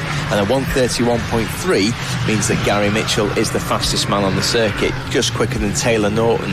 In fact, Taylor Norton, just as I say that, does a 131.1. So Autotech, they may be 5th and 6th on the road, but they are 1st and 2nd when it comes to lap times at this point in the race. A full 2 hours, 24 and 12 seconds remaining. So the Starsky and Clutch car almost catches itself out as it comes down the corkscrew then, holding the top 10 position, and the rear tyres just about keep the car clinging on, and then through the corkscrew again. And let's see the lap time for that car. So Lyndon Arnold in the Starsky and Clutch car, that time round is a 33.404, so he manages to lock himself into the groove, and so is Dylan Brichter, who also passes us in the commentary box, and a 31.6. Dylan Brichter, yeah, he's just making this look ridiculously easy. I can assure you it's not easy if you're watching this at home via the YouTube stream. And the Team Shine car's got past. So Colin French has decided, OK, I've stuck behind you, Ashley Davis, for the last 15 laps. I think I'll have a run in front of you. And by the way, Paul O'Neill, who's got himself into clean air in the number 297 car, lapping 132.230. So Paul getting the tyres back up to temperature, and I expect Paul to be into the 131s. And back into the commentary box, Mr. Jack Werrell. Bonjour, Jack. Bonsoir, I think. That's what it feels like. Yeah, fresh from the pit wall, had a quick chat with Costa Kriatsis, and yeah, it was good to chat to Costa. He's potentially in the market for one of the specific cars on this grid, so he's having a little look. But no, he's over the moon with how today went. Confident with pace. Lawrence Davies in high spirits. I think he's at the point of just, yeah, let's enjoy the rest of this race now. There is a very tired-looking Alex Miller outside the Project 297 garage. As well, there's been a slight recurring issue in the pit lane, and not just for one specific car, it's been for multiple. As drivers are pulling away, naturally they put the clutch down so they can get the car pushed back into the pit lane. But instead of grabbing first, a lot of drivers are grabbing third, so they're really having to slip the clutch to try and get it out of the pit lane. And that may just be a bit of tiredness starting to play an effect. Those are the little things that you've got to keep an eye out for. Yeah, these cars don't like being started in third, so as you quite rightly say, pushing the clutch and then giving it lots and lots of gas for the car to get away. So it's very, very difficult. So they're doing well not to stall it, and this comes from years of experience of hitting third rather than first in the Ford Fiesta. So there we are. So again, Skarsky in clutch, which appears to be getting quite a lot of its fair share of airtime anyway. The number 143 car, Lyndon Arnold, takes the corner well, and again he's at the top of the circuit and he's got the leader 2 cars behind him. But Dylan Brichter again, I mean, I was just saying while you were away, just the sheer model of consistency that Dylan Brichter is. If he's got a steering issue in that car, then it's not showing. The Scuderia Bowrun car comes in, that's the car in the penultimate position, and that had Mike Heath on board. And because we are now, let's see, 2 hours and 20 and 55 seconds remaining, then I think that'll be the final change for that car, and I suspect Lee Bowrun will bring that car home for the Bowrun family plus Mike Heath. They have got 32 laps on Project 29.7, and they are a full 82 laps down on 15th place, so I suspect that 16th place, very hard earned, that they will secure. I'm just somewhat curious about where we're going to finish lap count-wise. With 2 hours and 20 to go, when the race started, 2 hours and 20 into the race, we had completed 88 laps. So we could match the total from a couple of years ago, because we are lapping a little bit quicker. So I don't quite think we're going to get to 900, which is... somewhat infuriating, albeit there was nothing riding on it. But we won't be far off at all, especially with lap time still in the 1 minute 32s, which is very nice and consistent indeed. A good previous lap from Taylor Norton, 1 minute 30.881. Taylor Norton, who's been racing EnduroKA for a long while. He took some time away to go and race Renault Clios, but it's great to have him back for the 24-hour this weekend. But 803 laps completed by Milner Racing, and they've still got 2 hours and 20 minutes of this race to run. To do a 130.8 with the engine in the car having run for 780 laps, so multiplied by 1.5 miles, so in effect the best part of 1,200 miles, really is something. I mean, for a car to be doing that. So well done to the Autotech team, well done to Taylor Norton, and we'll keep an eye on how the Autotech cars come on. So this huge gaggle of cars comes down the corkscrew now, being led by the number 115 Aaron Grizzly Emax Motorsport with Ugga Dugga Citroen C1, of which Ashley Davis powers past in the third place car, followed by the Team Shine car, followed by the Kegermeister car, and then followed by the number 22 Castrol Racing car. So very well done to Aaron for letting them through at turn 1. Absolutely no problems there at all. And in fact, I've got to say, I think the driving standards in this race has been very high indeed. Very few incidents. I think there's been very few incidents under blue flags as well, so everyone giving each other plenty of room, plenty of respect. But lots of hard racing, particularly in the first 5 hours of this race. But things have definitively settled down into a pattern, haven't they, John? Yeah, our cameraman is being attacked by some of the local insects, it would seem, up at Rocket. So, that just makes their job that little bit harder, having to try and work under those conditions. Annoyingly, there are laps between a lot of the cars now. There's nobody on the road fighting for position, but given how long is left, and they're not monumental gaps when you look at them. Some of them are just 2 or 3 laps. The cameraman at the top of the hill, by the way, has had 2 assaults this weekend. The sheer amount of tyre noise that he's been listening to through his own headset, and also the amount of insects that are attacking him as well. So coming to a theatre near you, I'm sure he'll have insects and engines on the mind as he goes to sleep tonight. But as we see Ashley Davis then coming down the corkscrew, Ashley's now 12 laps down on the leader. He's currently got the, as we were saying earlier, the Team Shine car. So that's Colin French. The team number 44, Henry Wright, MSVT Kegermeister car. And then Ben Smith in the AFK Cash Racing car, which is lapping. They're all lapping very consistently in the 1 minute 33, so they're lapping in a groove. The one we're watching out for, of course, is Taylor Norton in the Autotech car. The Autotech cars are easily the quickest cars out on circuit, numbers 64 and 65. Taylor Norton's previous lap, a 1:30.851. So going extremely well. But Dylan Brickton now lapping the Skarsgård and Clutch car as he heads up towards Rocket. And absolutely no problems there for Dylan on the brakes. Takes his normal racing line. And through we go. So just on the red line in second as they come through the latter part of the Rocket, then hits third gear, which he then takes through Peel and then maintains third, edges the car towards the edge of the circuit. Didn't use all of the road then, so he's using it pretty sparingly, which I expect if he's only on 95% pace. Takes a good line through the first part of Corkscrew, then through the right-hander. Now just crests a little rise as he turns left towards the start-finish straight. Only uses a little bit of curb. That is how you take a lap at Track Mon. And just having a quick look, 1:31.396. Absolutely metronomic. And that is the reason, because you've had 4 drivers putting metronomic laps in, and obviously with the quality pit work and reliability and preparation of that team, why Milner Racing are very likely to win this version of the EnduroKA race. And in fact, into the pits then comes the number 115 car. So Aaron Grizzly has finished his stint, and I suspect it'll be James Taylor, the quickest of the drivers in the Emax Motorsport car, that will be going out to finish this race, because we're now into a position where the pit stops that we see now will probably be the final pit stops of each of the cars, subject to cars coming in with mechanical maladies. Yes, and then speaking of pit stops, it's pretty much your time to go and grab some lunch and hopefully a bit of a rest. But as Ian quite rightly said, we are at that point where anybody that comes in now will effectively be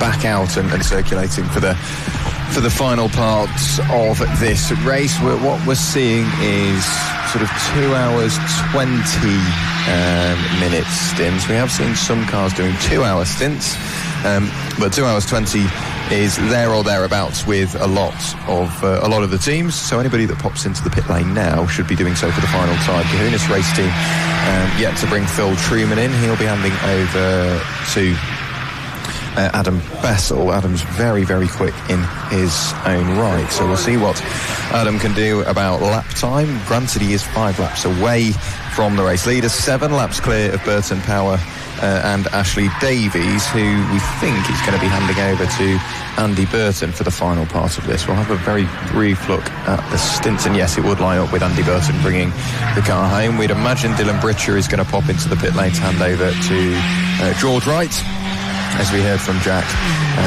saying that he'd nipped over to York for the remainder of this race for christening. So hopefully all goes well there. Over the start-finish line goes our Treble 3 Kahunas race team car, but up into Rocket on the brakes, and just rotating the car nicely in towards the apex is Dylan Britcher, and you can see not even the inside rear wheel leaving the ground on that occasion. So he is clearly just keeping everything under his spell, not pushing too hard.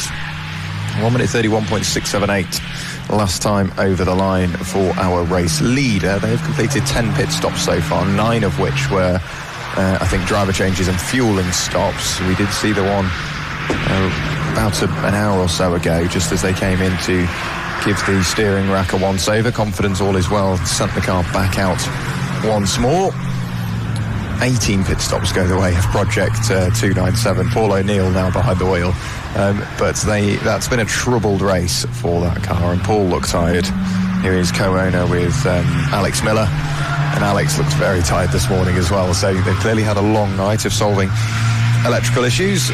Working their way down through the corkscrew is Ashley Davies leading the train in the number 1 Burton Power car ahead of Team Shine. Car number 180, that being Colin French behind the wheel, just working their way towards turn 2 now. Very, very busy section of circuit. Through the final corner also comes LDR Performance. We had a quick chat with Lawrence Davey down in the pit lane. He's got Carl Reed behind the wheel at the moment, and Carl doing everything he can to try and make up some time. Lawrence had a long night. Into the pit lane comes Kahunas race team. That will be Phil Truman to hand over to Adam Bessel, heading onto their final stint of the race, 2 hours and 12 minutes. They should be able to do that should they tank the car with fuel. Fresh set of tyres, just to ensure the car gets to the end. The Motorsport 74T works its way through Rocket, the T denoting that it is the T car, the spare car. And they're not the only ones that have had to make use of a spare car. Obviously, Motorsport being one, and car number 180, Team Shine, changing car early on in the race. Through the corkscrew goes the race leader. Following in tow is the Scuderia Broman car. Currently behind the wheel of that car is Luke Broman, I believe. It does say Lee Broman, but I didn't have him on the entry. No, I did have Lee on the entry, so Lee Broman currently behind the wheel. Back through the corkscrew goes that great little train, the Treble 4 MSVT racing car. That's currently got Henry Wright behind the wheel, and off the tail of that battle is the AFK cash-strapped racing number 22 car. That's currently 4th overall at the moment.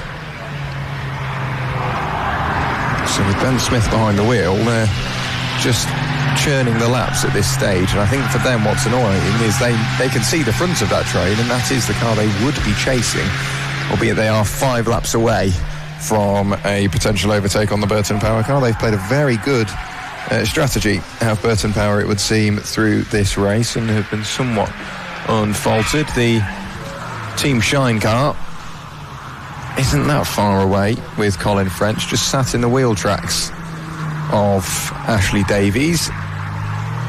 So up towards Rocket they remain as was. In the background you almost saw Ben Smith having a look at the inside of Henry Wright. We don't know whether that changed. No, it stayed as it was. So Henry Wright still following in the wheel tracks of the Kegermeister car as they work their way through Rocket out and then up the short incline in towards Peel.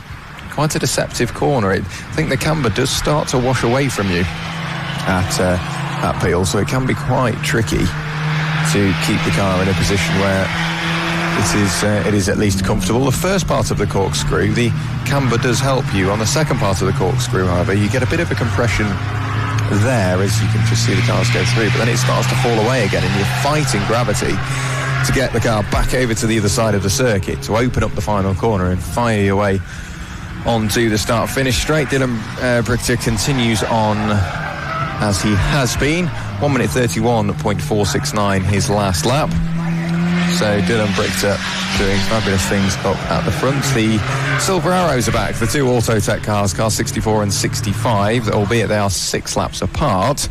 Taylor Norton in the 65 machine, set following on the number 64. At the moment, 64 has Gary Mitchell piloting that car. A 6-lap penalty has already been applied to the 65 Taylor Norton Autotech car, which would effectively make this a battle for position should that 6-lap penalty disappear, which is a real shame because it would have been great. But it shows how hard Autotech have been working, but also how consistently they've been working, because take out all penalties that have been applied, Autotech 64 and Autotech 65 would be on the exact same lap and be within a second of each other.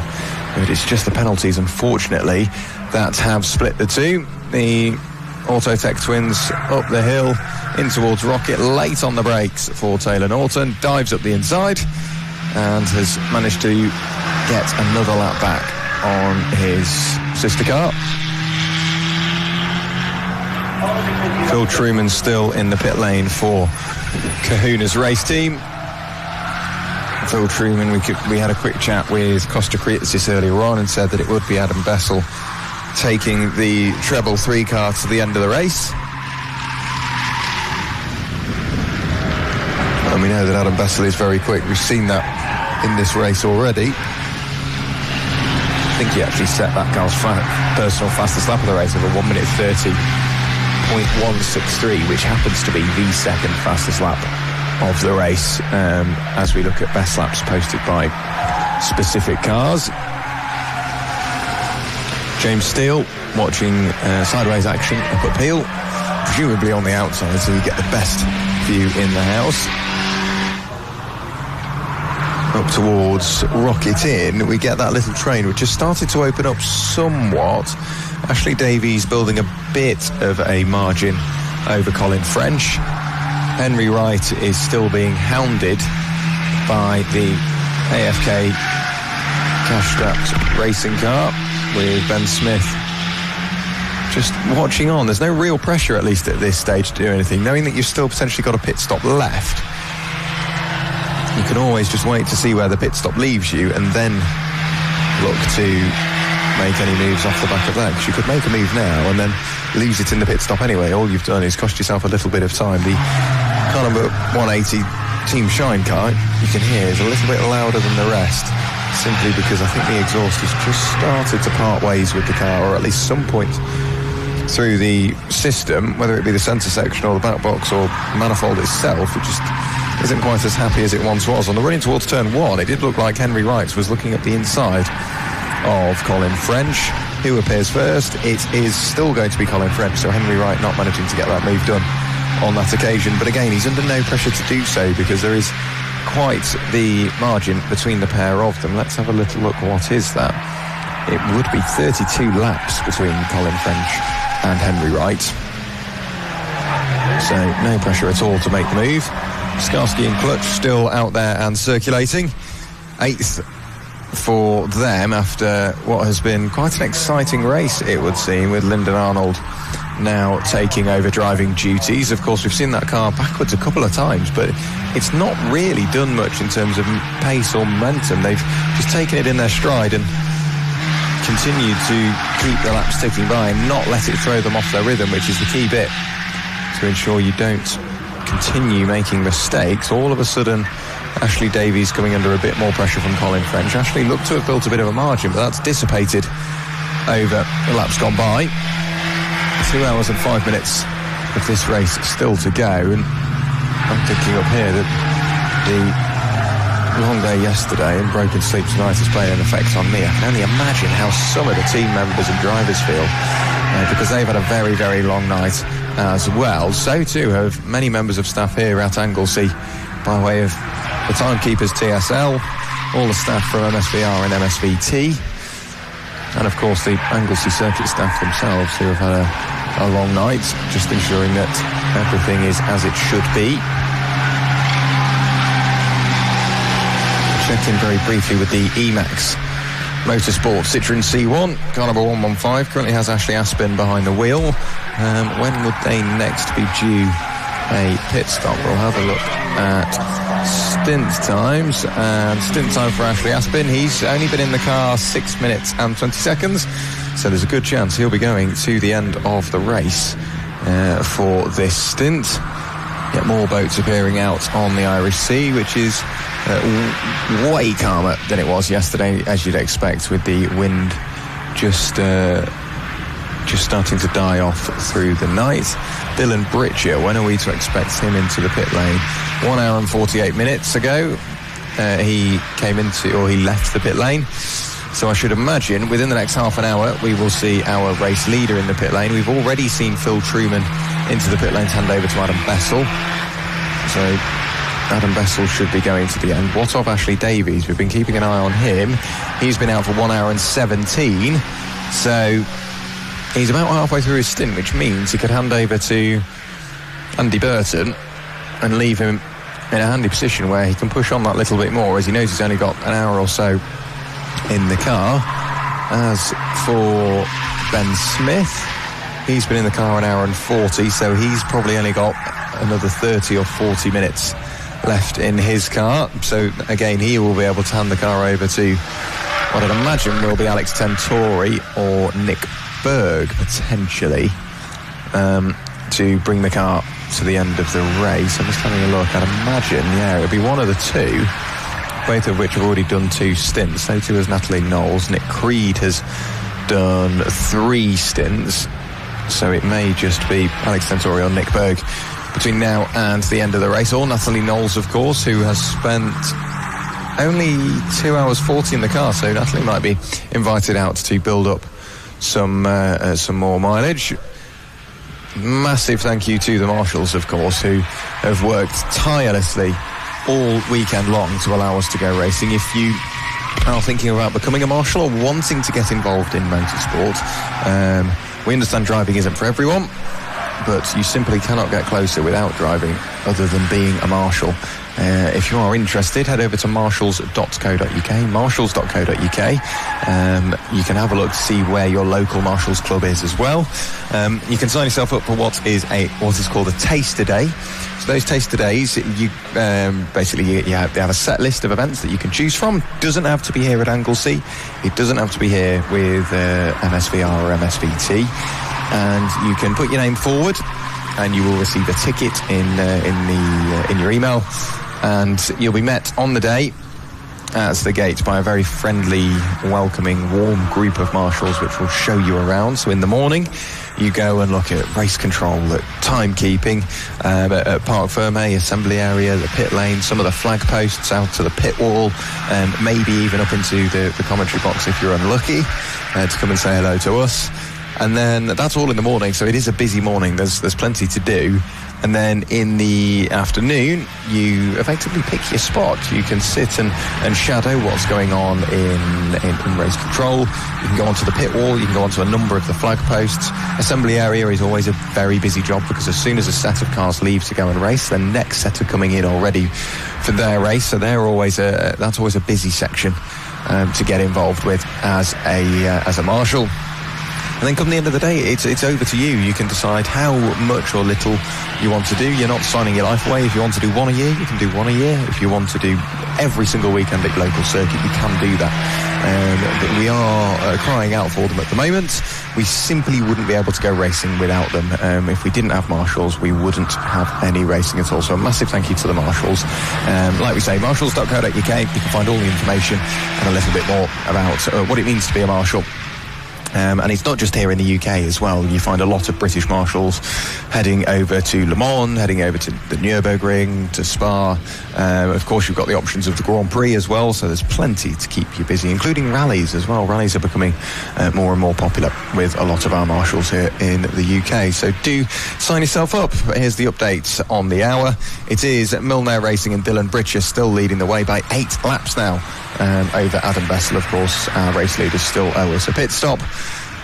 It is Adam Bessel and Kahuna's race team sat there in second place. Third place is Ashley Davies for the number 1 Burton Power car, ahead of Ben Smith in the number 22 AFK Cash Strap Racing car in 4th. 5th is the number 64 Autotech car with Gary Mitchell behind the wheel. Taylor Norton in the sister Autotech car is there in 6th place. 7th place is Marcus Buckle in the number 2 NJM Racing car. And Skarsky and Clutch find themselves in 8th place, the 143 with Lyndon Arnold currently driving that car. Caston Martin, long-time race leaders, car number 23. They have Daniel Hawkes-Reed currently driving in 9th place, and rounding out your top 10 is Ross Folds, car number 95 in the Kachow car. The Citroen C1 from Emax Motorsport, car number 115, is in 11th place with Ashley Aspin behind the wheel. It's then Henry Wright for MSVT Racing, car number 44 in 12th. 13th place is car number 74 for Orca Sport. That is going to be Michael Davis behind the wheel. Colin French for Team Shine, car number 180 in 14th. 15th place is Carl Reed for LDR Performance Tuning, car number 49. And then it's Lee Bowron in the Scuderia Bowron, car number 30 in 16th place. 17th place, back in the pit lane, Project 297, that is Paul O'Neill. I thought that was a shorter stint, but I think I remember overhearing Alex Miller say they are just going to look at doing 1 hour stints to try and get some drive time. So Paul O'Neill was out for 46 minutes. I'd imagine it could be, just looking at it, Steve Andrew or Jonathan Moore getting in the car next. Yeah, I've just seen Paul O'Neill get out of the Project 297 car anyway, have a quick word with his crew. He looked pretty tired after his 45-minute session anyway, so he's really, really pushing. But yeah, interesting. I've just had a quick look at the cars actually, Jack, down at turn 1, and a couple of them sounding distinctly second-hand, it has to be said. So wouldn't be described as in perfect condition if they were sold at Auto Trader. No. There's with the sound, it can be something as simple as the exhaust, or maybe something a bit more sinister, where it is more engine noise than exhaust noise, if that makes any sort of sense. But for the most part, it seems like everyone's been fairly well behaved. We're not seeing that many track limits warnings, which is all very good. We've had a couple of speedings in the pit lane, some thinking the pit speed limit is 60 rather than 50, and that's caught a number of drivers out. And that's when we started to see sort of 5, 7, 9 miles an hour over. You can't argue that. Because it would be your mistake. But I do get it, because somebody else, as Lawrence Davies said, somebody else drives the car into the pit lane and passes the board which tells you what the speed limit is. But then if you've forgotten, or it's your first time here, you then get in the car and you've not seen the speed limit, so you just assume, like many others, it's 37 miles an hour or 60 kilometres an hour. Yeah, absolutely right. Yeah, so, disappointed to see from some drivers. But we'll have to see with 1 hour and 56 to go. We're in the penultimate hour of this race, can you believe it? So it's gone relatively quickly from the commentary box side. I'm not sure that is replicated across this entire pit garage, though. Some very, very tired team members. But keep going, guys. That includes the marshals. Only 2 hours remaining of this 24-hour race. Just looking at the Autotech cars, by the way, who were appreciably the quickest cars out on circuit from where I've just been spectating anyway. So number 65 car, as you say, Taylor Norton behind the wheel.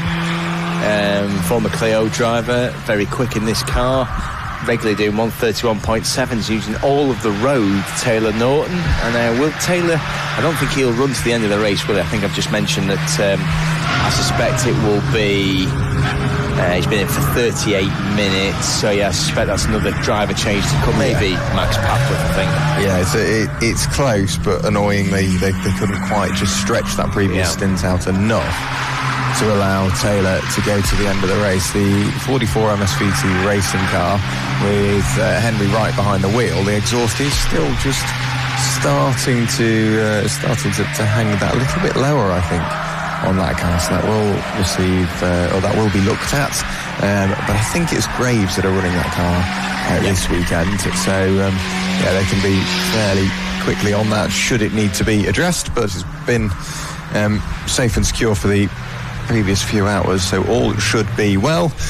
In terms of quick laps that are coming in, everyone seems to have chilled out, aside from Adam Bessel. We've only got one car in the 31s, and then we've got Adam Bessel in the 30.3s. Well, you were saying this earlier, didn't you? You said quick Adam Bessel, just how quick he was yesterday. And you wonder whether, I think he's probably the only driver that can come anywhere near the Dylan Bregta 1 minute 29.8 during the remainder of this race.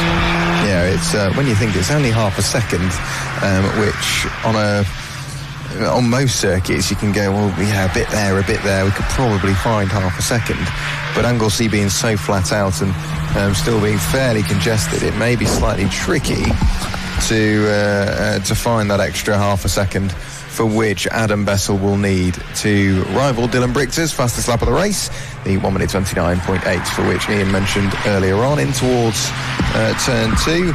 Henry Wright in the MSVT car that we mentioned, being hunted down by Burton Power and Ashley Davies. Ashley Davies has been doing great things in that number 1 car, but sticking with him is Colin French. I think Colin is just trying to get that car to the end, and sitting with someone is maybe the safest way to do it. Oh, he'll have a purple headache at the end of this race, Ashley Davies, because Colin French has been stuck behind him for the best part of an hour. By the way, Matt Saxon, who's with us, the motorsport photographer, up in the commentary box, he's just been down into the pit lane, just having a quick look over the Project 29.7 car, and yeah, it looks as though they're looking over the front left tyre on that car and anything that goes with it, so I suspect there will be a quick adjustment at the front of that car to see how that goes on, and then the Project 29.7 car will be back out, but it's not a quick pit stop anyway for the 29.7 car. Also in the pits, by the way, at the moment is the LDR Performance Tuning car, Lawrence Davies' car, and that was sounding distinctly sick when it was going around the first corner. It was doing 1 minute 44s, Jack, before it came into the pit, so I think that is a mercy mission for that car, just making sure it gets nursed round towards the end of this race, but it is comfortable anyway in its current 15th position. Yeah, something just isn't quite right, and it hasn't been for a number of hours now on that car. They have been struggling to extract any further pace out of their LDR Performance Tuning car.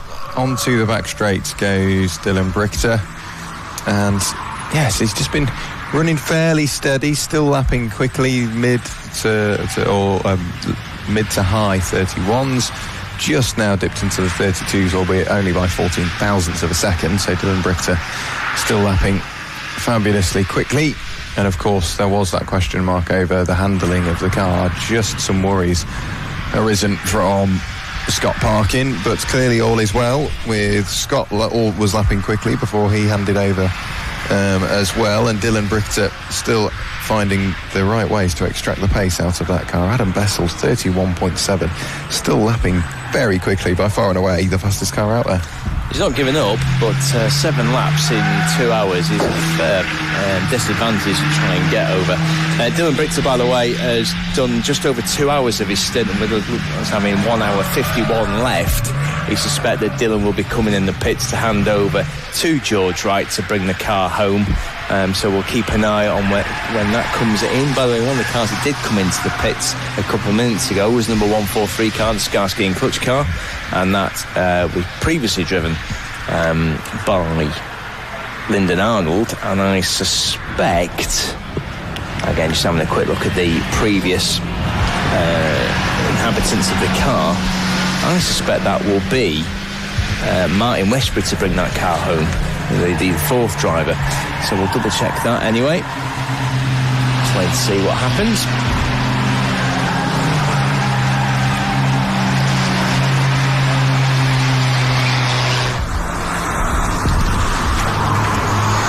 And whilst we now at the top of the hour, and now we've given you the quick rundown, what we'll do is we'll have a quick 5-minute break from the commentary box, and then we'll be back with you in around 5 minutes' time. So you will enjoy listening to the 69 brake horsepower Little Monsters, or in the case of the Emax Motorsport car, the 68 brake horsepower Little Monsters, without listening to our inane commentary.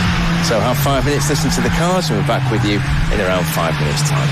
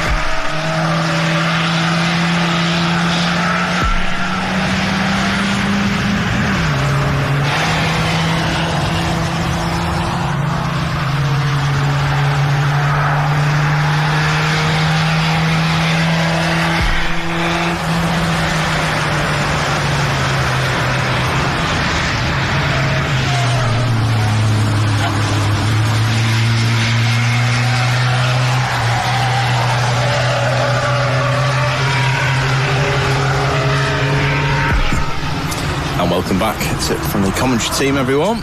We're now well into the penultimate hour of this 24-hour race, the EnduroKA race from here on Track 1 in Anglesey. Nothing's changed while we've been off air.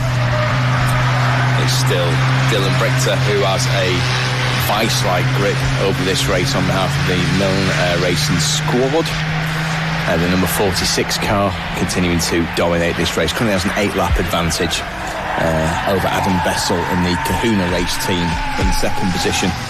This hour, of course, will be very likely you'll see the final pit stops from each of these teams. Unless, of course, there's a mechanical malady. And one of the teams is currently dealing with a mechanical issue. Is the Project 29-7 car, which Paul O'Neill has just brought in.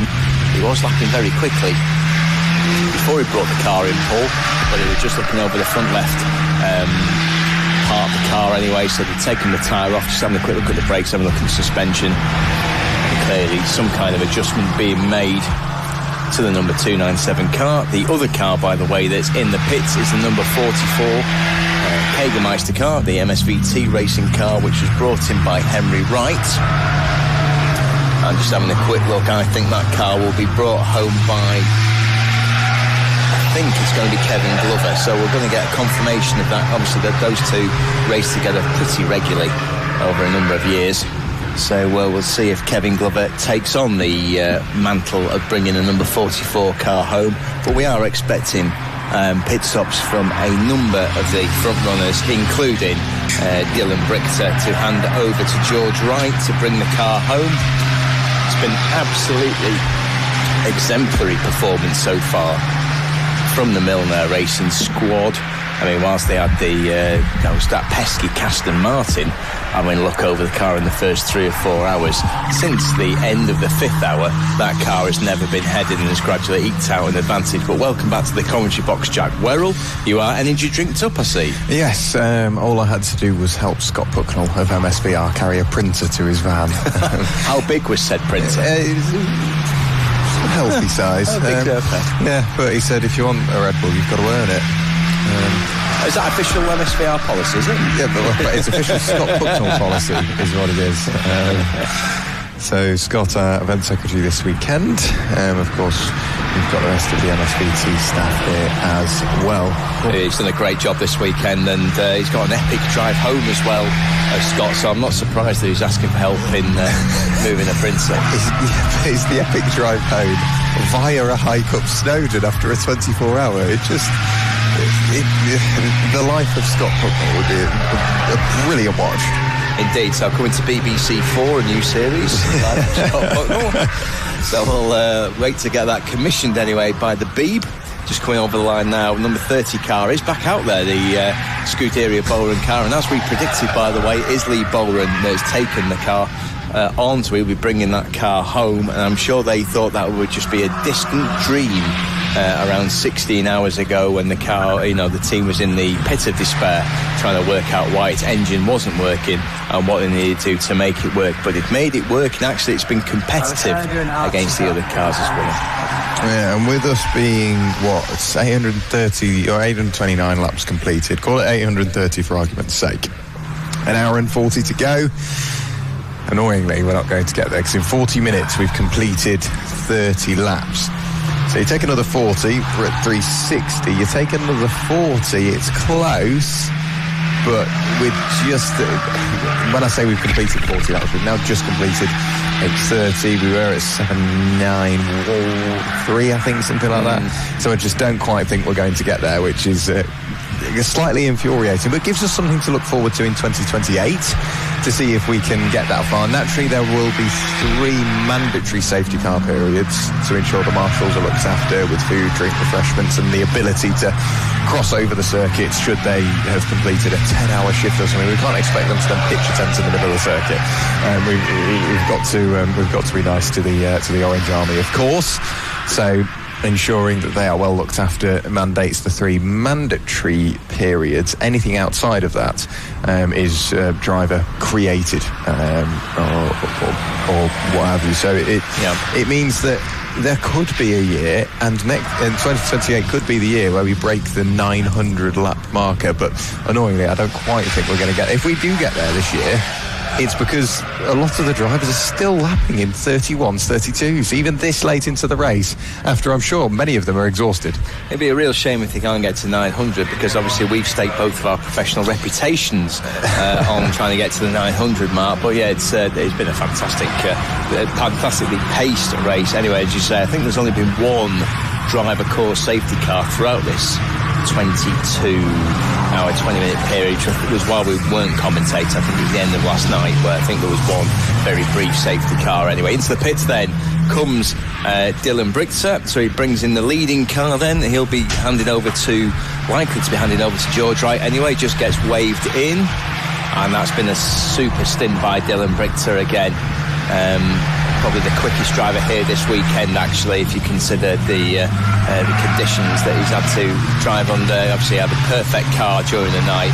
He's got a 90 to 95% car now, and he's lapped beautifully consistently. So the black helmeted Dylan Brichter out of his car now, just awaiting George Wright to get in. Cracking stint, well done, Dylan.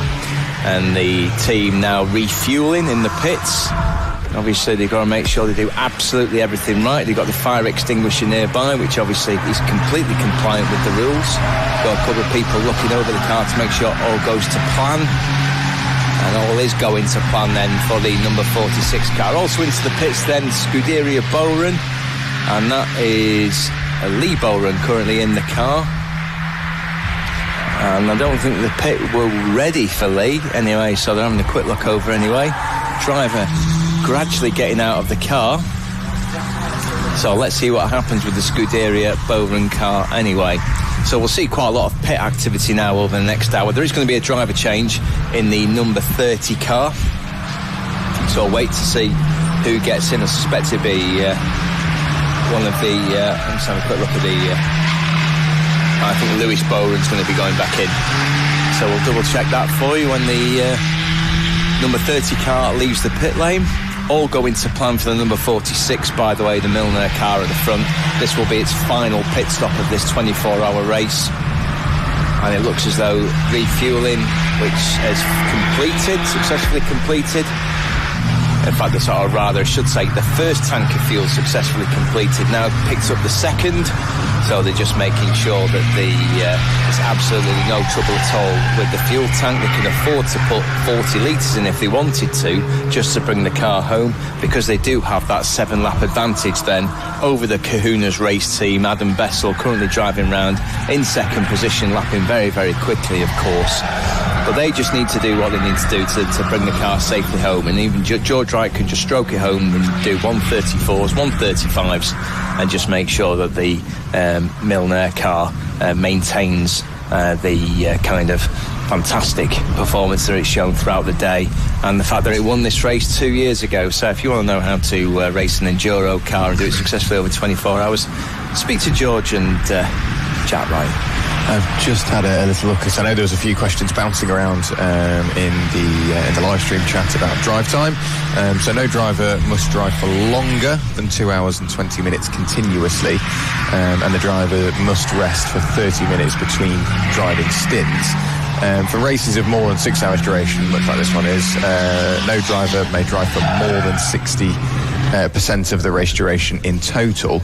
And the way they measure it is when the car pings at pit exit, your drive time starts.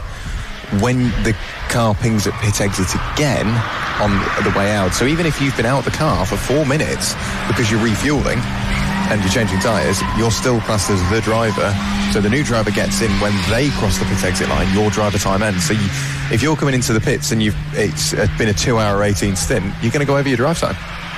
Which is why sometimes what we have seen is just do a driver change, get the car back out again, and then come in the next lap where they've gone, right, we've made the mistake, how can we make sure we don't get a penalty?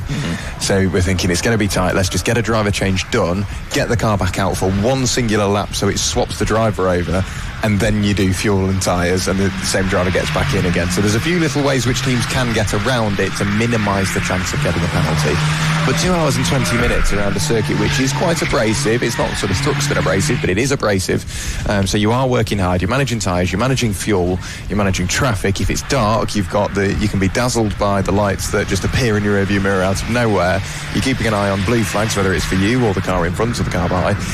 It's a busy job for 2 hours and 20 minutes. Yeah, especially, I mean, you'd think, you can do 2 hours, 20 minutes easy in a car of this size. Let me assure you that even an hour is difficult in a car of this size, and as you quite rightly say, this sort of circuit is continually keeping you thinking. And talking of which, we've just seen the number 10 Ka-Chow car taking a very industrial line through the course. So Ross Folds, he's gone quite wide. I think struggling with his tyres at the moment, Ross. So I think he'll be coming in for his final pit stop.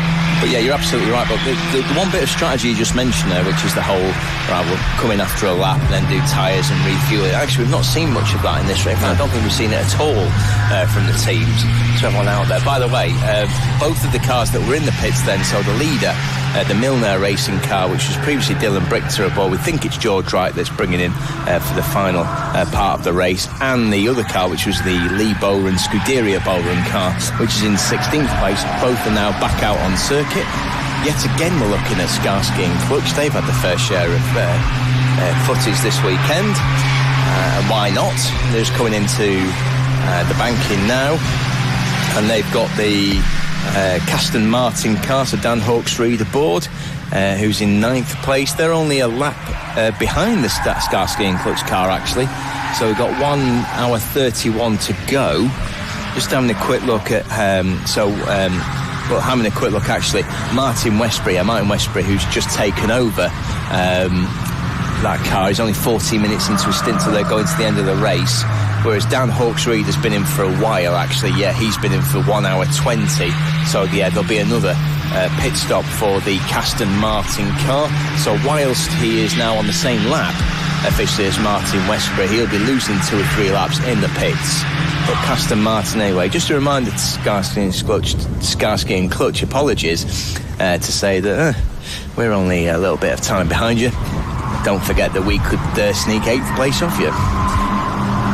Just having a little look again, trying to keep the interactions high in the. We've got a microlight now on the live stream. More and more bits of kit that we're seeing get introduced to the stream.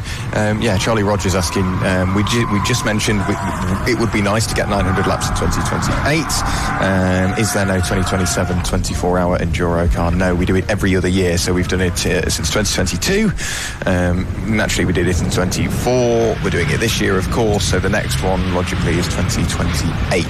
And I'm hoping we could end up with even double the entries that we've got at this one, because we're still seeing incredibly healthy grids when it comes to the 2, 3, 5, 6 hour events, even the occasional 12. So it'd be good to get as many as possible, and even some C1s if we're opening up the entries to the C1 Racing Club. It would be really cool to almost end up with a multi-class race. It would be quite interesting to watch.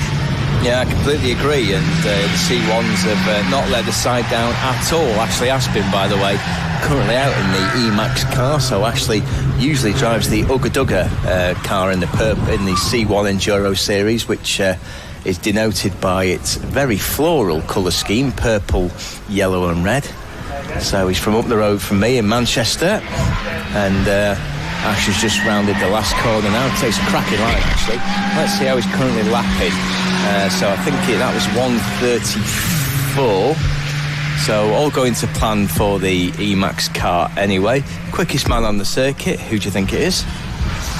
George Wright. No, it's Adam Bessel. Almost.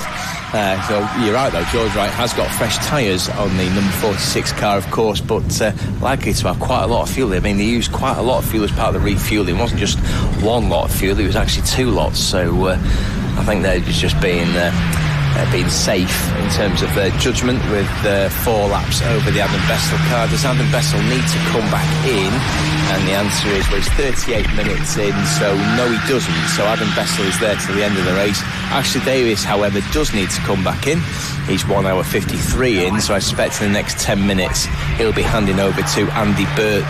So they're only 4 laps behind second place. There's 5 laps we've seen then, and Castrap Racing, who are in 4th place. Ben Smith, who has been in that car now for 2 hours 14. So I think we're going to be expecting a number 22 car in imminently. And based upon the starting order of these drivers, I suspect Alex Tentori is going to be back in the number 22 car. So I'll wait to see what happens when he comes back round to the start-finish line. The Auto Tech car, the number 65 car of Taylor Norton, who we were saying was going very quickly earlier, still going very quickly now, 1:31.580. But Adam Bessel has cracked the 1:30 mark again, 1:30.835. And as we say that, number 22, as if by magic, Ben Smith comes into the pits from 4th position, and this will be the final pit stop for the team. I've heard a little something whilst I was downstairs. Obviously, we touched on, was it this morning or yesterday? It's all blended into one. I think it was this morning. Yeah. We touched on having some professional drivers that have raced an EnduroKA. So we've had Marcus Clutton, a regular appearance with Grapes Motorsport.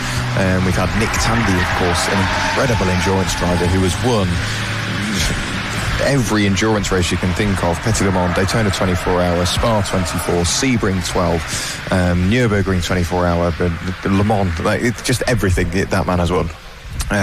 We also had Eric Boulier, of course, of Formula One fame. There are, we'll call them whisperings for now, a certain 2025 Quick Fit British Touring Car champion potentially coming out at Donington Park. There's a chance we might see a bit of Tingram out at Donington Park. Well, he has been known to race C1s, of course. We did Silverstone 24, so good on him. But yeah, you've just inspired me to create your new show called Werrell's Whisperings. So again, that'll be on YouTube coming up anyway. So alongside the Life and Times of Scott Pucknell. I was actually thinking about starting something like a club racing podcast, but I'm not going to call it Werrell's Whisperings. You should call it something now. You could even have me on, you know, and God, get all of 3 people. Oh no, let's not do that. That is no way to create content or build an audience, which are the 2 things that you need to do. By the way, the number 49 car is really struggling. So Lawrence Davey and his car, does he come into the pits? No, he doesn't. Who's currently out in the 49 car? Let's have a quick look. So it is Daniel Welling that's out there. That car's really struggling. So let's have a quick look at his last time. So 1:40.862, and the engine very off note. By the way, back out of the pits is the Team Shine car. So it's Colin French who was previously in, and that's the last pit stop for that team. And taking over from Colin, based upon what we've seen earlier, will be Adrian Wood. Oh, no, Nathan Brown. Nathan Brown, I think, is likely to be taking up the mantle there, the Team Shine car. The number 297, by the way, the car which has been afflicted by all kinds, that's still in the pits. Only done 580 laps so far, 256 laps behind. And so hopefully they'll be able to get out before the final hour commences. And we're still waiting to see how the cash-strapped car gets on, whether it can retain its 4th position. Driver now in, so the refueling is finished. The tyres have been changed at the front. I'm just waiting for the 22 car now to come out, so we can just see it. It's one of the furthest garages away from the commentary box, actually. Shuts the passenger door, and just making sure the belts are firmly secured, which they are. Driver door now shut, being pushed back into the pit lane, and off we go. Cracking pit stop there for number 22. Well done to the team. Cash Strap Racing, not skill strapped, I have to say. And out it goes towards the banking. And this will be its 822nd time. We were saying earlier, Ben Smith brought the car in, and we suspect Alex Tentori has gone out, but we'll have TSL confirm that shortly. And it is George Wright that is going to bring home the Milner racing car. He's currently lapping in the 1:32s. He's about a second a lap slower than Adam Bessel, who's really charged, but I think George is just conserving the car, doing exactly the right thing. I would be doing exactly the same thing in George's position. Yeah, and if you are George, you know you've got the experience of not only competing in multiple 24 hours, you've got the experience of winning this exact race 2 years ago.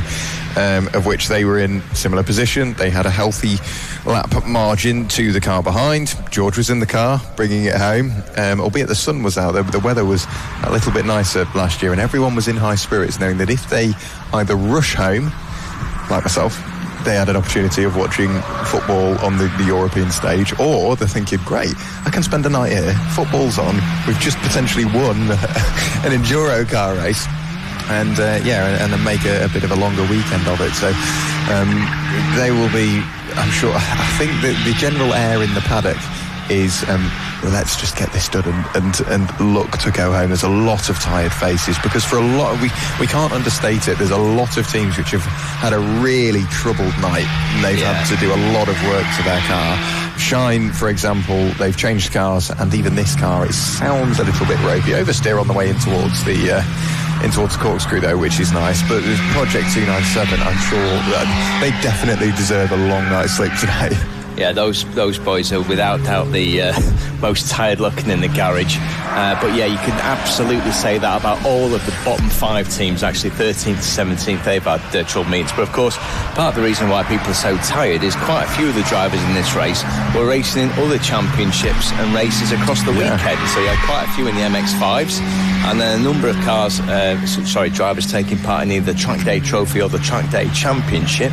That includes the likes of Lee Taylor, who decided madly to do both MX-5s and the Track Day Championship. So Lee currently out there. Lee's team, which is the Kachow team, currently running in 10th position, so they're on for a top 10. By the way, Aston Martin and NJM into the pit, so Marcus Buckle will be coming out of the number 2 car, and Dan Hawkes-Reed out of the number 23 car.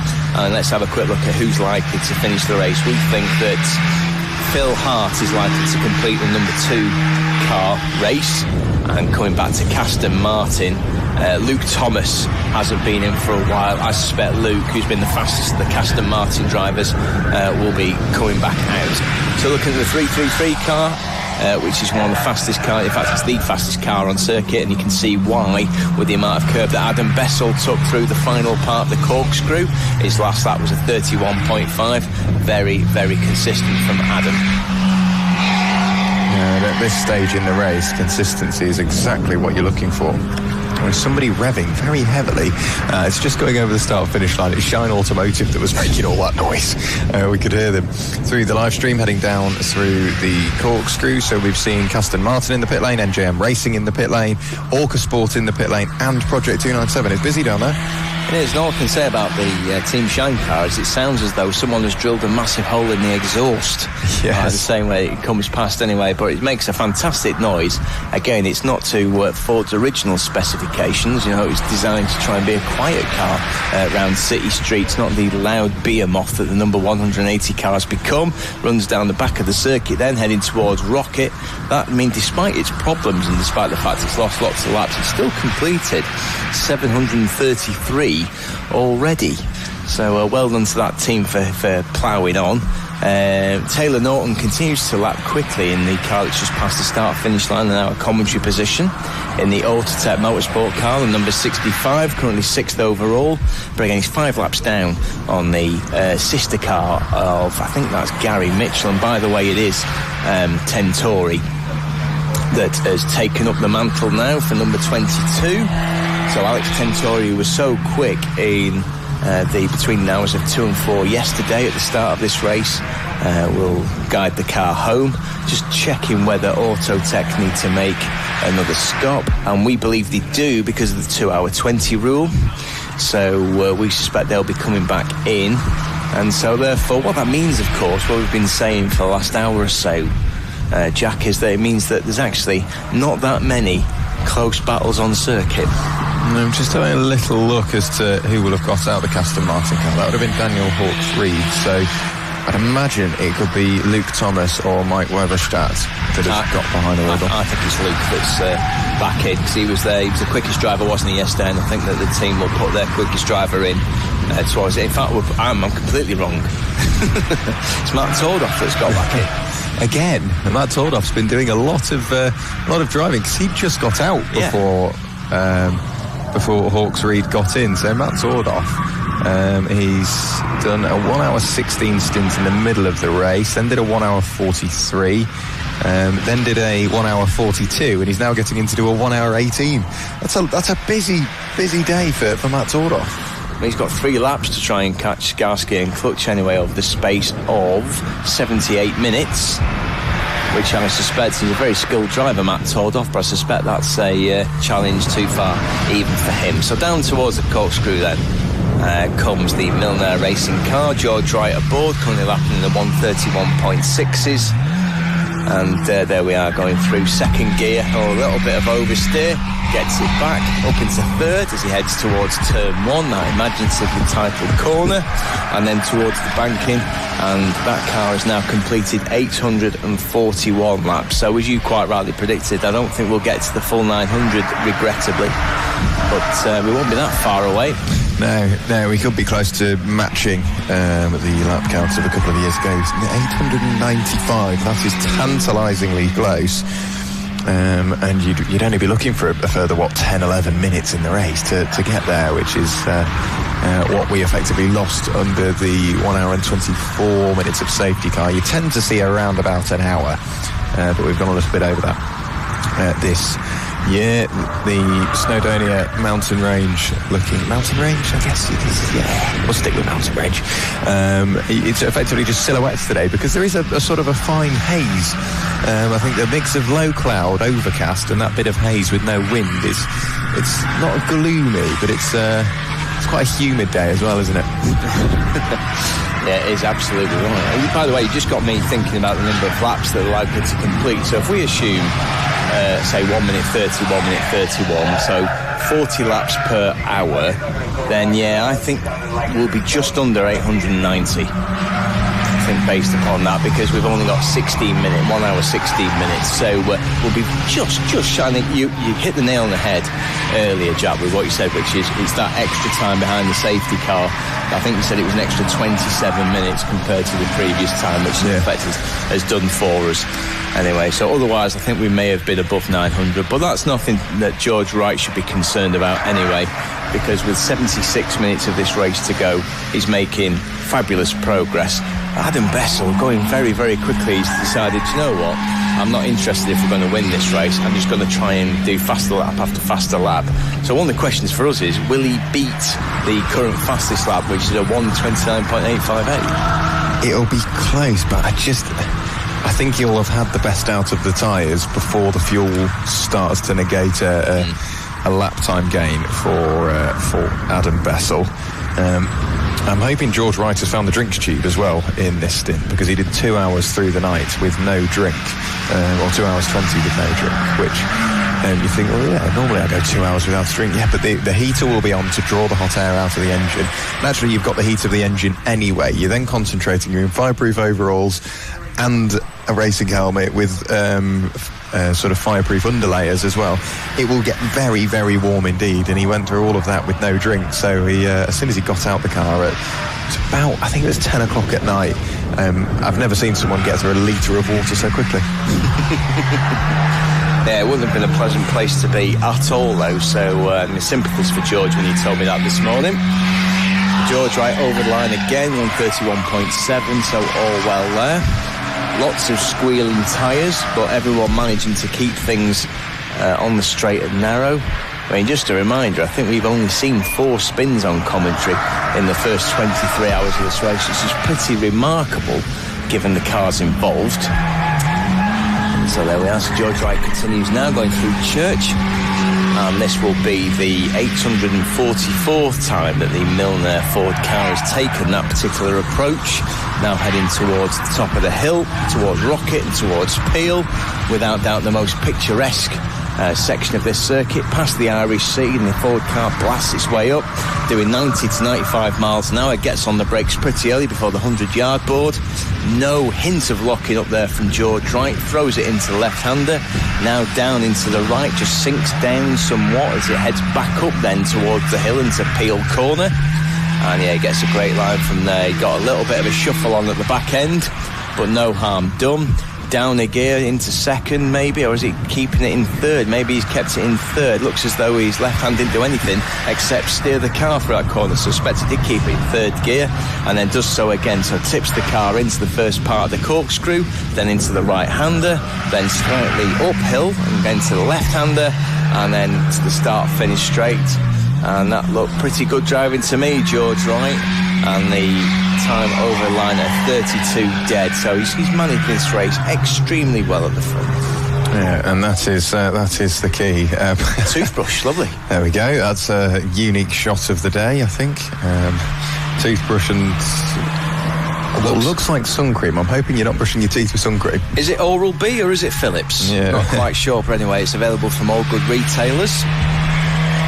We are 13 minutes away from our final short break as well, where we can get some final refreshment, get through the final hour of the race, and of which you can already write it now. What will happen is we will nip away for a break, and then something will happen out there on circuit. You just spotted something. Oh, that was just one of our colleagues decided to take a quick break and then coming back upstairs anyway. So clearly one of them's dobbed him in to go, well, I'm going to get a little video of you throwing something in the bin. So that's very nice, rather than keeping an eye on what's going on track. By the way, the one car that's in the pits, apart from the 297 car that's been in for a long, long time, we'll just confirm how long that's been in, is the second of the Autotech Norton Motorsport cars. Taylor Norton have brought that in, and let's have a quick look who's likely to complete this race. And we think Max Papworth is going to complete this race in number 65 car, so we'll wait to see that come back out. But still no sign of the Project 297 car, Jack, which has now been into the pits for, let's see how long that's been going on. So that's been in since 25 to, that's been into the best part of 50 minutes. I'm hoping they will get that car back out to see the checkered flag. That's the key thing, and I think for a pride thing they will want to do that as well. Get the car out to see the checkered flag, so that way you're obviously classified in the results, and it makes all of that hard work through the night well and truly worth it. You almost have seen that a few times where they've spent hours and hours working on their car. It goes out and they go, actually, there's no point anymore, we're not going to finish well. And you think, yeah, but you've just spent 2.5 hours rebuilding the car. You may as well do it just to prove that it was all worth it come the end. Obviously a massive thank you to our fire marshals as well. They've been on hand, thankfully not needed them. They've been on hand all weekend long, as well as the trackside recovery units and all of the rescue units that we've got with us here this weekend. As well, Milner Racing, not a handy little graphic now. You can see the best laps of the race. There's lots of 1 minute 30s, lots of 1 minute 31s, but only 1 minute 29. And guess who that is? Of course it is, it's the Milner Racing team, so congratulations to them. Into the pits then, as we expected, is Ashley Davis, and he'll be handing over to, we expect, Andy Burton to bring it home with 1 hour and 10 minutes remaining. One car that's going in decently quickly, which has been making lots and lots of noise, but now making lots of noise for the right reasons, is the number 180 Team Shine car, which suddenly has decided, with Nathan Brown at the wheel, to do laps of 1 minute 31. That's what we like to see. That car is on pace from Nathan Brown. A couple of people in the YouTube chat asking for our pit lane camera back. So I will admit it was quite good to watch to see what was going on down in the pit lane. That camera has been moved elsewhere out on circuit now, as we need to make sure we know what's going on out there. Albeit it would be nice to have that extra perspective. Down the hill in towards the corkscrew goes the 44 MSVT racing machine with Henry Wright. That's a great angle. You can really see the car move. I'm hoping we get to stick with this angle just for a little while to see the cars really rotate their way down into the corkscrew. Yeah, please keep this angle, because you can also see the number of marbles that are out towards the edge of the circuit. Look at how much old tyres have just been accumulated there. So let's see. There we the 49 car taking a very gentle line anyway. So those 3 cars were fairly gentle through the corner, but I expect others won't be. Yeah, it shows just how much elevation change there is as well. And as much as it looks like marbles are all the way across the circuit, they're not. It's just the way the other part of the circuit comes down. There's our race leader, and then shook the car into the right. You can see it just skipping that inside wheel. Shine Automotive pushing on as well. Rotate the car nice and early, and nibble the apex towards the latter part of the curb. Into shot comes Aston Martin, and you nice. you can see the rear of the car skipping around as they're asking everything of their Toyo tyres. Right on the edge of adhesion, somebody else rattling over the curb in the background, but a great shot, not just to give us an angle of how the cars are moving, but also how steep the circuit is. Yeah, Matt Tordoff was the car in the Aston Martin car, driver in the Aston Martin car, who did so well anyway. We've just seen Matt actually blast past our camera position, and I think that's towards the second corner. It is indeed. So Matt will then be going back towards Church Bend. Just keep an eye on his lap time anyway. His last lap was a 1:31.411, but again Adam Bessel was the quickest on the previous lap. He was in the 1:30s, 1:30.5, which is nearly a second quicker than anyone else. So Adam Bessel thoroughly enjoying himself. He'll have a low fuel load, of course, but he will be changing over, we suspect. So just having a quick look at his current stint time, of course. Just bear with me a second while I check that. Again, all available on TSL. Yeah, Adam's been out there for... Adam will finish this race. So therefore, yeah, apologies. I thought he had to come in again. He's gradually, his fuel load's coming down, but you're quite right, as you were saying before, which is the at what point do the tyres degrade, so therefore the performance advantage that comes from having a reduced fuel load is reduced. 2-lap penalty for the race leader. Well, so now Ynys will be kicking themselves because they also have a 2-lap penalty. If they didn't have that, they'd only be a lap away. Is that a fuel infringement, you think? Potentially. Whereabouts is Ynys? Because I just would like to figure that out. They're going down the back straight now, whereas our leaders are somewhere when they appear into our side. They're just working their way through Church, so they would be, what, a minute apart? If you were to take away the penalties, or if you were to take away Ynys' penalty, they would be a minute apart. If you were to take away both penalties, they would still be about 2 laps apart. Yeah, that's right, yeah. But late drama for the race leaders. I can only assume that is for a pit lane infringement of some sort. There we are. So, indeed, I wasn't expecting that at all. Look at the Burton Power Racing car, which has just come out of the pits, and we believe it's Andy Burton that's on board. So Ashley Davis did a 2-hour 15 stint, so very close to the limit there. So we'll check it. I think Andy Burton has a white helmet. It looks like white helmet inside the number 1 car anyway. They've had a great race, just very, very solid, very consistent. Don't appear to have had any trouble, have been unruffled, untroubled throughout the night, and just coming down to the corkscrew now. And Andy Burton can go and enjoy himself and have a good thrash of the car. So although he managed to keep off the curbs that time round, into the pits then comes the number 95 car of Kachow. Ross Folds aboard, of course. They're currently 10th overall. They have a 5-lap advantage over Ash Aspin in the Citroen C1. So we're expecting Lee Taylor to take over that and bring that in for the final hour. There's number 180 car, Nathan Brown, currently driving it. That's going quicker than it's done throughout the entire race at the moment, despite the fact that it's extremely noisy. It has Andy Burton's car right behind it. Apologies, it isn't Andy Burton. So just having a quick look, they put Stephen Gilbert back in the car. I thought that was Andy Burton's helmet actually, but no, apologies. Stephen Gilbert is going to bring home the Burton Power Racing car, and he can then afford to give it a damn good thrashing, as Basil Fawlty once said. Now coming through at the top of the circuit, through Rocket, eventually through Peel. Hopefully they'll get a tow from Nathan Brown as they're heading towards Peel.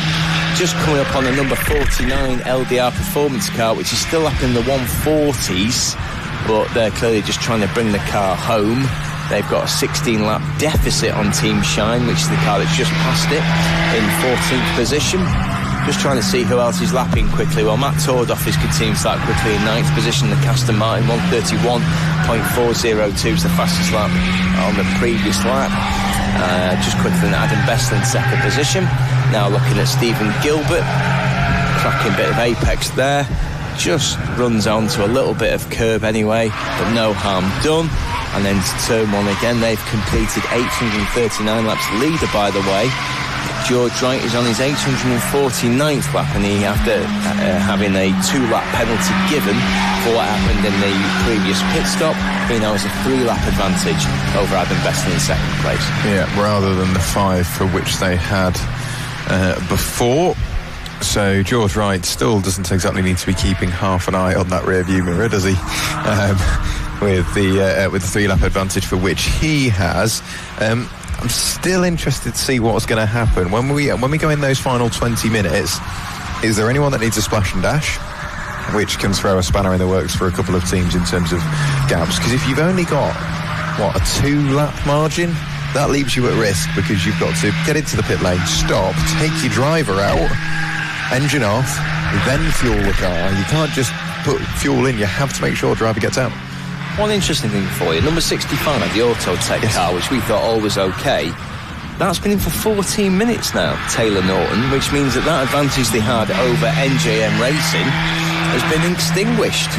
So hopefully there'll be a driver change and that car can get out. Otherwise, Autotech will be losing 6th position. Now, Autotech have now left the pits, but the NJM car has got ahead of it. So that means, I think that's David Hart that's in the NJM car. So that is the number 2 car. Yes, sorry, apologies, Phil Hart is in the NJM Racing car.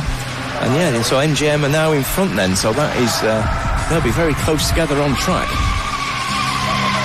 They will. I'm just looking, that's a car. Whose car's that? That's a new one on me as well. That's a new one on me. That's a change of car. That's why. Yeah, they've changed cars, so they're getting a 20-lap penalty. Car number, what was 40, becomes 65 with duct tape. So it is now car number 65 with duct tape, and they are going to have to take a 20-lap penalty, which will drop them down 4 places into 11th place. That's right. And it means the Citroen C1's inside the top 10. Wow. Yeah, it means Emax Motorsport with Ugga Dugga. Let's not forget Ugga Dugga. And now in the top 10 of this race. But yeah, you're quite right. Well, nobody spotted that.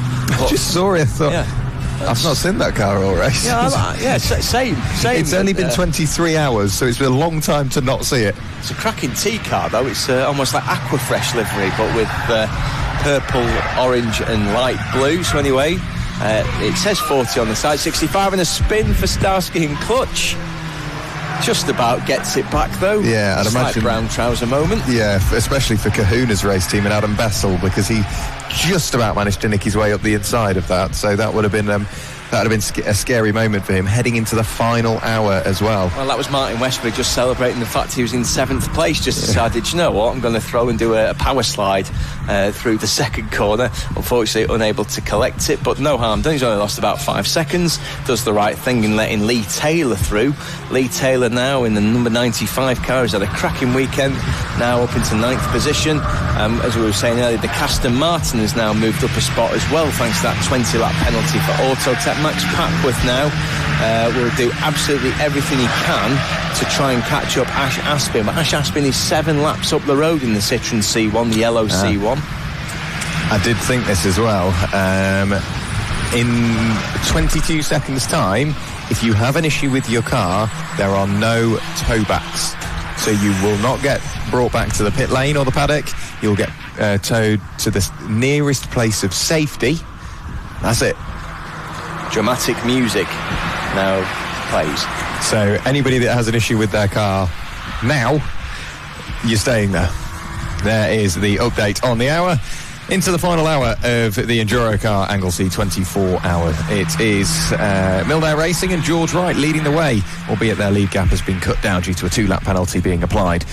Kahuna's race team and Adam Bessel find themselves in 2nd place in the treble 3. Stephen Gilbert has taken over the number 1 Burton Power car to take that car to the line. Alex Tentori has taken over the AFK cash-strapped racing car number 22, finishing in 4th place, currently in 4th place. It is then car number 64, the first of the 2 Autotech cars of Gary Mitchell, that's in 5th place. The NJM racing car number 2, with Phil Hart aboard, is in 6th place. 7th place is Starsky and Clutch, car number 143. That has Martin Westbury at the wheel.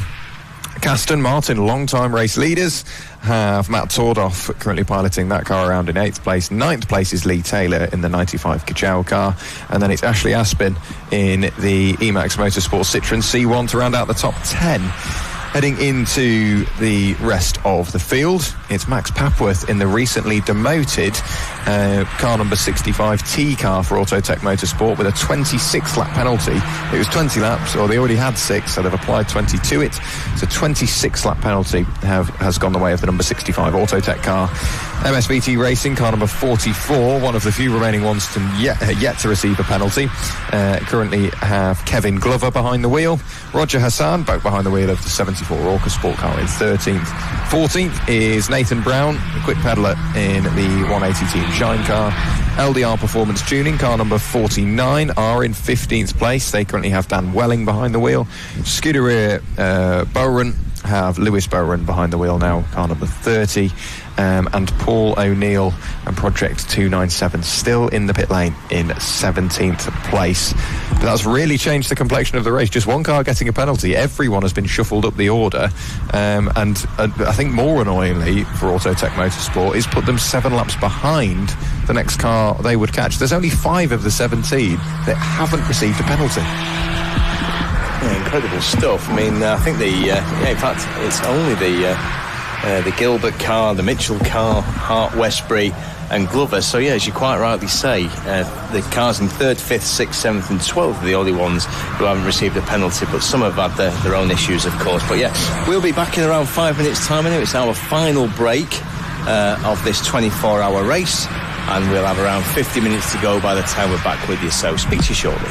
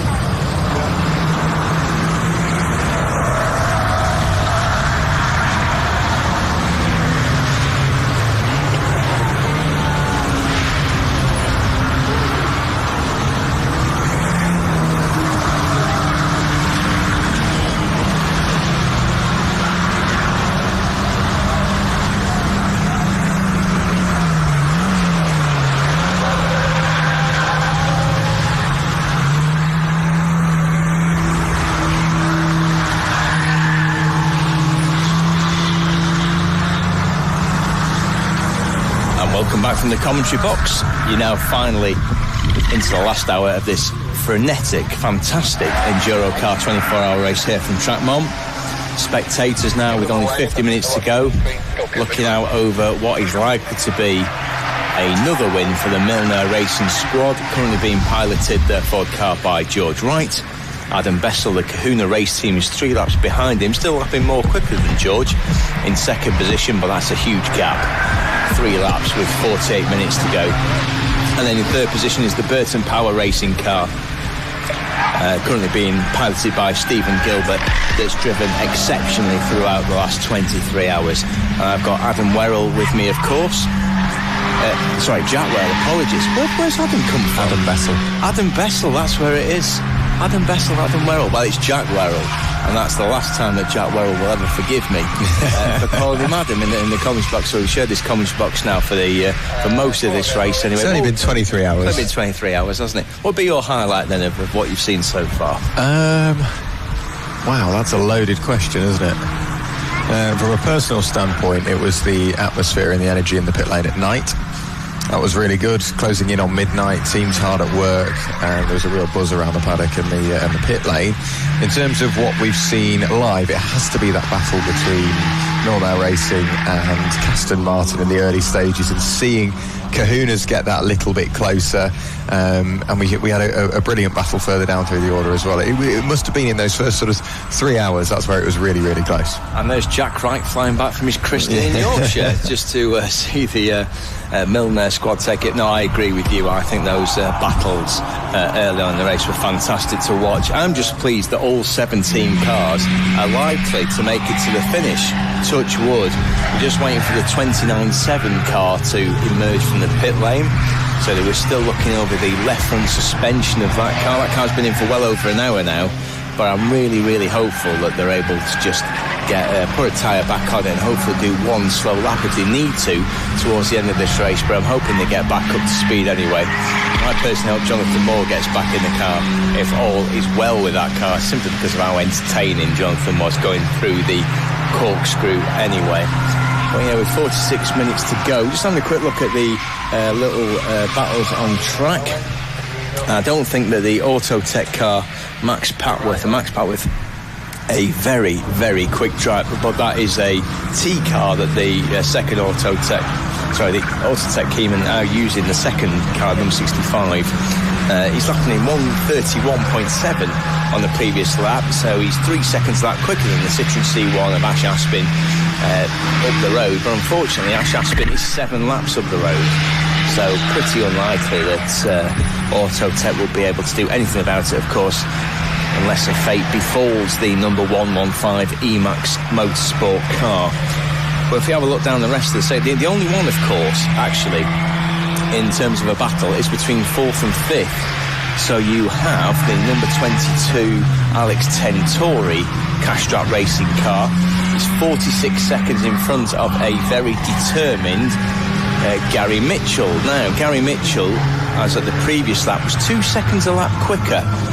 So 2 seconds a lap, and he is around 50 seconds behind Alex Tentori. So he needs another 25 laps. I think it'll just be beyond Gary Mitchell, but we'll keep an eye on that anyway to see how both Alex Tentori and Gary Mitchell get on. Just looking now on screen at the NJM Racing Limited car, which is one of the few cars that hasn't received a penalty throughout this race. Only 5 cars that haven't received a penalty, and it currently has. Just having a quick look at the drivers now. It's Phil Hart aboard the number 2 Ford Ka. He's just making his way now at the back of the circuit up towards Rocket and then Peel, and having a look at the laps that Phil Hart has done. So previous lap was a 1:34.6. He has a very comfortable 6th lap advantage over Martin Westbury in the number 143 Starsky and Clutch car. Special shout out to the Bowron team, who are still going. In fact, they're lapping very competitively. Who would have thought that at the start of this race with a very, very sick engine? So Ryan Bowron's going to bring that car home, currently lapping in the 1:32s, which is less than half a second away from the best lap of the entire race. Into the pits number 74. So Roger Hassan brings the Autosport car in. Let's have a quick look how long Roger's been in the car for. Only 34 minutes. So this is not a scheduled pit stop for Autosport. But then it looks as though there is going to be a driver change. So the white helmeted car, so maybe it was scheduled for the Autosport car to be brought in with 45 minutes to go. So we'll keep an eye on who replaces Roger Hassan in that car. It's comfortably in 13th position anyway, because it's a full 3 laps in front of Team Shine, despite the efforts of Nathan Brown. He's been very, very quick actually in the number 180 car. Just looking at that number 2 machine, NJM Racing Limited, up into 6th place. We saw them even down into the low teens at one point, I think. But it's good to see Project 297 back out. Steve Andrew has been awarded the opportunity to get that car over the line. Roger Hassan, having brought the Autosport car in, the number 74 has now returned to the circuit. But NJM Racing Limited, we saw them floating around sort of 9th, 10th, 11th place, and then they got up to sort of 8th or 9th, maybe touching on 7th. But as penalties have been applied, they've worked their way up to 6th. That's been a good run from them. Yeah, been an excellent run actually. Yeah, very, very consistent. And just shows the quality of preparation actually, and them being able to follow the rule book as well. So congratulations to them if they're able to maintain that 6th position overall. And just looking at the times actually, a couple of drivers that I suspect will try and get under their best laps for the day, and I think those drivers are both Adam Bessel, who is still going very, very quickly in the number 333 car, and that man Lee Taylor in the number 95 Ka-Chow car, the red and yellow one, who's currently lapping in the low 31s and high 30s. The fastest lap for that car, by the way, 9th position, is 1 minute 30.762. So Lee's just got to find, compared to where he is at the moment, just less than half a second in order to get the best lap of that car's race. Going down the back of the circuit, then Nathan Brown gets a great tow from Alex Tentori, easily able to outbrake him as they go up towards Rocket. Nathan Brown on a real charge, so it might be noisy, that Team Shine car, but it's certainly quicker now to Nathan Brown. We're now going towards the back end appeal, and now looking at the Citroen C1, Ash Aspin. And again, good to see another driver from the Northwest going so well here today at Anglesey. It'd be a fantastic result for Emax Nuggadugga if the C1 Interloper manages to break into the top 10, and it's in the top 10 with a 6-lap advantage over the Autotech car. Who'd have thought that even half an hour ago? So Ash Aspin, distinctive white helmet. He's got a fairly lackadaisical driving style actually as Ash, if you see him. He looks very relaxed actually as he goes through, now coming down the corkscrew. And the C1, yeah, there we go, that's plenty of tyre squeal from the fronts of those Nankangs. Then into the final bit of the corkscrew, the left-hander. Let's see how much apex Ash gets. I'll say to him, I'll give you 6 out of 10 for that, Ash. When I see him next, he needs to be hitting the apex a bit more than he did. You can see just how much more body roll the C1 has in comparison to the KAs. Yeah, absolutely right, and clearly toe in, toe out. But you know, that's how the cars are set up by the teams as well. Yeah, you're quite right. The car's a lot more stable than the C1. But Ash is clearly enjoying himself anyway. He's got the Starsky, apologies. He's got the Skarsky and Clutch car of Martin Westbury behind him, who had a quick spin a number of laps ago through the banking, but was fine that time around, and hopefully be able to get a tow from the C1 as he's going further up. Adam Bessel, by the way, 130.513. Absolutely trying his heart out to try and get into the 29s clearly. And he's well quicker than anybody else out on circuit. In fact, he's over half a second quicker than the next quickest driver, which remains Lee Taylor in the Ka-Chow car. So that's one of the other things that we've got to try and see in the next 40 minutes, whether anybody's able to get near that 129.858 set by Dylan Brichter through the night in the number 46 leading Milner machine. Yeah, it's nice to see that it is an empty pit lane, of course. We've had obviously 17 start, 3 retire, but 17 cars still running. Read into that as much as you will, as we've got 3 T cars out there. A lot of teams opting to get their spare car out, struggling with, I think, initial over-rotation, and then upon correcting that, it just washes in wide of the apex, it would seem, for Ash Aspin in the E-Max car. But it's always better to just wash wide of the apex than try and correct it and it spit you off in the other direction. So can't really complain. Very, very sideways moment for the 44 MSVT racing car. That's still got Kevin Glover behind the wheel, but that was through the left and into the right at the corkscrew. It was pointing extreme left, he was steering right, and then it just came round at the right time to pitch the car in towards the apex. So fair play. I'm surprised Lee Taylor's not flashing his headlights. Kevin Glover winds his window down, lets him through. I wonder why he's wound his window down. I'm not sure on that. Anyway, we'll keep an eye on the Jägermeister car anyway. I've not seen that. I've not seen anybody let a driver through by just simply widening his window down. Yeah, maybe it's a breath of fresh air after how sideways he was. Were front electric windows standard on Ford cars of this vintage? Surely not. Well, I tell you what, that's the quickest I've seen a window wound down in the Ford car for a number of years, not since I went to McDonald's around 20 years ago. Anyway, going up towards the top of the hill, and into the left-hander then goes Lee Taylor, undoubtedly one of the entertainers of this race, number 95, Kachow. And he is currently in 9th position.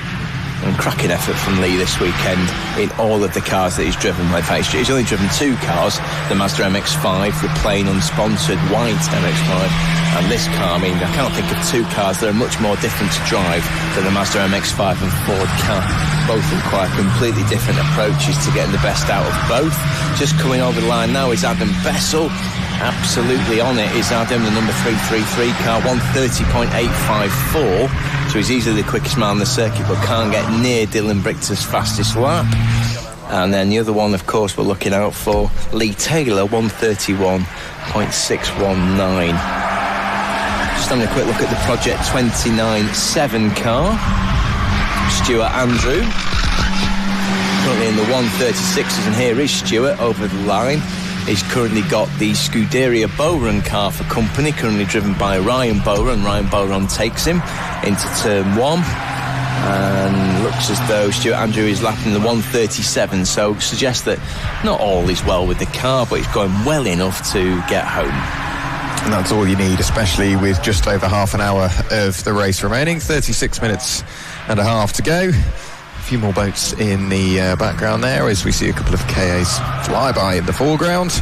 Up towards Rocket goes 2 of the T cars we've got, one of them for Orca Sport, the other for the number 65 Autotech Motorsport car. So these 2 have done far fewer miles than the other cars that we've got out there, but does that provide them with a slight advantage? I'd imagine it will be, very, very minimal, if anything.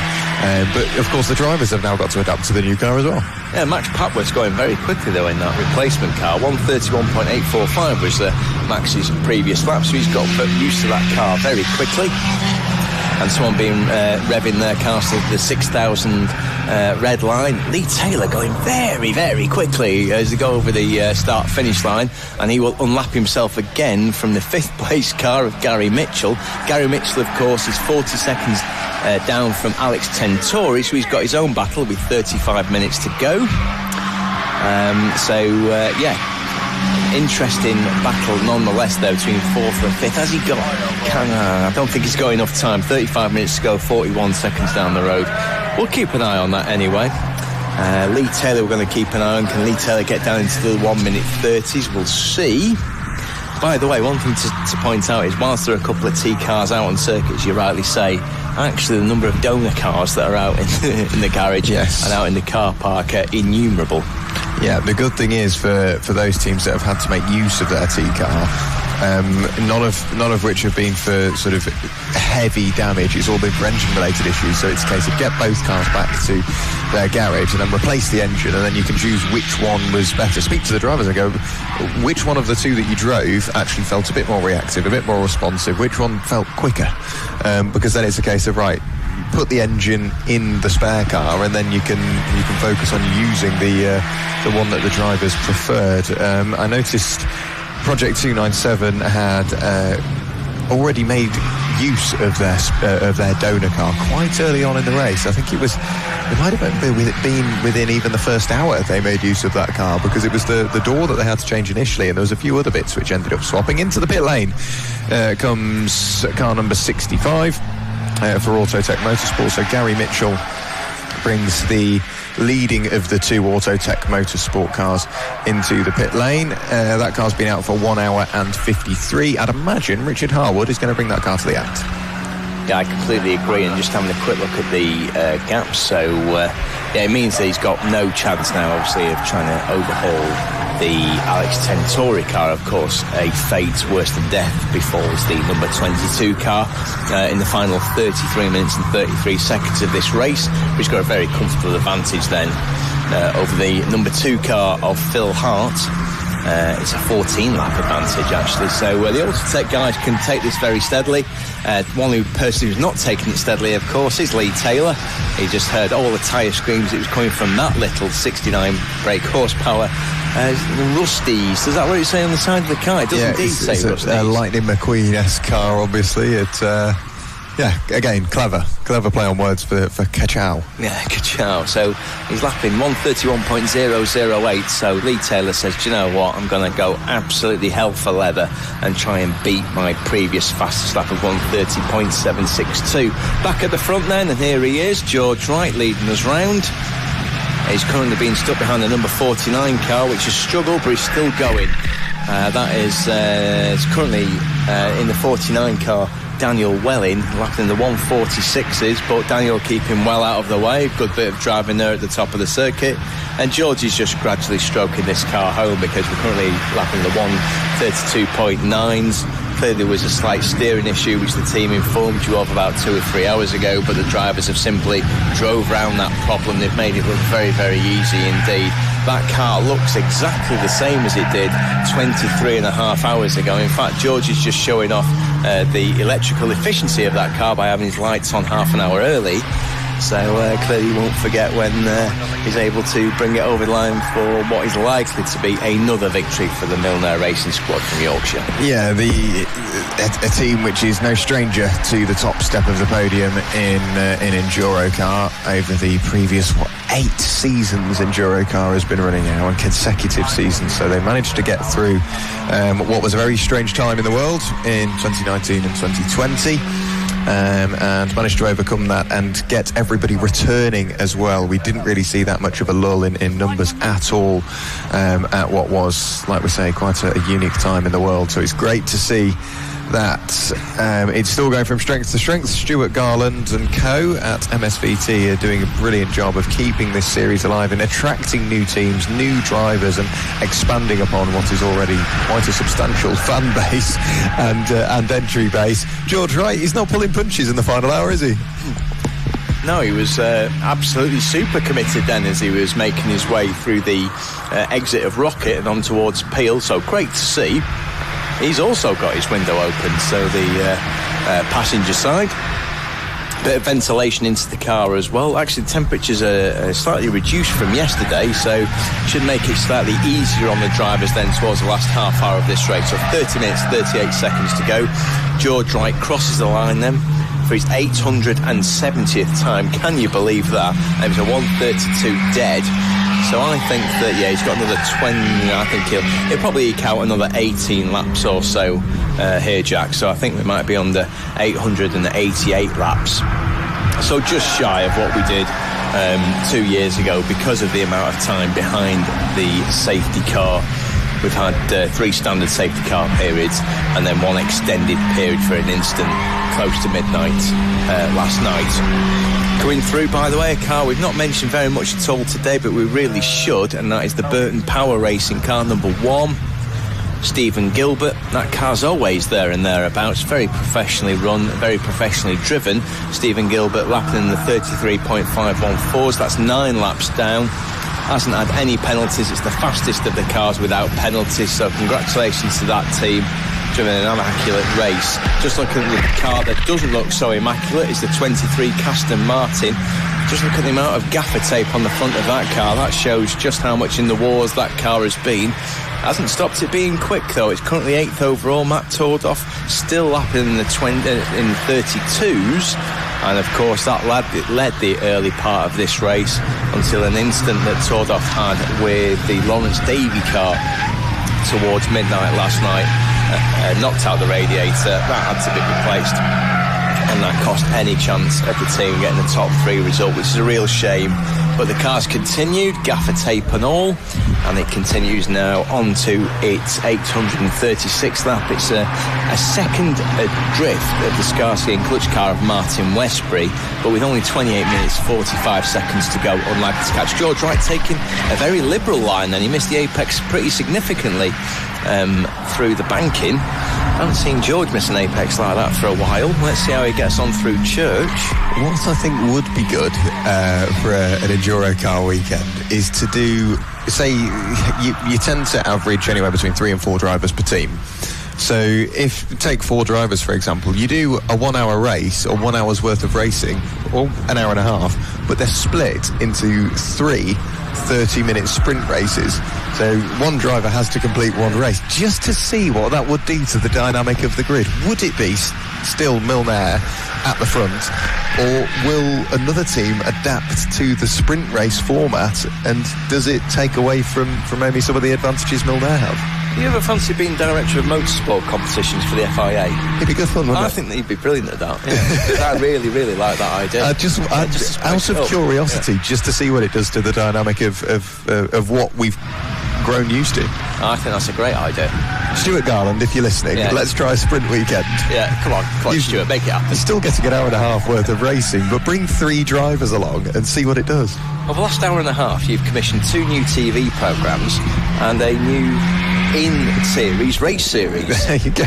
So remarkable stuff. Let's have a quick look at George Wright's time, by the way. Yeah, 1:32.6. Let's have a look how he takes the corner this time round. He missed the apex dramatically last time round and does it again. So maybe he's just taking it fairly steady and just go, do you know what, this car's absolutely fine. I'll keep lapping in the mid 1:32s and bring the car home, because of course, Jack, we've only got 27 minutes of this race remaining. Have you spotted anything else out on track? No, not as of yet. Just doing my somewhat irregular check-in on the YouTube channel, just to make sure everybody's all okay. There's no lingering questions sat there that have been burning for a little while, and we've only got 26 minutes of which to answer them. Where, of course, we can see the cars over the line, for which I've then got to make a beeline for the podium, to cover the podium, of which I can then leave everybody else in the capable hands of yourself, to send everybody home come the end of what has been a really good weekend. We've been looked after by the weather. We've seen some fabulous racing yesterday, fabulous racing through the night and into today.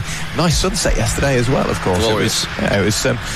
We really have been treated. North Wales has well and truly impressed us once again. Yeah, and this race has absolutely delivered. So 17 on track at the start of this race, 17 on track at the end of this race, and George Wright just comes around the final corner now, completes his 873rd lap.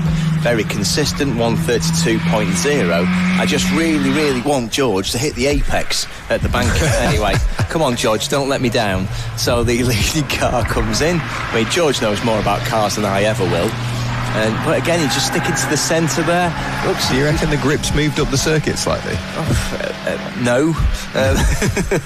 But just the way he took the corner then, I mean, it looks like he's putting slightly more effort in than I expected. An hour into his stint, comes through Church without a problem. He's actually got the Aston Martin car anyway, so it's almost a replica right behind him of the initial battle that we had at hours 2 and 3 of this race, where I think there was one lap where the lead swapped 4 times. And I think the Aston Martin driver at the time was Mike Weberstadt. Oh no, sorry, Luke Thomas, wasn't it? Yeah. Luke Thomas and Jack Wright. Yeah, at the front of this field. So George Wright anyway, he's about to just clips the inside, but absolutely no problem at all. And he's got 3 cars to try and negotiate on his way down the corkscrew. So I doubt any of those drivers are getting his way too much though. So down into the corkscrew once again goes George Wright. Adam Bessel still 2.5 laps away from the Milner Racing car in the Treble 3 Kahunas race team car, still lapping in the 1 minute 30s, low 130s as well. 1 minute 31.183, so he's a second away from that car's fastest lap of the race, which shows the degradation of tyre and car and drivers is very little indeed, and has been consistently there or thereabouts. Some of the lap times for everybody else are just starting to fall away, but that will be a message from the team going, listen, there's no need to push now. You've got 4 or 5 laps in and around you, so you don't need to push anywhere near as much as you have been. Keep an eye on the Aston Martin car. That was committed from Adam Bessel. The car straightened out as he hit the brakes, and it looked like it was going to be the biggest of all dives up the inside in towards the corkscrew. But keep an eye on the Aston Martin car. They are, I think, only a lap away from Skarsky and Clutch. So if either of those two need a smash and dash, it will either mean, 1, we get a battle on our hands, or 2, it's going to open the gap up. Yeah, I certainly hope nobody does need a splash and dash anyway, so we'll wait to see on that. Look at this fantastic camera angle. Anyway, you see the way the cars drift through. Adam Bessel using quite a lot of the track and a little bit more. Actually got into the marbles, actually, which is why he had to make a double movement on the steering wheel, but able to tip it into the apex eventually. And the rest of them, that is the Bowron car. Quick lock-up anyway, but no problem. There's our leader, the second of the cars you can see on screen. And as you quite rightly say, he's got the Aston Martin immediately behind him. And so they're just lapping now the 74 car, which is back out, which is the Orcasport car. It's got Roger Child on board. He's able to let the leaders through. So George Wright, who's immediately got Matt Tordoff behind him. Will George let Matt through? And the answer is yes. So Matt Tordoff takes the inside line.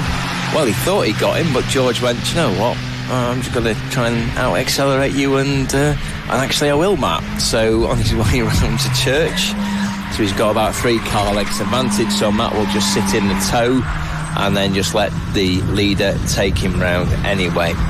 Adam Bessel still going very, very quickly. You just saw how committed he was when he was coming through the corkscrew then on the previous time round. A 1:30.8.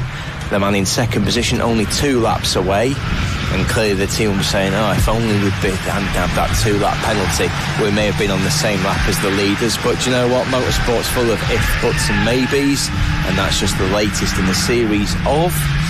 And George Wright now heading towards the top end of the circuit and into Peel for the 876th time. A quite dizzying number of laps for us to commentate on, Mr. Werrell. Yeah, and with it always happens. You always think somewhat in the final third, you think, wow, this is, I could do with maybe a little break. This is, it's not been easy, but it's not been the hardest thing in the world. And then you get to the final 20 minutes and you think, I'm actually going to miss this. This has been my life for the previous 24 hours. This has been great fun. What a way to spend a weekend. And we're not even out there driving. You can see the amount of marbles that are down. I feel like in the past hour, this has just accelerated, probably as drivers, as we've seen, have been pushing that little bit harder still. Yeah, 100%, and still pushing hard. I mean, you can see how Matt Tordoff in the Aston Martin is visibly trying to catch George Wright. They're just coming up to the Scuderia Bowron car in front of them. They've had a fantastic race given the early problems in that car. 203 laps down. You predicted they wouldn't finish last in the race, and you were absolutely right. Another point to you. Your predictions have been better than mine throughout this 24-hour race, which, by the way, is not difficult to do. But the Aston Martin then, closes up dramatically under braking. George Wright's just bringing this home anyway. He's got his window open, ventilating the car properly. Mid-132s, radio absolutely on. No problem. Radio on, classic FM. So we're listening to a bit of Strauss, I imagine. Of course not. Then coming through Peel, and they've not quite caught up the Scuderia Bowron car yet, but I'm sure they soon will. Fastest man on the circuit, by the way, is Max Packworth in the replacement number 65 Autotech car. But no problems at all for George Wright as he ekes the Ford car round this final part of the circuit. Takes the apex perfectly. Over the line then for the 877th time. So with 20 minutes to go, how many laps do we think we're going to get in? 9? 10? Yeah. I would like it to be a nice round 890, but it's not going to be a nice round 890. It'll be 889 or something like that, I think. So we'll see. 877 laps completed. Back into the pits then. Quite right there, sir. Number 74. Peter Child. Peter Child, indeed, the EnduroKA car. So that's had a number of problems throughout the 24 hours. They've done well to get up to 13th place, given that's the T car they're currently driving, denoted by 74T. Peter is out of the car. Is this a change of driver just because of driver time? Yep. Could be. So how long had Peter been in the car? Let's have a little look on stint time. Granted, this one will still be classed as ongoing.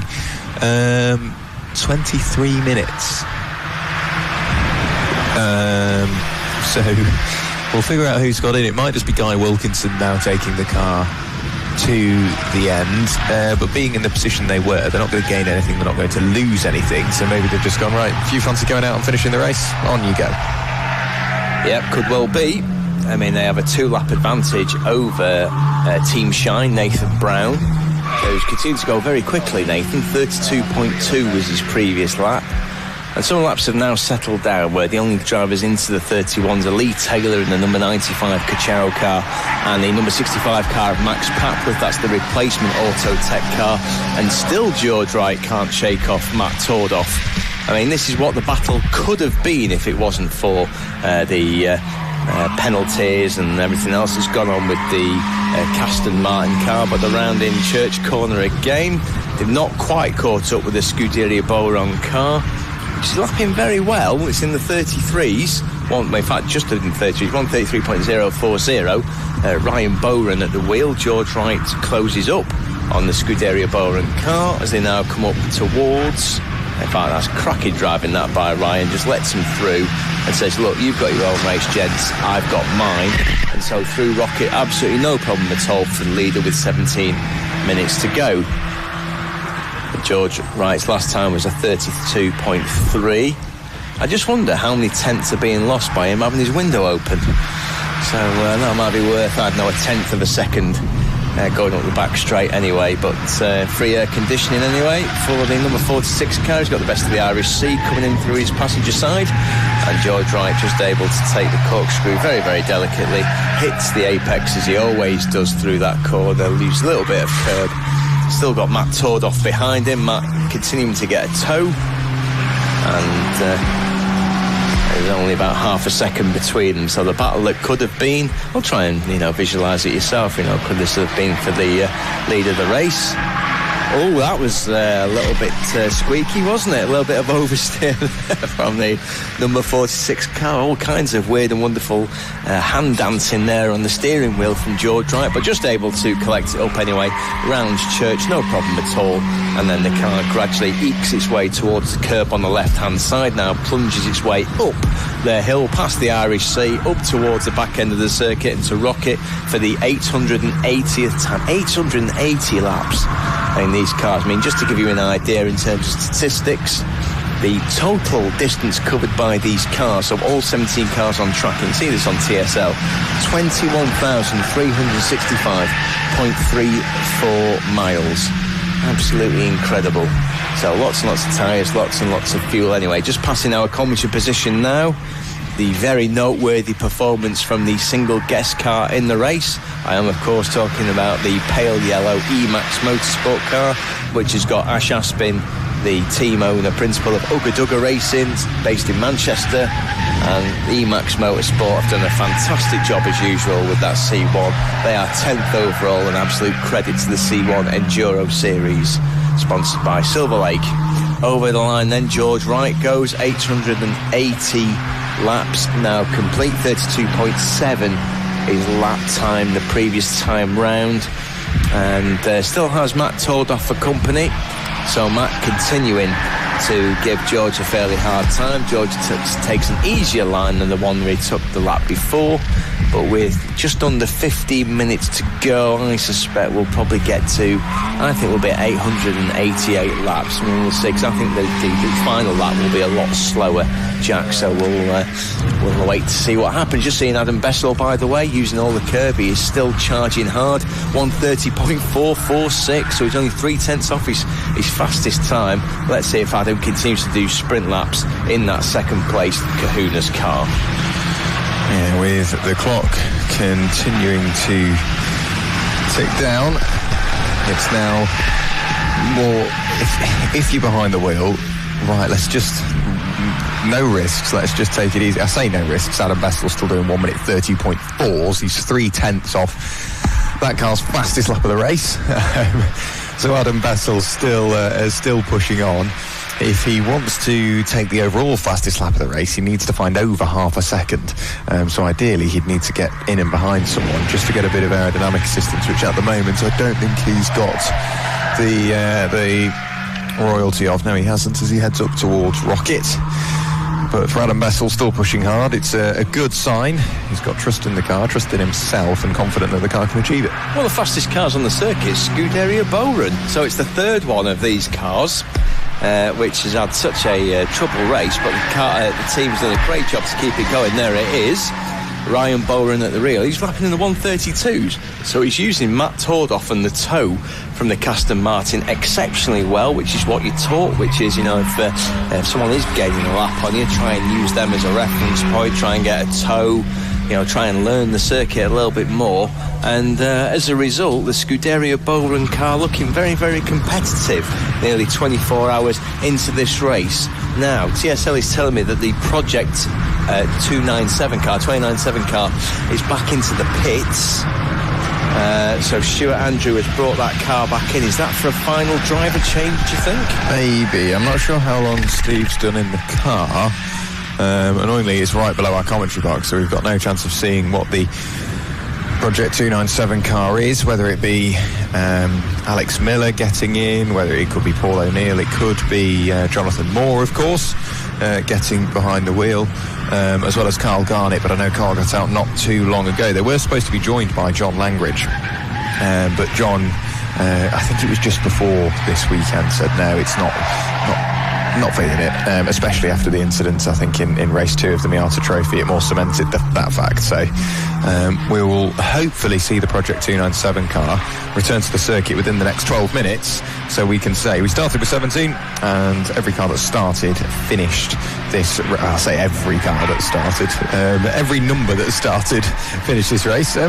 Driver's not slowing down by the looks of it. Oh, George Wright again taking a dose of oversteer into that corner. Just about managed to recover it anyway. But here's Adam Bessel in second position, who is going rapidly still. Let's see what Adam does that time round. It was a 30.8 the previous lap. It's a 30.7 this lap. So he's consistently in the 30s. He's definitively been one of the fastest drivers out of the entire field in this 24-hour race. Adam Bessel, so the fastest of the Kahuna drivers, he was the one that set the 30.1. So Adam Bessel then bringing it home and doing a cracking job, and only 2 laps off the leaders as well. So well done to the Kahuna race team. They've performed excellently, and similar to the number 46 car, Jack, that car looks as though it could run another 24-hour race, because it looks in exactly the same condition as it did at 20-4 yesterday. Talking of the top 3, Burton Power Racing, it remains Stephen Gilbert in third position, a further 7 laps down. They're lapping consistently in the 1:34s, so the Burton Power Racing car, number 1, being brought home very professionally. I think I can hear an engine below us, which is a good sign if that is the Project 297 car in the pit lane. Hopefully returning to the circuit any moment now. Adam Bessel still pushing on. Obviously, he's sharing the car this weekend with Ian Perkins, Phil Truman and Costa Creatis. And Costa was wringing the neck of that car all race long, and it seems like it's Adam's go now to get every ounce of performance. You can see the car. The rear of the car is more just there to keep the rear bumper off the ground. It is. Because the front is doing all the work, and Adam's not giving it a second to catch his breath. 1:30.686, so that's a remarkably quick lap, given it's done nearly 1,500 miles of racing. Adam throws it into the banking, takes a cracking line up into third gear. You could just hear it redlining in second as he was going round the corner, and then going through Church. Then he'll hit fourth as he comes up towards Rocket at the end of the circuit. So that's the fastest point of the circuit, where the car does just over 90 miles an hour before he knocks it down 2 gears and then into the corner and then round to the back of the circuit. And Adam Bessel, a hint of lock-up anyway from Adam Bessel, but just about manages to get around anyway. So just looking at this gaggle of 4 cars, and look at that Aston Martin. What a I mean, you wouldn't guess that this was like 10 minutes to go in a 24-hour race. Well, it's almost 4 wide. 4 wide into the final corner. Where did that battle come from? Nathan Brown continues to go exceptionally well in the Team Shine car. He's only 1 lap behind the Motorsport car, and he did have a driver change, by the way. They mentioned Michael Davis. Is it Michael? I think it is Michael Davis that's going to the Motorsport car. Let me just double check. It is Michael Davis in the Motorsport car, so he will drive the final 8 minutes of this race. And just watching, there we are. That's a fantastic sight to see from the commentary box. Car 297 is back out there, and hopefully, well, I think that car will be able to complete its race. Just getting confirmation of which driver is back out in the 297 car, as we just see the great entertainer Lee Taylor round the final corner. He is unlapping himself from the 3rd place car, coming driven by Stephen Gilbert. Lee Taylor currently lapping in the low 1 minute 32s. So cracking effort from Lee Taylor this weekend. 9th overall, a creditable performance from him and the Kachow team. Yeah, Stephen Gilbert taking it nice and easy over this final 7.5 minutes of this race. So with 7.5 minutes to go, he's not exactly in a rush to start making overtakes, so just taking it nice and easy in 3rd place. He's got a 5-lap gap back to the AFK Cash Straps racing car of Alex Tentori, still behind the wheel. Backing over the start-finish line goes the Aston Martin car, with the Scuderia Bowrun car in hot pursuit. That, as we look, who will be behind the wheel of the Scuderia Bowrun car? That will be Ryan Bowrun. That is pushing on. 1 minute 33 last time through, but he did have to deal with a bit of traffic over the start-finish line. The smallest gap we have is between Team Shine and the Motorsport car. So that's Nathan Brown chasing down the number 74 of Michael Davies. And then, as we look further up the order, there is another 1-lap gap between Aston Martin and Skarsky and Clutch. That will be Matt Tordoff chasing down the 143, as we mentioned. As we have a little look, I thought it swapped around again then, but it hasn't. They are still as was. It's Martin Westbury that he is chasing. It's nice to see that those gaps are closing as well. Give them another 24 hours and we'll see where we are. Yeah, I agree, and I'm sure someone else would also agree with that assessment. It's Max Papworth, because lapping incredibly quickly despite being in the T car for the Autotech Motorsport team, number 65. They, of course, lost 20 laps because of changing the car. And a further 6 for other pit stop infringements. So 26 laps they are down. They would be... what lap are they on now? 837.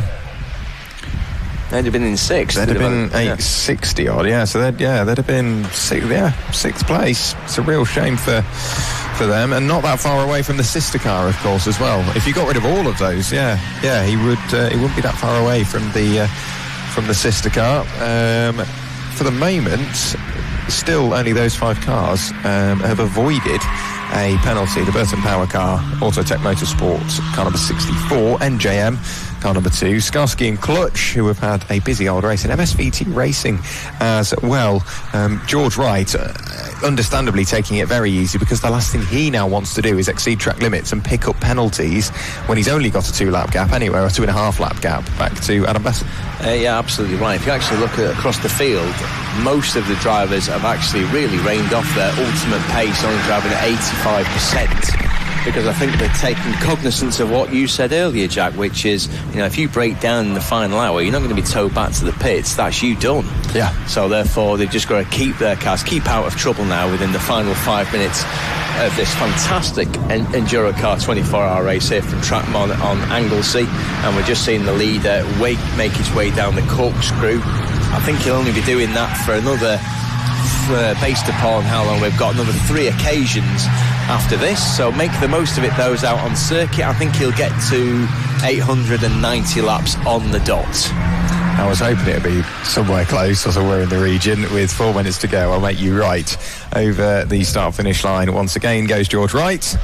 1 minute 33s, just bringing the car home now, still sitting wide of that apex. Maybe they've checked the condition of the tyre and they've gone, let's just stay off the curbs as well. The last thing we need to risk now is a puncher. Yeah, absolutely right.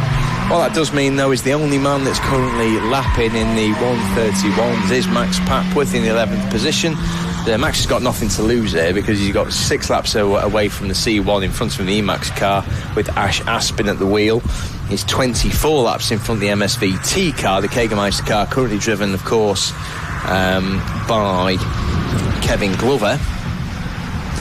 So he may as well just go for it and just go, we've lost 26 laps. I'm just going to give it my best. And here he is now yet again, trying to unlap himself from number 1. So Stephen Gilbert has currently got a face full of the tricolour second Auto Tech car.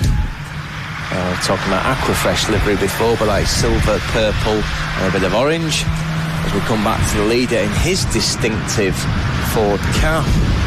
And you'll see his VW Golf has a very, very similar colour scheme to this.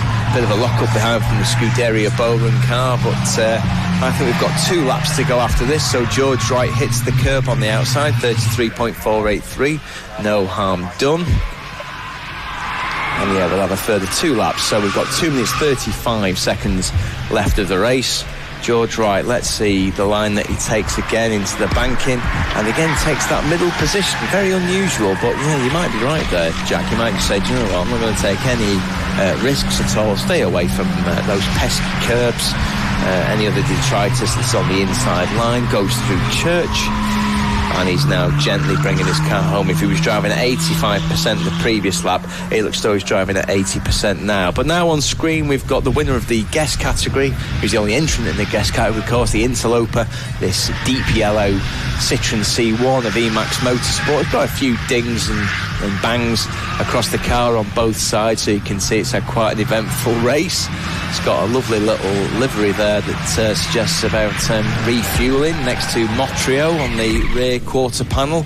But this is a very creditable result from Emax Nugga Dugga to finish 10th overall within this field of Ford cars that are quicker than the C1s nominally and have 1 brake horsepower more. That 1 brake horsepower more, of course, Jack, counts for quite a lot. But George Wright, for his penultimate time, now coming down the corkscrew. Yeah, through the corkscrew for the penultimate time. 1 minute 20 on the clock. They've been lapping in the 1 minute 30s all race long. And George Wright through the final corner to go on to the final lap of the race. The pit wall is a flood with team members. It's great to see so many of the team members, mechanics, drivers, and whoever else, all stacked up on the pit wall, just wishing everybody home. Not that far away from the checkered flag now. Just one further completion of the Anglesey circuit, and Milnair have the opportunity to go back-to-back winners of the Anglesey 24-hour. But what a race it's been, Ian. Plenty to look forward to for the future, but here and now, Milnair are going to be the happiest of the bunch. Yeah, wonderful race from Milnair. It's been an absolute credit start to finish. Utterly controlled this race from hour 3. So well done to all 4 of the drivers of that team, and well done especially to George Wright bringing the car home. But most of all, I'd say well done to all the competitors, because all 17 entrants that started the race are going to finish this race, and well done to all the teams for the persistence they've shown throughout the day and throughout the night. Yeah, massive well done to Project 297 in the pit lane 20 times over the space of the previous 24 hours. But they have soldiered on and managed to keep that car running and ticking the laps by. Same with Scuderia Bowen, who had an engine change through the night. A number of teams have worked on getting their spare cars out, but for the final time, down through the corkscrew comes George Wright, and much like 2 years ago, in the same position, a flash of the lights, the checkered flag is being waved, and George Wright and Milner Racing go back to back to win the Anglesey 24 Hours. A round of applause erupts from the pit wall. We've also seen Caston Martin over the start-finish line to finish in 8th place. MSVT Racing to finish in 12th. Scuderia Bowen have come through to finish in 16th place. Orca Sport in 13th. Team Shine in 14th. We now just await the arrival of Kahuna's race team over the start-finish line. They will go to finish in 2nd place. And Burton Power just picking their way through the top of the circuit, and they will come towards us to round out your podium. But Milner Racing, George Wright, Jack Wright, Dylan Britcher and Scott Parkin, what a brilliant performance it was from those 4. Yeah, well done to Team Yorkshire, as I like to call them. Just coming over the line now, Lee Taylor to finish 9th. And there he is, a quick flash of the lights from the great entertainer there. So Cachao finishes in 9th position. Max Papworth about to finish 11th after an eventful race for Auto Tech. That car does say 65 on the side, and well done there to the Burton Power Racing squad. Number 1 finishes 3rd overall, a cracking race from that particular team. So well done to the 4 drivers, Andy Burton, Tom Valentine, Stephen Gilbert, who brought the car home, and Ashley Davis also coming home. There we are, Project 29-7. Well done, guys. You may be 79 laps down on 16th position, but you brought the car home after an eventful race. And so that means after Project 29-7 have crossed the line, it means we now have all the 17 runners completing the race, and I will be able to bring you the full results of the 2026 EnduroKA race here from Anglesey. So congratulations again to number 46, Milner Racing. The winners, Milner Racing, the 4 drivers being George Wright, Jack Wright, Dylan Brichter and Scott Park. In 2nd position then, the number 333 Kahuna's race team, only 2 laps down, Ian Perkins, Phil Truman, Costa Caritis and Adam Bessel. And in 3rd position, the number 1 Burton Power Racing squad, Andy Burton, Tom Valentine, Stephen Gilbert and Ashley Davis, who were only 9 laps down at the finish. Just to canter through the rest of the all finishers, number 22 was 4th, the AFK Castrap race after a great drive, only 14 laps down. The first of the Auto Tech Motorsport cars, number 64, they finished 5th, 16 laps down, and then a further 12 laps behind was the professionally driven number 2 NJM Racing Limited car. 7th was Skarsky and Clutch. They had a couple of incidents during the day, but finished well, 35 laps down. 8th, Caston Martin, definitely a case of what could have been for that squad, 36 laps down, but it was one of the quickest cars out on circuit. 9th, Cachao, who also one of the quickest cars out on circuit in the hands of Lee Taylor, one of my men of the weekend, 39 laps down. And in 10th overall, Emax Motorsport, congratulations to them and Ugga Dugga for a great result in their Citroen C1, 43 laps down, winner of the guest class, being the only guest class entrant, bringing you 11th to 17th. 11th overall was the second Autotech Motorsport car, which was going very quickly at the end, and in the hands of Max Papworth, 48 laps down, but did lose 26 laps, of course, through various ailments. In 12th overall, number 44, MSVT Racing, the Kagermeister car, 73 laps down, and then the final 5 had all kinds of weird and wonderful difficulties throughout the previous 24 hours. The number 74 Orca Sport car, 103 laps down, 1 lap ahead of Team Shine, which running very well at the end in the hands of Nathan Brown, number 180. 15th was the number 49 LDR Performance Tuning car, which had a number of engine issues, particularly towards the last 4 or 5 hours of the race.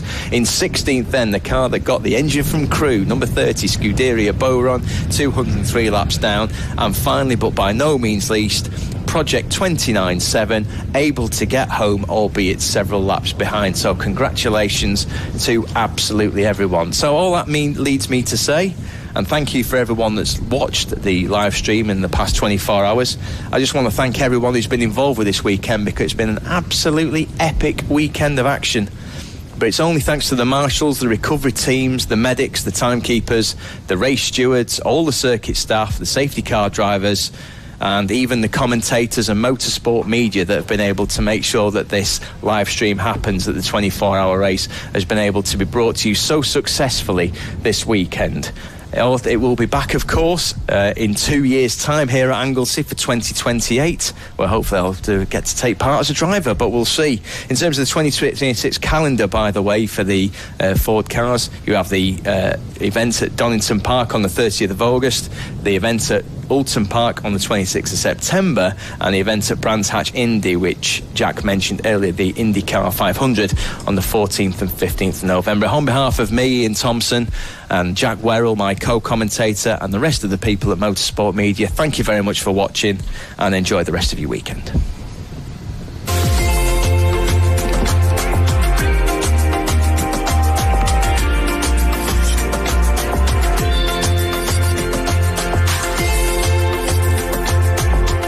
On track, every second matters, every component, every lap. Track It gives teams real-time insight from the garage to the grid.